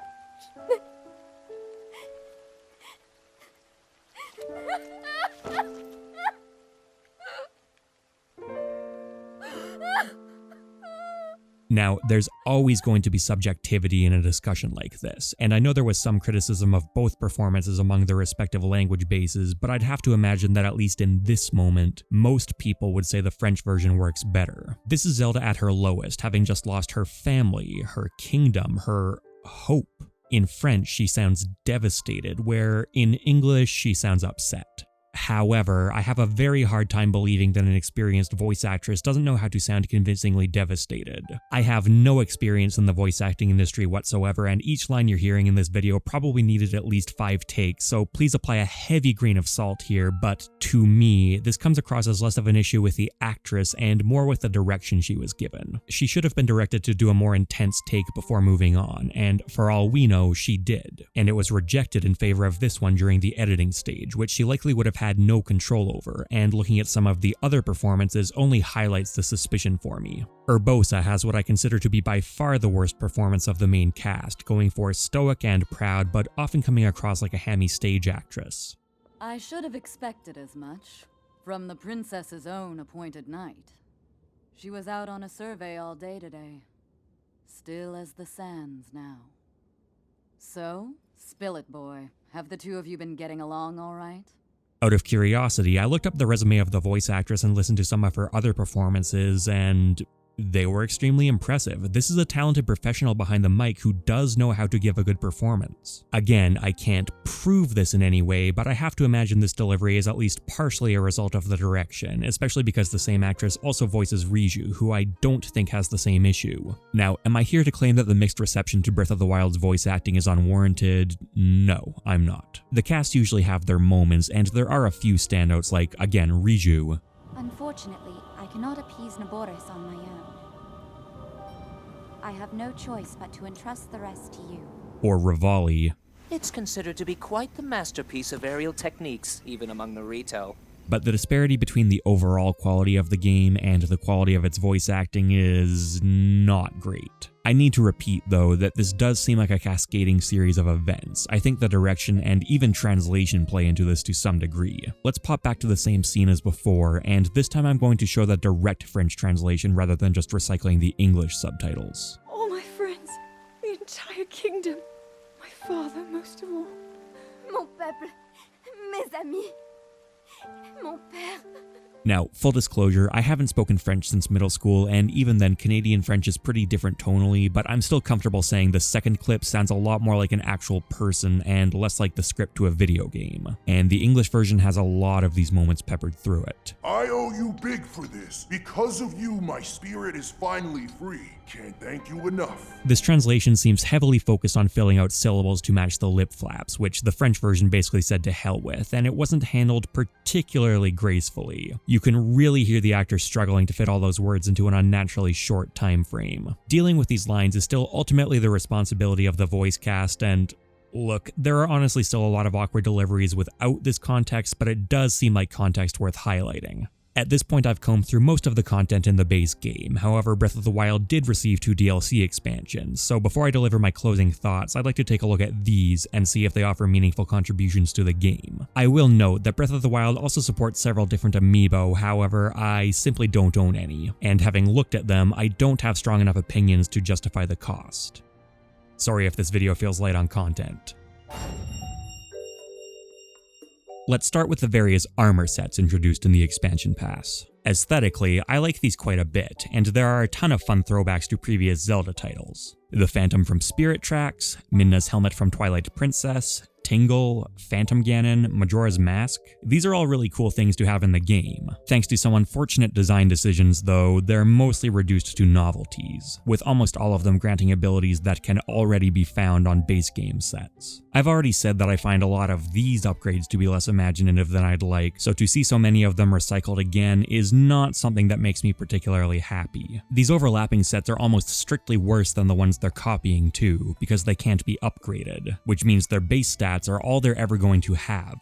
You can't even dye them, which I think is kind of lame even in the base game, so I'm really not happy to see it here. The few that aren't essentially useless also introduce negative effects on the balance of progression, particularly the Phantom set. Each piece provides an attack up bonus, the same as the Barbarian armor, one of the most useful and difficult to obtain sets in the game. By contrast, the Phantom armor is found in Hyrule Field, a short hop away from the Great Plateau, with no progression gate of any kind. Just read the book that tells you where the armor pieces are, head over to the 3 nearby locations, and grab the chests. They're theoretically supposed to be protected by dangerous enemies, but it's really not difficult at all to get to the chests before they pose a threat, especially since you can just open the chest and then immediately pause and teleport away. Congratulations, you've now completely broken the early game with the Phantom armor's outrageous damage output and relatively high defense, and you might not even have meant to do it. It destroys the game's balance, then becomes utterly useless once you've acquired the Barbarian armor.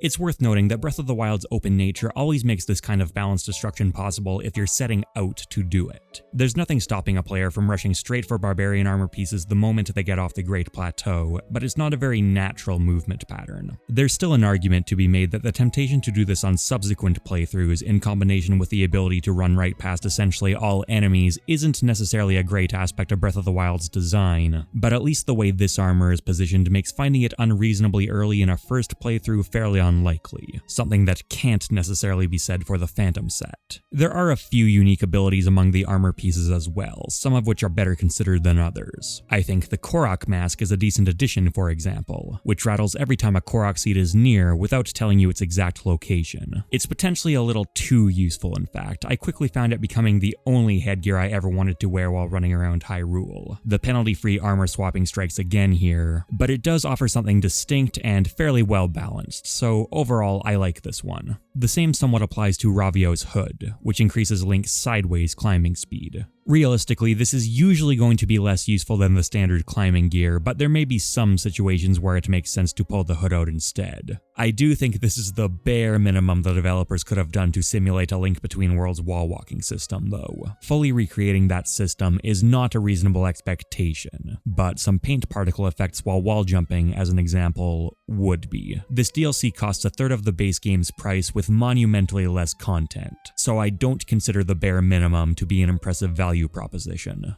You've also got the Island Lobster shirt, with a hidden trait that increases your speed on a raft. This is a neat little nod to the Wind Waker, but again, is just a number tweak. And on top of that, making this a hidden technique means that the vast majority of players are never going to know about it. If a lot of the armor pieces had utility beyond what was listed in the menu, including some that were quite obvious, it might incentivize players to experiment, but most of them don't.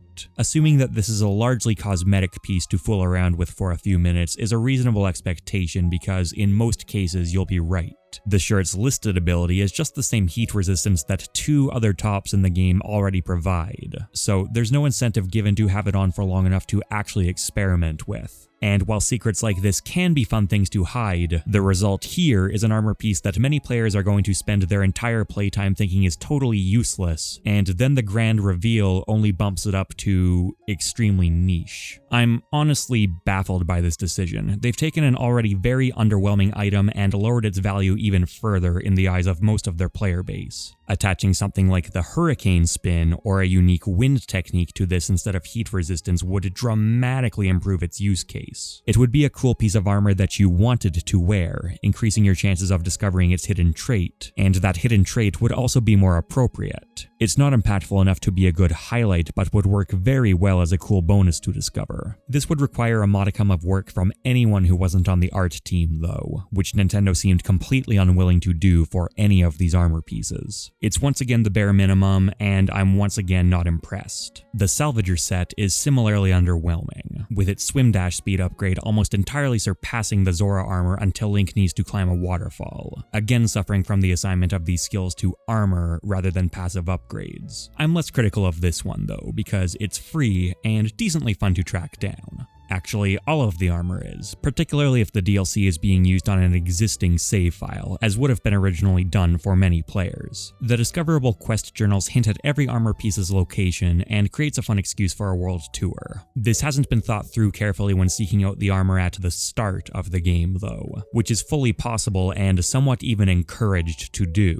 The moment you exit any shrine off the Great Plateau, you're immediately bombarded by a series of fairly obnoxious quest notifications. We already covered the problematic phantom armor, but Majora's Mask has the same issue, possibly even more so. It provides the same disguise effect as the mask's Kilton cells, but unlike those, it prevents aggro from multiple enemy types at the same time, and is easy to obtain much earlier in the game, dramatically lowering the danger of the overworld. There's obviously the possibility of simply not using items like the phantom armor or Majora's Mask, but this comes with the same issue as the broken combat aspects of the base game. The developers are placing the player in a position where they need to decide between playing suboptimally or breaking the game's balance, and for many players, neither choice will be fully satisfying. There's no aspect of the DLC armor besides the cosmetic factor that impresses me, and this is coming from someone who's gotten more use out of it than 99% of the player base ever will. I also won't ignore that good cosmetics are extremely appealing to some players. There will be a few people out there perfectly happy to pay the full price of the DLC just to spend the entire game running around as Tingle, and if you include yourself in that group, I'm glad you got what you wanted. But I'd still hope you can see the issues with content that makes no effort to smoothly integrate into the base game, rehashes the same already underwhelming mechanics that can be found in the base game, and almost always winds up either useless or game-breaking. The entire DLC coverage isn't going to be this scathing, but I need to emphasize just how much Nintendo coasted by with this content, and I need to do the same for some of the other more trinketish DLC before moving on to the larger additions that I had better experiences with. The Ancient Bridle grants your horse a bit more room to gallop, relatively harmless, although a lot of its cosmetic appeal is taken away because it hides the mane you've so carefully customized. It looks pretty cool standalone, but this probably could have been thought out more.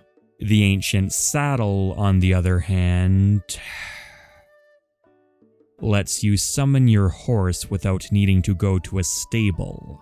This should not be DLC. This is how horse mechanics should have worked in the base game, and Nintendo is correcting this mistake by allowing you to pay for it. Was it a mistake though? Is this the reason that horses are so handicapped in the base game, so that they could be sold back to you later? I'd like to think not. This would be my default suspicion towards many publishers, but Nintendo does generally seem to stick to making a game first, then doing the DLC after, rather than deliberately carving features out. It's a reasonable question to ask though, and I don't like having to ask it. The game has received multiple free updates, mostly to improve performance, and this is a feature that could and should have been added in one of those.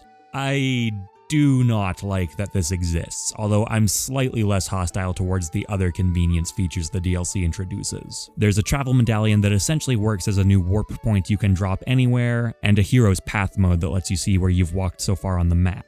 These aren't necessarily features I would expect in the base game, but they're still quality of life improvements more than substantial content and don't feel like good value for money. Master Mode is also locked behind the DLC, and while this is content that's been included with the base version of previous Zelda games, there's a bit more to this mode than usual. Enemies are all a tier higher than normal, which obviously makes them hit harder but also turns them into damage sponges, which is a sloppy way to inflate difficulty in most games, but an especially bad idea with a durability system like Breath of the Wild uses. That said, the developers accounted for this in an interesting way, by placing floating platforms across the world that hold chests and easily killable enemies, giving Link access to higher level weapons than the base game. They don't drop armor though, so the end result is combat against enemies that do extra damage but still die in a reasonable amount of time. Link's offense scales up to match them, but his defense doesn't. This is a rough summary that doesn't always perfectly line up.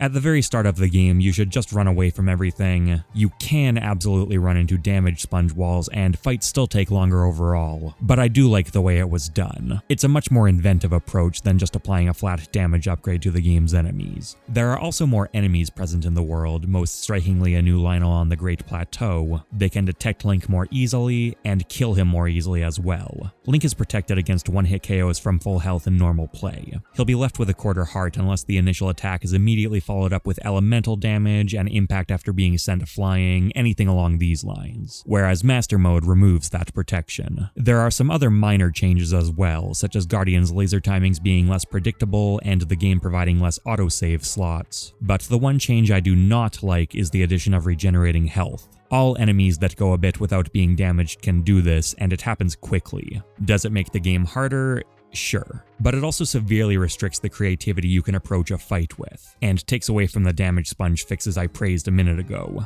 The mode creates a very specific meta that heavily favors tactics such as sneak striking, disarming with electricity, or freezing, the last of which is especially useful as it allows you to separate a single enemy from the pack to focus them down, which regenerating health makes almost mandatory. In some ways, I do like how much it shakes up the usual play patterns, but making some of your sword blows feel like they don't matter is a pretty grave sin to me that requires a lot of justification, and I don't feel like there's enough here. It also just feels kind of lazy, which really applies to a lot of this mode. Yes, like I said, they did do more than just tweak enemy stats, but let's be clear, this is a paywall for a mode that's typically free. That was baseline expected behavior, not something to be praised. Were shrine layouts remixed to be more difficult, similar to something like Ocarina of Time's Master Quest? No, they just dropped tougher robots into a few of them. Did they create new enemy types that were harder to run away from, or had more complex attack patterns? No, they just upscaled their stats and added another handful to the world.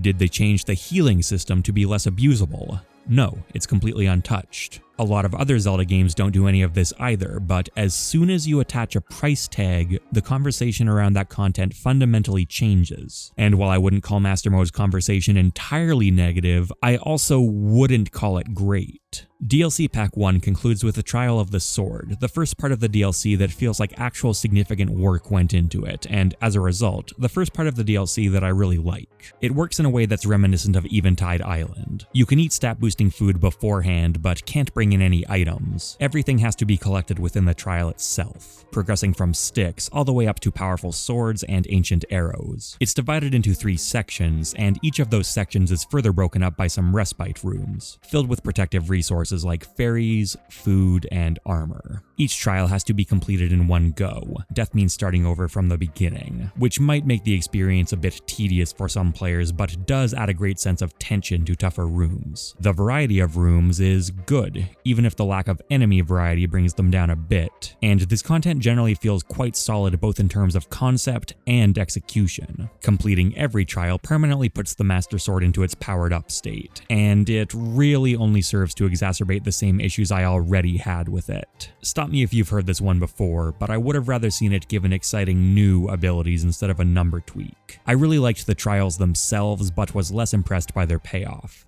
All that's left is the Champion's Ballad, and let's just get this out of the way. The story is just as mediocre as the base game, probably even worse because Zelda is less prominent. This was pitched as our opportunity to dive into these characters and learn more about them, which ends up as follows. Each champion gets a diary in the overworld which reveals a few small details about them. Each champion gets a new cutscene that shows them accepting the role of champion and doing something kind of cool, and a final cutscene shows them all getting their champion's garb and having the picture taken together. These cutscenes tell us essentially nothing new about these characters. This was the best opportunity the game was ever going to have to explore Daruk. We're in a section of the game focused around him and watching his very own dedicated cutscene. And the big reveal, the one thing Nintendo absolutely wanted to make sure you didn't leave the game without knowing about this guy, is that he's scared of dogs.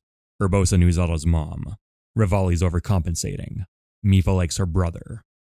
There's nothing here. And while the final picture of them together is trying really hard to be charming, and I'll admit does succeed to a degree, it mostly just makes me think about how basically everything we've learned about these characters is contained in this one tiny scene. You could discard everything in the game but the last 30 seconds of this cutscene and still have roughly the same idea of what these characters are like.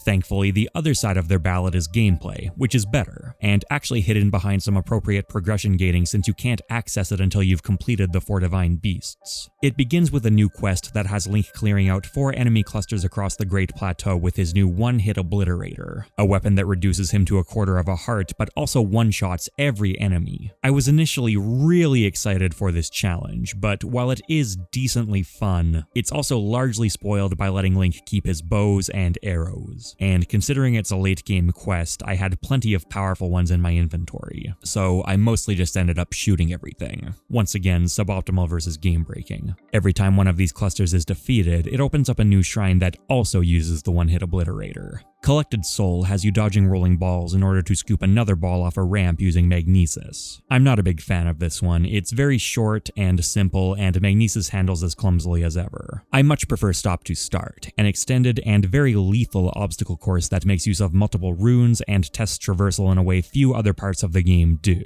It's not insanely difficult or anything, and I'd have liked it to be longer, but this is a shrine that couldn't exist without the one-hit obliterator and uses it well, despite the lack of combat. That combat does rear up in another major test of strength shrine, which is a weird choice considering it's rendered completely trivial by the one-hit obliterator.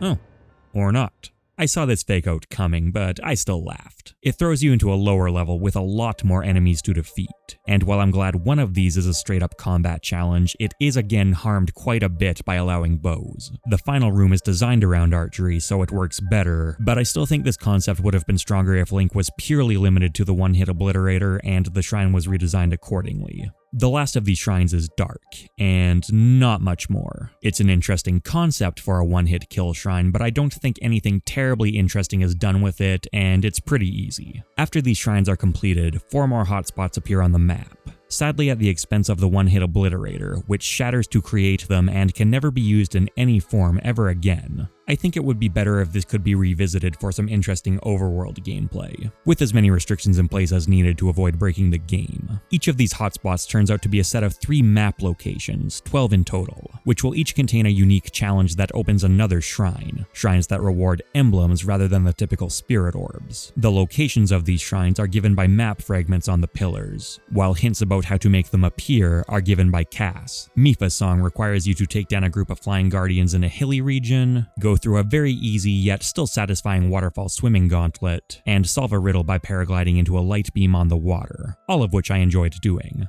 This unlocks your first 3 shrines, and again, this is just for a point of reference, they can be done in any order. The Secret Stair is one of my favorite shrines in the entire game because there's no obvious prescribed solution, it's a pure test of your understanding of the game's mechanics. It can be reasonably simple if you have a strong grasp of them, sure, but I still love its design. For the playthrough I captured, I decided to try actually creating something that resembled a staircase, but during my first playthrough, I dragged a metal box back to the entrance and used a stasis launch instead. I've tried going on YouTube to see what the quote-unquote proper solution is supposed to be, and I just keep seeing people do different things. It's a fantastic embodiment of Breath of the Wild's emphasis on freedom. I like support and guidance as well, because it does something Breath of the Wild is rarely comfortable with.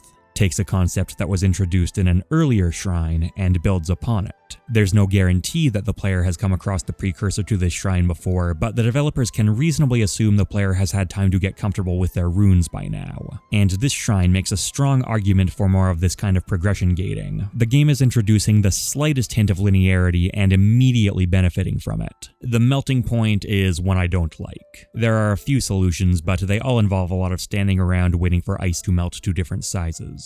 Daruk's song continues the format of a combat, traversal, and puzzle challenge. For combat, you need to defeat a giant talus, which is disappointingly done in the exact same way as any other talus. For traversal, you need to hike and glide your way over the volcano. This was probably the best setting to use these basic mechanics in since the environment is more dangerous here, but it's still really easy. All these traversal challenges are honestly pretty easy, but the other ones are more fun because they provide an excuse to break out some underutilized movement techniques. Whereas there's been no shortage of climbing or gliding up to this point, and the unique movement option associated with this area, bomb-powered rail carts, would have been a much better fit. The puzzle, at least, is pretty good. You need to survive standing in this ring, and to do so you'll need to move a metal box into position. It's just tall enough to save you. Of the 3 shrines here, I'd call moving targets by far the worst. It recycles the cannons from Vah Rudania's quest in a very simple timing test, then tries to increase the challenge with motion controls. And I've already said what I think about the motion controls. Blind spots is a step up. It's a long shrine that has you clambering over a variety of moving blocks to stay out of harm's way.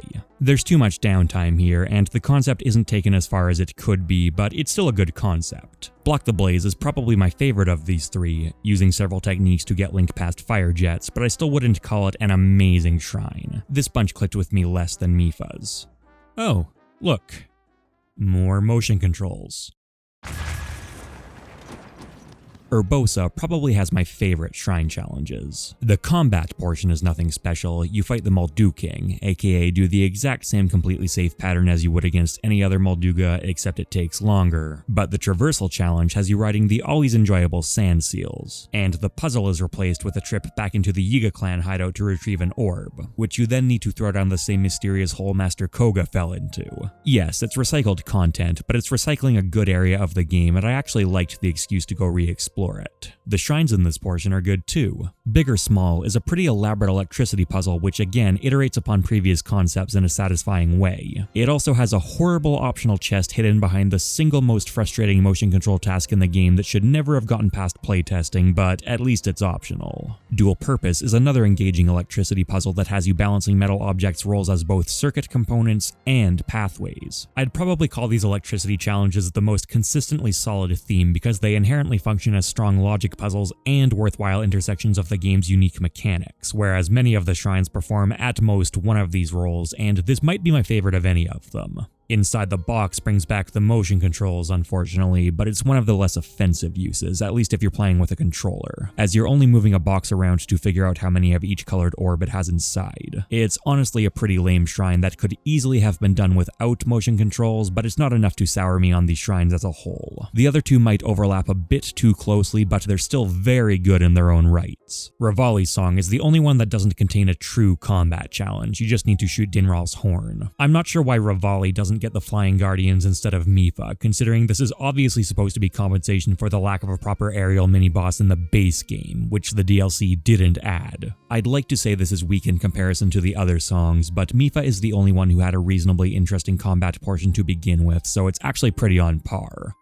Which is not a compliment. I'm way more into the traversal challenge. Any excuse to do some shield surfing is a boon to the game. But you wind these challenges down by going back to the same flight range and completing almost exactly the same bafflingly easy target shoot as during the Divine Beast lead up. Overall, not great. Master the Orb, though, is a solid shrine that once again takes advantage of progression gating, requiring you to juggle a number of different runes and techniques to guide an orb down a track. Actually, all the shrines here do the same thing, with the other 2 combining wind currents with a bunch of different techniques to get through them. The 4 Winds in particular feels like a very explicit continuation of Path of Hidden Winds. When I look at all the shrines together, their average quality is noticeably better than what appears in the base game. Not nearly as much as I'd hoped, some of them are too simple or have more significant flaws than I'd like to see, considering these were the ones the designers could really sit down and focus on, but my overall experience was pretty positive.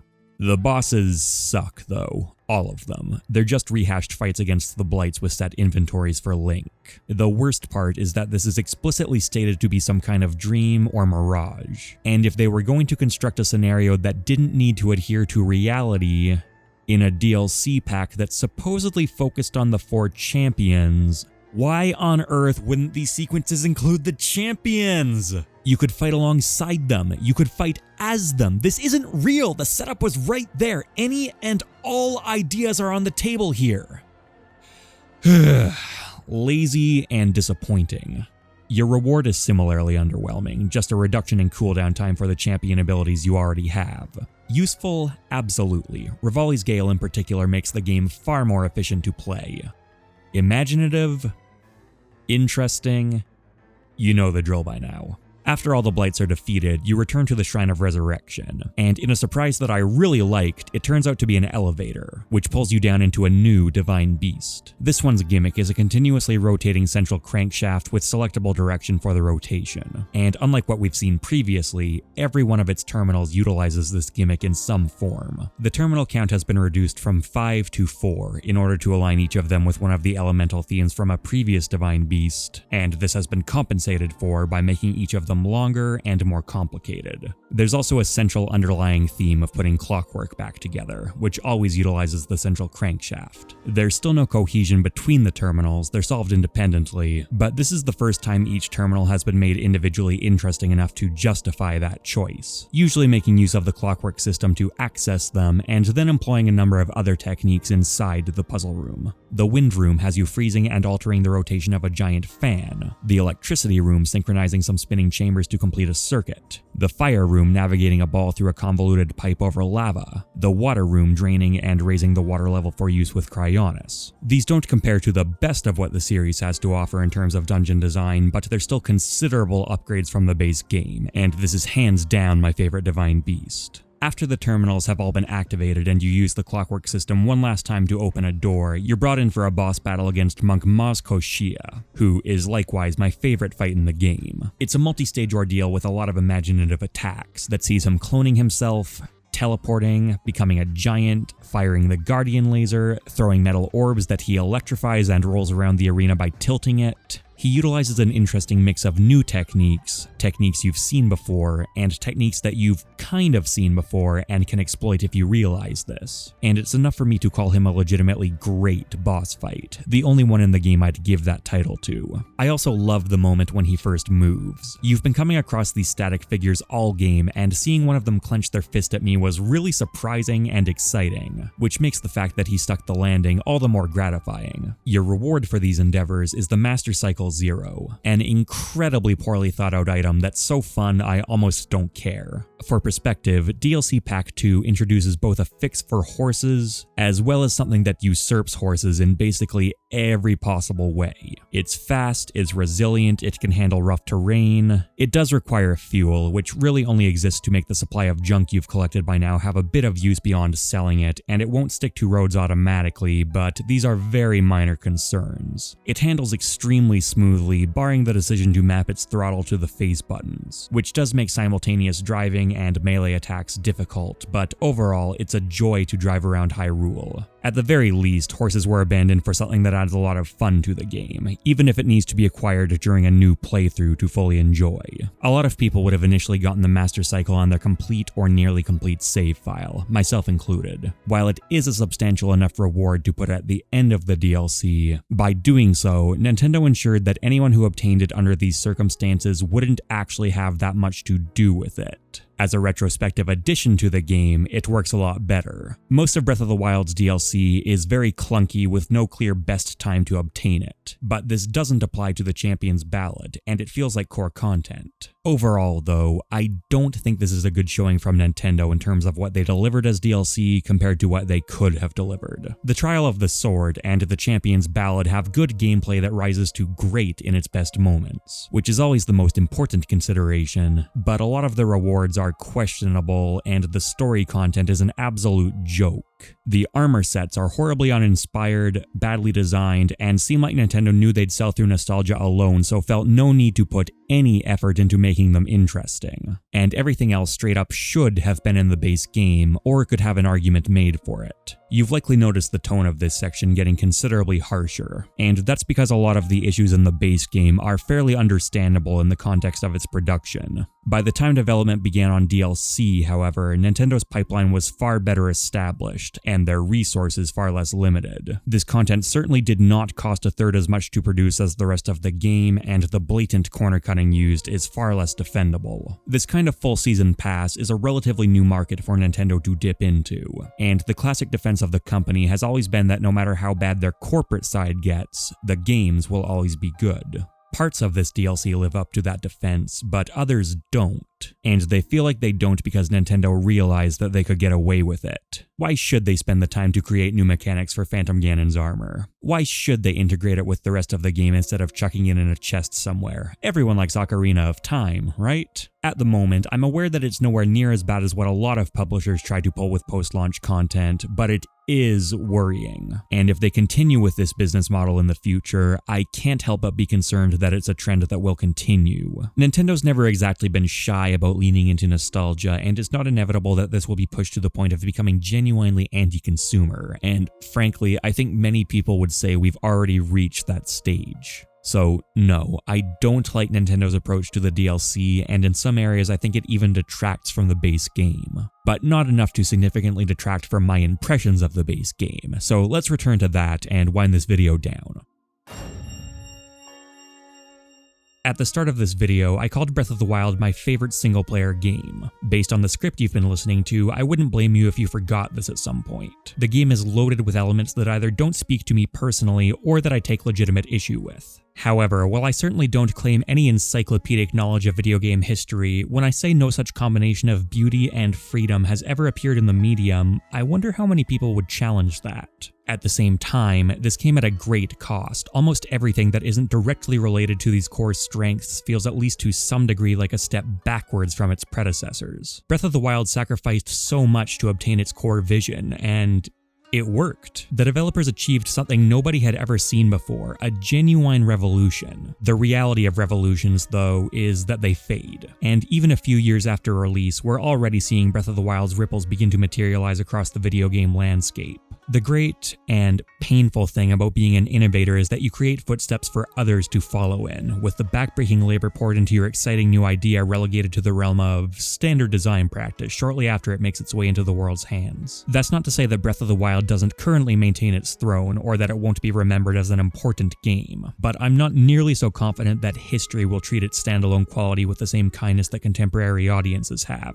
There are many keenly felt trade-offs that went into its creation, trade-offs that fundamentally will not be required by its successors. Even here, though, I admit that I'm torn, because even outside of this context, Breath of the Wild's peaks and valleys are just so extreme. It's a game that couldn't manage more than one regional mini-boss, but also took the time to add a unique idle animation for each of the monster masks that Link can wear. Whatever the future holds for it, though, for now, I find it hard to stay stuck in those valleys for too long. I said at the beginning of this video that I was not going to treat Breath of the Wild as an object of reverence, and I think I stuck to that. But the reality is that I do have some reverence for it. A common thread I've noticed in critiques of the game is childhood, with reviewers making allusions to childlike wonder or how the game made them feel like a kid again, and yeah, I get it. The simple joy of video games is something I tapped into effortlessly when I was younger, but has gotten significantly less common over the years, and Breath of the Wild did enable that feeling. That's a powerful trait, which can overcome a lot of critical examination. I've also talked about the framework of Breath of the Wild now being firmly in place, and the most exciting part of this is that it applies to the Zelda development team as well. With all of these radical changes complete, I'm greatly looking forward to seeing what they're able to do now that there can be more of a focus on refinement and polish. It's an interesting new era for the series, one that I'll be watching very closely in the time to come. Speaking of which, thanks for watching everyone. As I said, this is the first encompassing retrospective I've made, and I'm interested in trying my hand at more of them in the future. So please give me your honest feedback. It's always appreciated, but particularly in a case like this. If you liked the video, please consider liking, subscribing, hitting the notification bell, the usual plugs. And if you'd like to get more of me, you can follow me on Twitter at Mr. Mockrock, Twitch at MockrockTwitch, one word, and I also have a Patreon. Patrons, Twitch subs, or YouTube members get perks like early video access, content polls, a Discord server, and more. Later, people. We've just taken a look at all the best animations in Smash, and as per tradition, there must also be the worst. Now, the animation in these games overall, but Ultimate in particular, is very... Today's contender comes to us from the best-selling video game of all time and recent Smash combatant, the avatar from Minecraft, genericized to Steve.